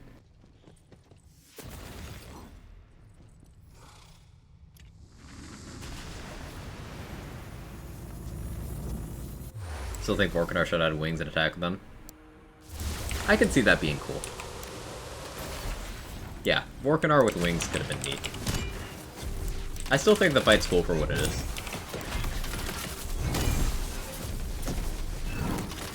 And remember, Vorkanar is like one of this game's equivalents of killable, right? Kilovolt being the boss of the electricity optional area, whereas this game has 4 electricity equivalent optional areas.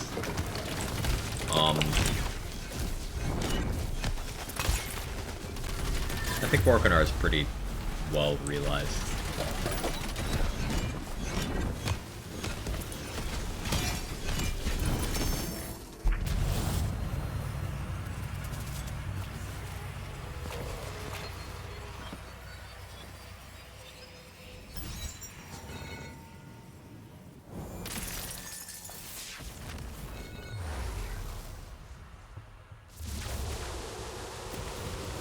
No chance. I'll take that.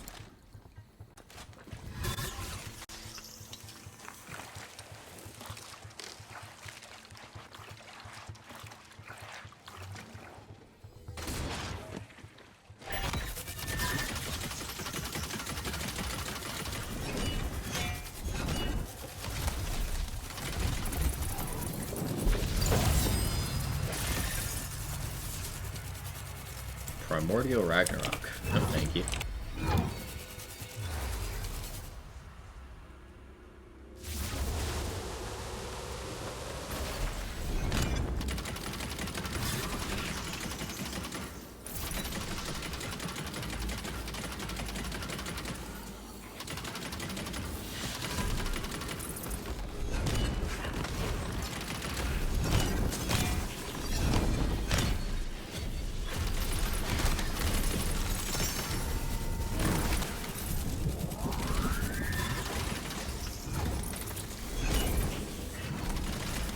Didn't we just have Lycia? Didn't we just have Lycia, or am I crazy? Did I zone out and imagine a different boss?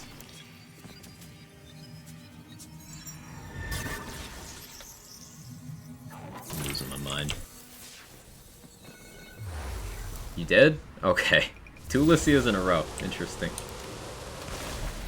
Think an Ascended Cog could have viable build C50? Yeah, because same reason any amulet with those stats would be viable at C50. Ascended level, a double all damage roll, a fire damage roll, and Clawbringer power. You don't care about the effect on that. It's functionally just, think of it as a really specifically rolled purple at that point.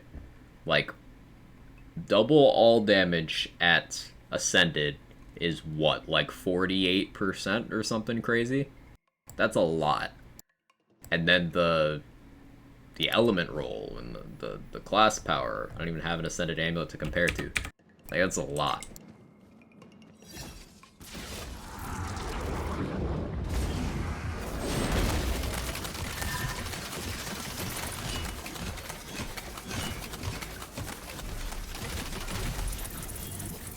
So I got a masterclass series understanding Tiny Peanut mechanics.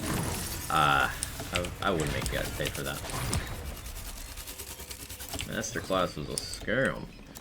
But yeah, I'm always happy to explain this stuff. And it comes down to spreading enjoyment of something that I enjoy. Like, I like digging into the mechanics and using that knowledge to make crazy stuff that kind of defies people's expectations on what is possible. Within the bounds of what anyone can do in their game. Like, I don't like using super unrealistic gear. I don't like using exploits or things of that nature. I like showing what is possible, explaining how to do it, and proving to you guys that you can do it better than I could.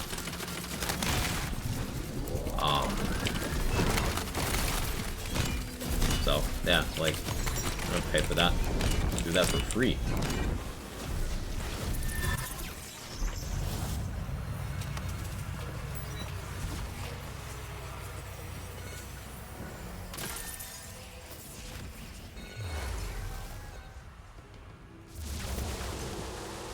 Banshee again?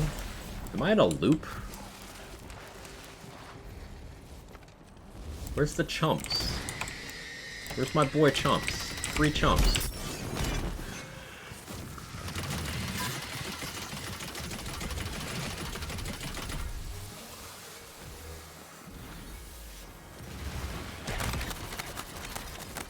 Okay, that hits.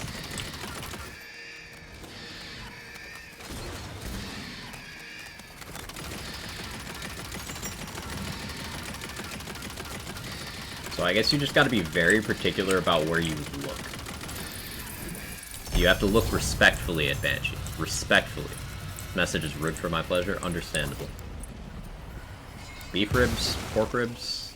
What are we talking?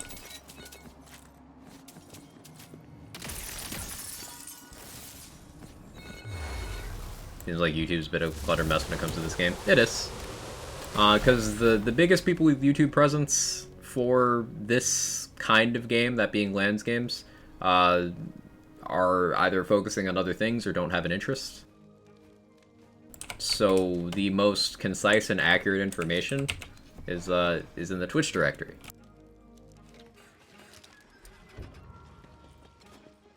And that's obviously not as accessible in a certain way. Eventually, once updates stabilize for this game, and it's changing a little bit less week to week, we'll likely do a community builds document like we did with Borderlands 3, which will be an accessible resource for people to dig into all this crazy stuff. But for now, we have things like damage formula explanations, courtesy of people like Sen and CZ spending entirely too much of their time on it. And it kind of ribs means a great day. True enough.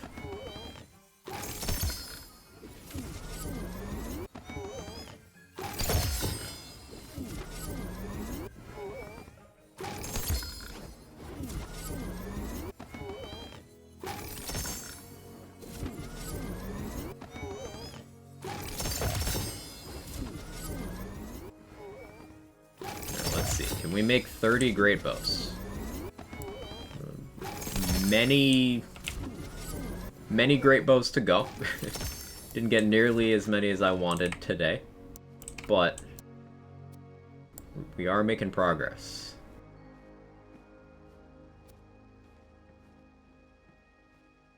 We only... Haha, 29. We only need, what, 45 more?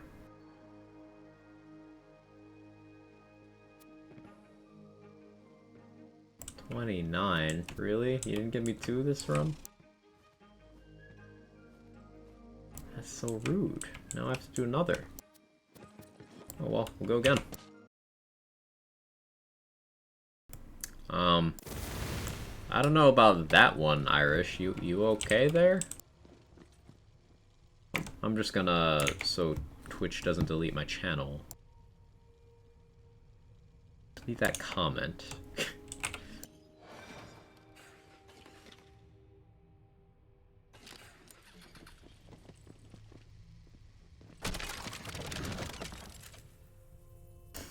You okay there, bud?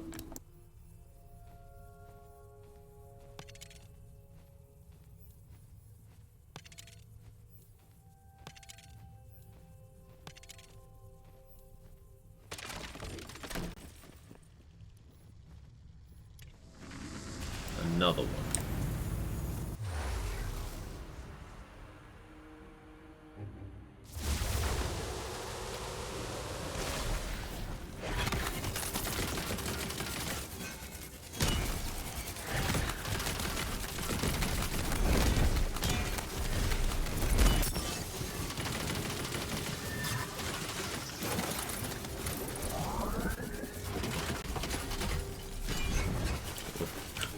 What happened? I lost track.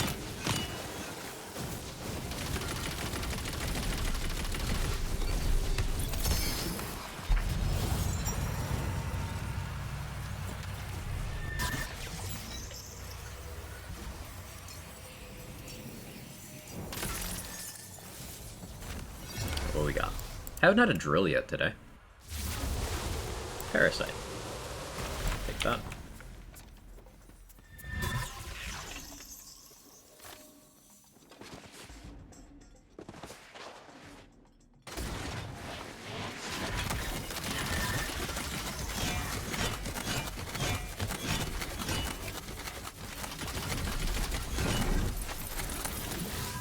Chaos 15, I'm on my way. Let's go, Douglas.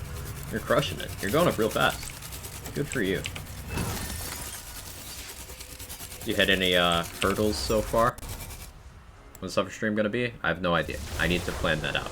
I need to block out an entire day where I have nothing going on the day before, nothing going on the day after, so I can prepare stuff, make sure all my real-life obligations are met during that time. I also got a meal prep, because I do cook for my household often. And I need to make sure I don't have anything important going on the very next day.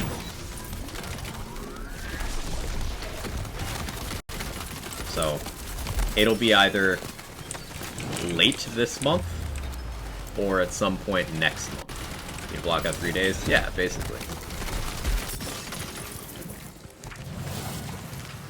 It'll be either late July or at some point in August is the current plan.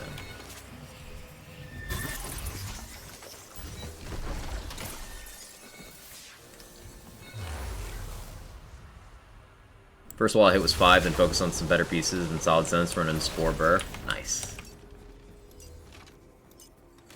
Love to hear the success. It's 5 solicit. You can do exclamation point chaos trials, and it'll show you.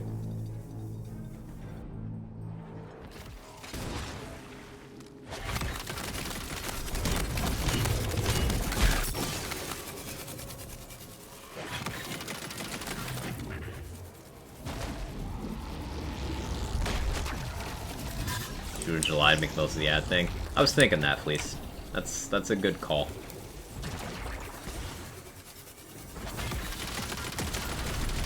I realistically should do that. Too close.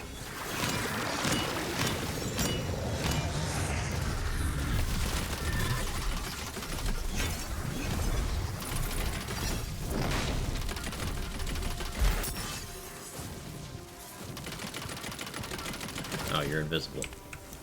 Okay. Cool.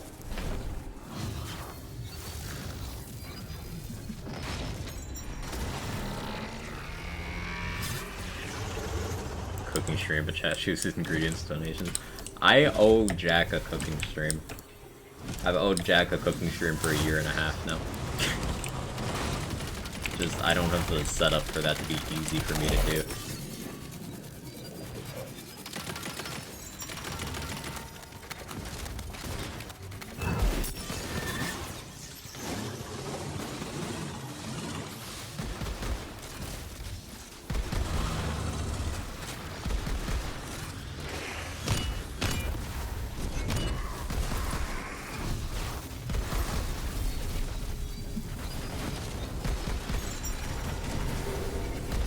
You only need 2 people for a good cooking stream? Yeah, probably. I would also want to be actually set up, like, in the kitchen, and there's not really a good way for me to do that. I would need, like, a good laptop, and I don't have that.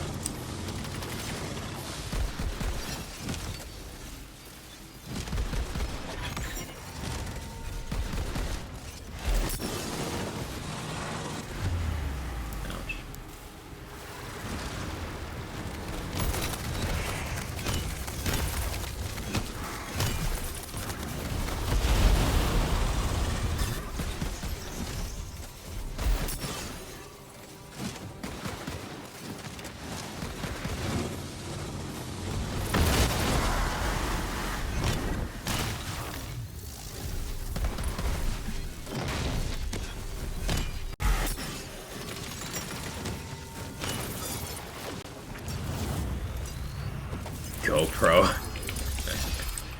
That could be funny. I like it. Your cats would be excellent helpers. Jake thinks all food is his food, and Kevin would probably get scared of the cooking noises.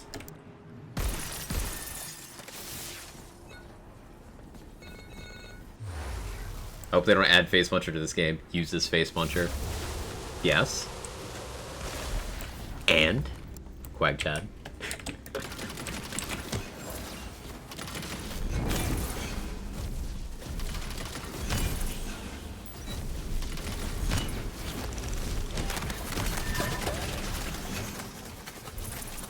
Another cool question. Birthright is basically a dollar store. Queen's Cry, is that about right? As far as I'm aware, it doesn't have the spell scaling that Queen's Cry does, so it's like... No, take a penny, Queen's Cry. Not even dollar store. It's just like barely similar. Weird choice. Makes me wonder if the Queen's Cry spell scaling thing is intentional. Like, if they removed the melee mult from Bad Egg, because it was unlisted and unintentional, that opens the door to what else is unintentional like that? Is Queen's Cry supposed to be spell scaling? Like, are the rune wards supposed to share effects in solo the way they do? Is Spellblade supposed to apply to all melee? That stuff makes you question.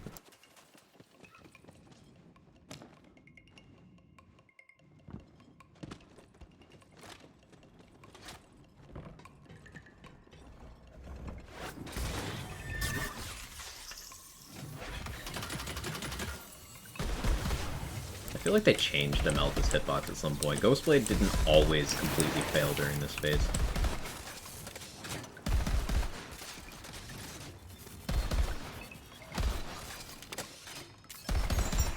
And that implication is awful, that they changed Imelda at some point to make her worse. Like, I don't want to think about that alternate reality.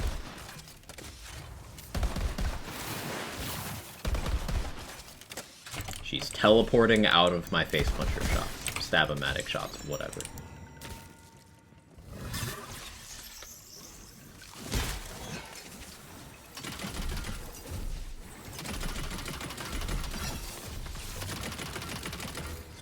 I'm seriously considering remaking this character.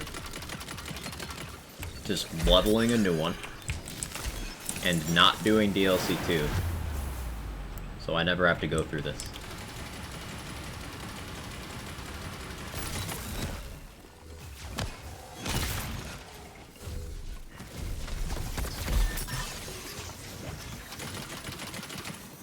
Oh, as soon as I get my Ghostblade set up. Like, think again, fuckface. Alright, that's my bad. Sorry, Imelda, I was just trying to have fun. She knows. These certain melee weapons are weird with Ghostblade.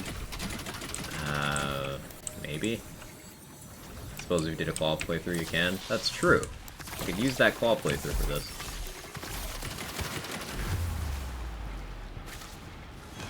Seriously, was about to start DLC 2. I would not recommend it. Unless you really, really, really want a Barbel Load or Salt and Battery, which are the main standout items. Having to deal with this boss is not worth it. Do Imelda on a save where you have a very straightforward method of dealing damage, like a dead shot where you just ice spike things in the face, you know, a gun build where you shoot a sword explosion, those things. But anything interesting? No. I do not recommend.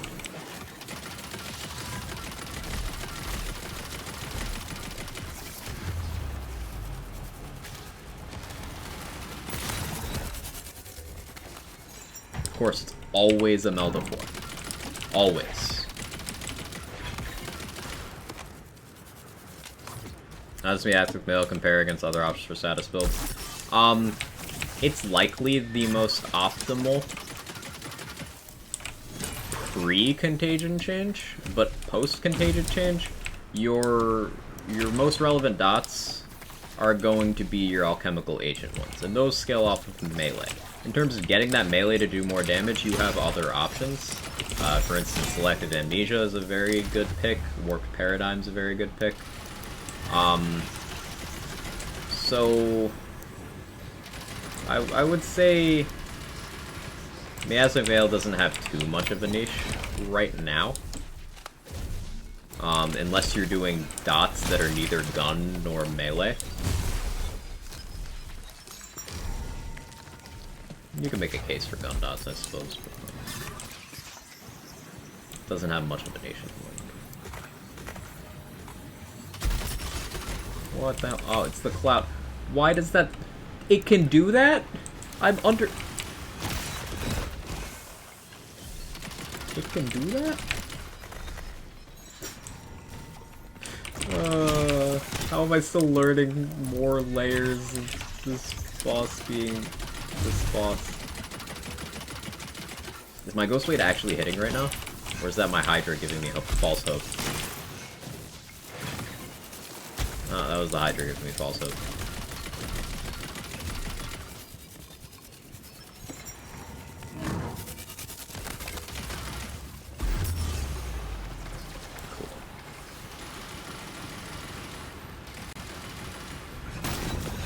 Think they could do anything to fix this fight at this point? Her hitboxes. It's the hitboxes is the biggest thing. If I was able to use Ghostblade while looking at the boss and have it damage the boss, then the problem's gone.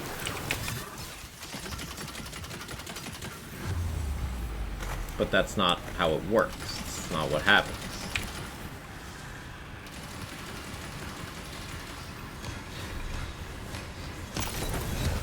Instead, I look at boss, I hit Ghostblade, no damage.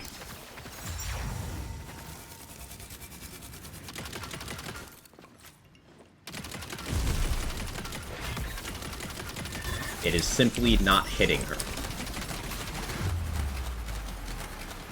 See, it's hitting now, but I don't know how I positioned it in a place where it's able to do that. I got lucky, and if she moves, like she just did, well, that's it. I have to do that whole thing over.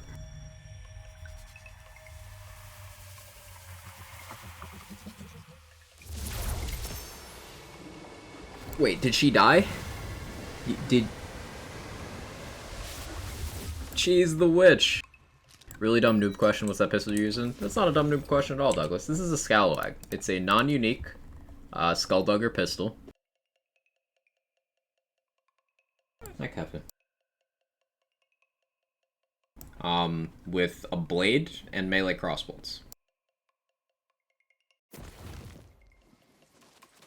Yeah, no such thing as dumb question. This game's complicated.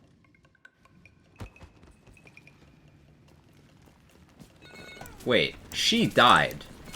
There's loot here. What is this? She died, I'm still here!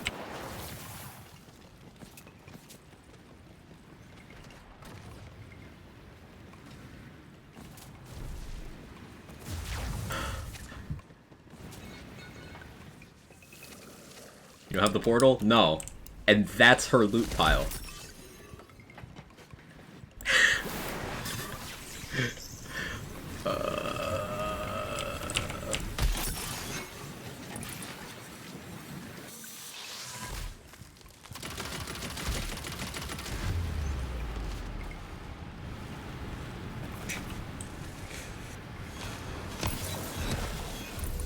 Is the play not just From the Shadows and Stab-O-Matic? From the Shadows, Stab-O-Matic does not do as much as you'd think when I have to reload every 3 shots with no reload speed bonuses.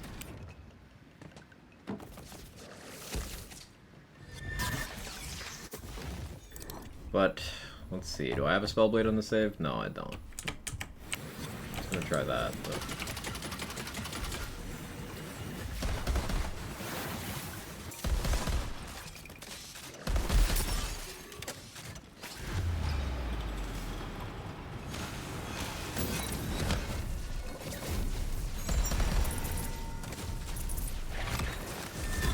Okay, she moved into a position where I shouldn't talk. Don't allow me to speak, chat, ever. Just don't let me. I don't deserve it. Use a forbidden spell. This is a good case for it.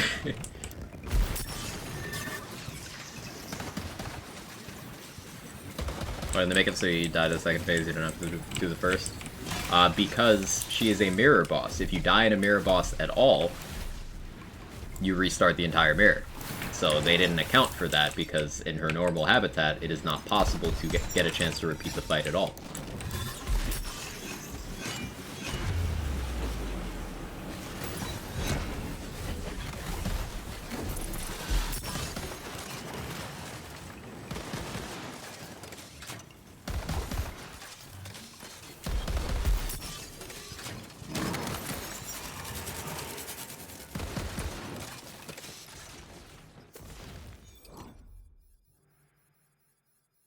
do have a Universal Soldier.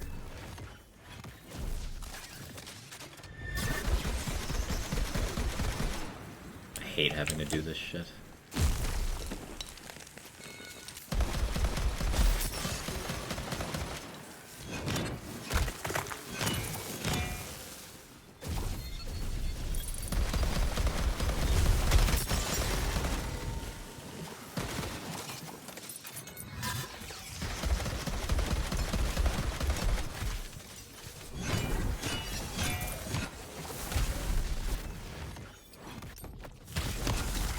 There's a cloud.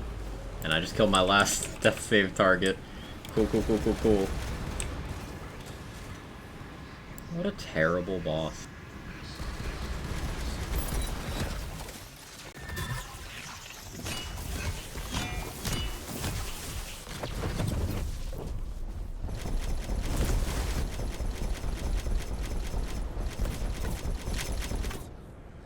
Out of ammo.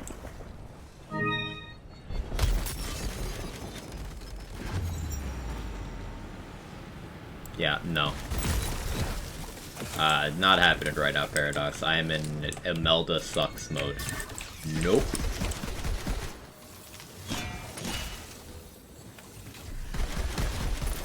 I don't think I've seen quite dislike a boss more. I'm pretty forgiving when it comes to boss design. Imelda's the worst they've designed in years.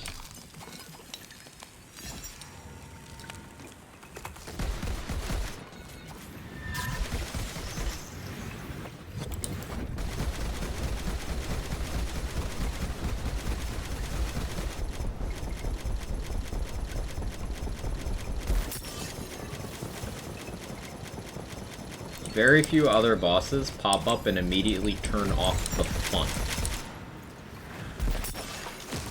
That is unique to Imelda.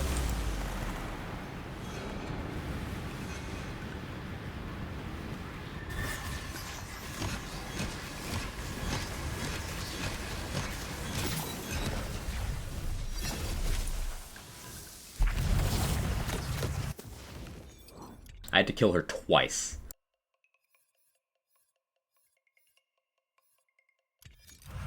Ugh.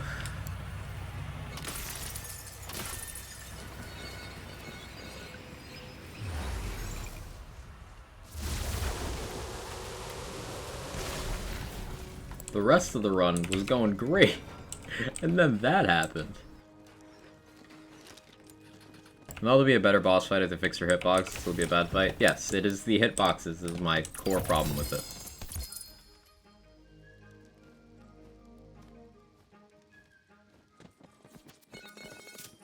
It is the hitboxes.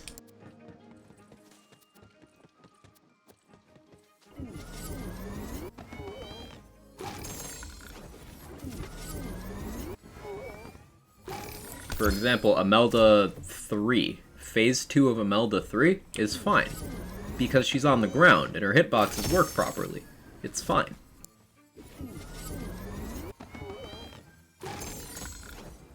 Does Imelda's Tornado have a hitbox just like Chum's 4? No. She is actually physically off of the ground. Now, you can get underneath it and still hit it with, Dreadwind. You can Dreadwind Imelda, but you cannot Ghostblade Imelda. Funny how that works out, right? Dreadwind hits her when she's flying, but Ghostblade doesn't. Weirdly, Dire Sacrifice also doesn't like to hit her, and that's a room-wide AoE, so question mark. Storm Dragon's Judgment likes to not hit her. Cleansing Flames likes to not hit her. It's very weird. I do not love it. Saw a Greatbow. That's Greatbow number 30. Do I see 31? Do we have 31? We have 31.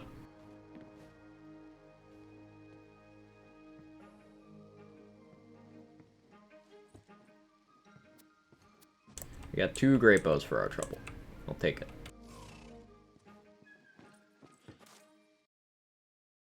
Feral Surge? Oh, I haven't even thought to try Feral Surge. Yeah, good luck. Good luck.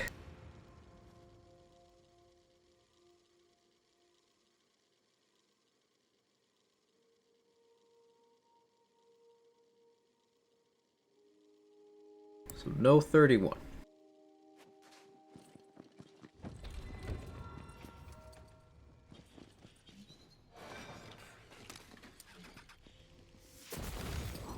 Guns with Wings acted as if she wasn't in the room. Yeah. Main problem with Imelda is that her arena is very small. Full of obstacles and Phase 4 is just chaotic mess. Yeah, you got 31 though. I was at 28 and I just got 2, right? Yeah.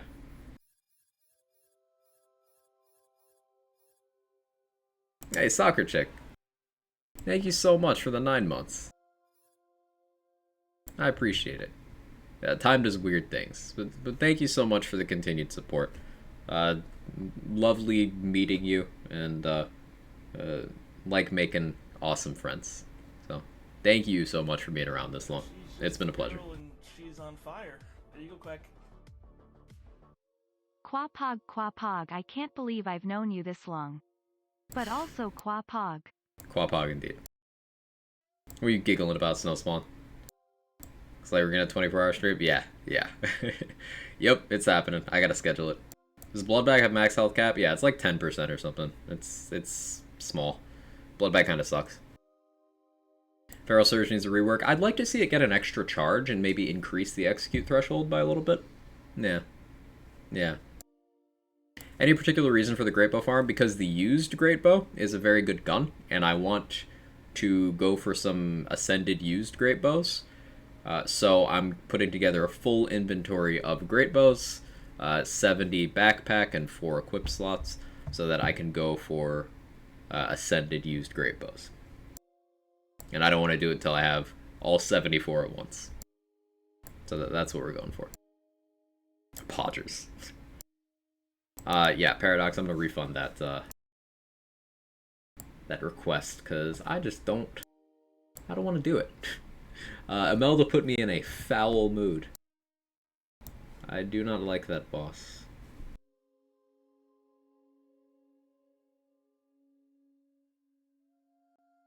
One second.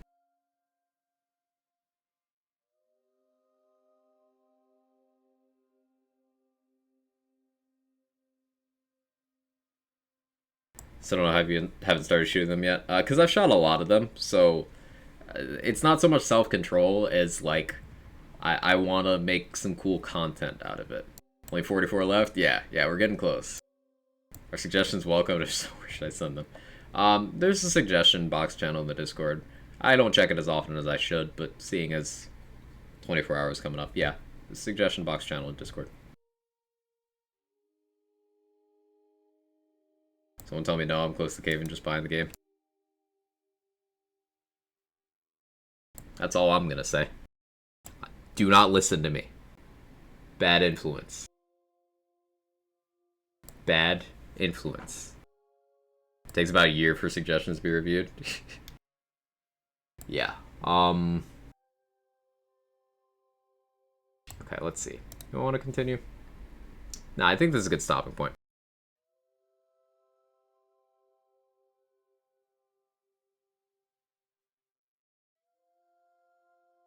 Accidentally clicked that. What are you doing, Google Chrome? Thank you guys so much for hanging out. I'm gonna call it. Tomorrow will be more Wonderlands. We'll continue the Greatbow farming. I'll probably use a couple other builds. We did 2 streams in a row of Ghostblade.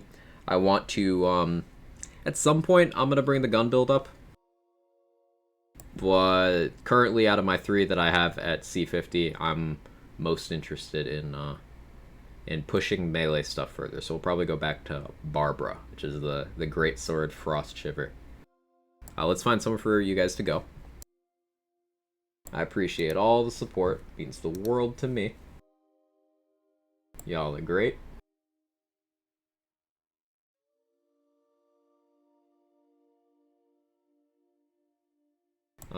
Lazy's doing his thing. Yeah, let's head over there. He's doing some boss rushes. Maybe you guys will see some punch bot, which I was talking about Stab-O-Matic earlier, and Stab-O-Matic looks like strong on this build.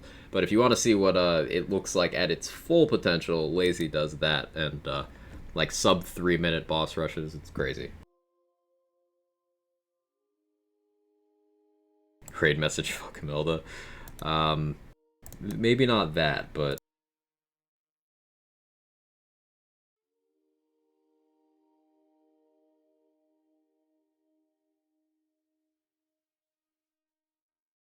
let's do that one. Quag check, Imelda hitboxes Quag check.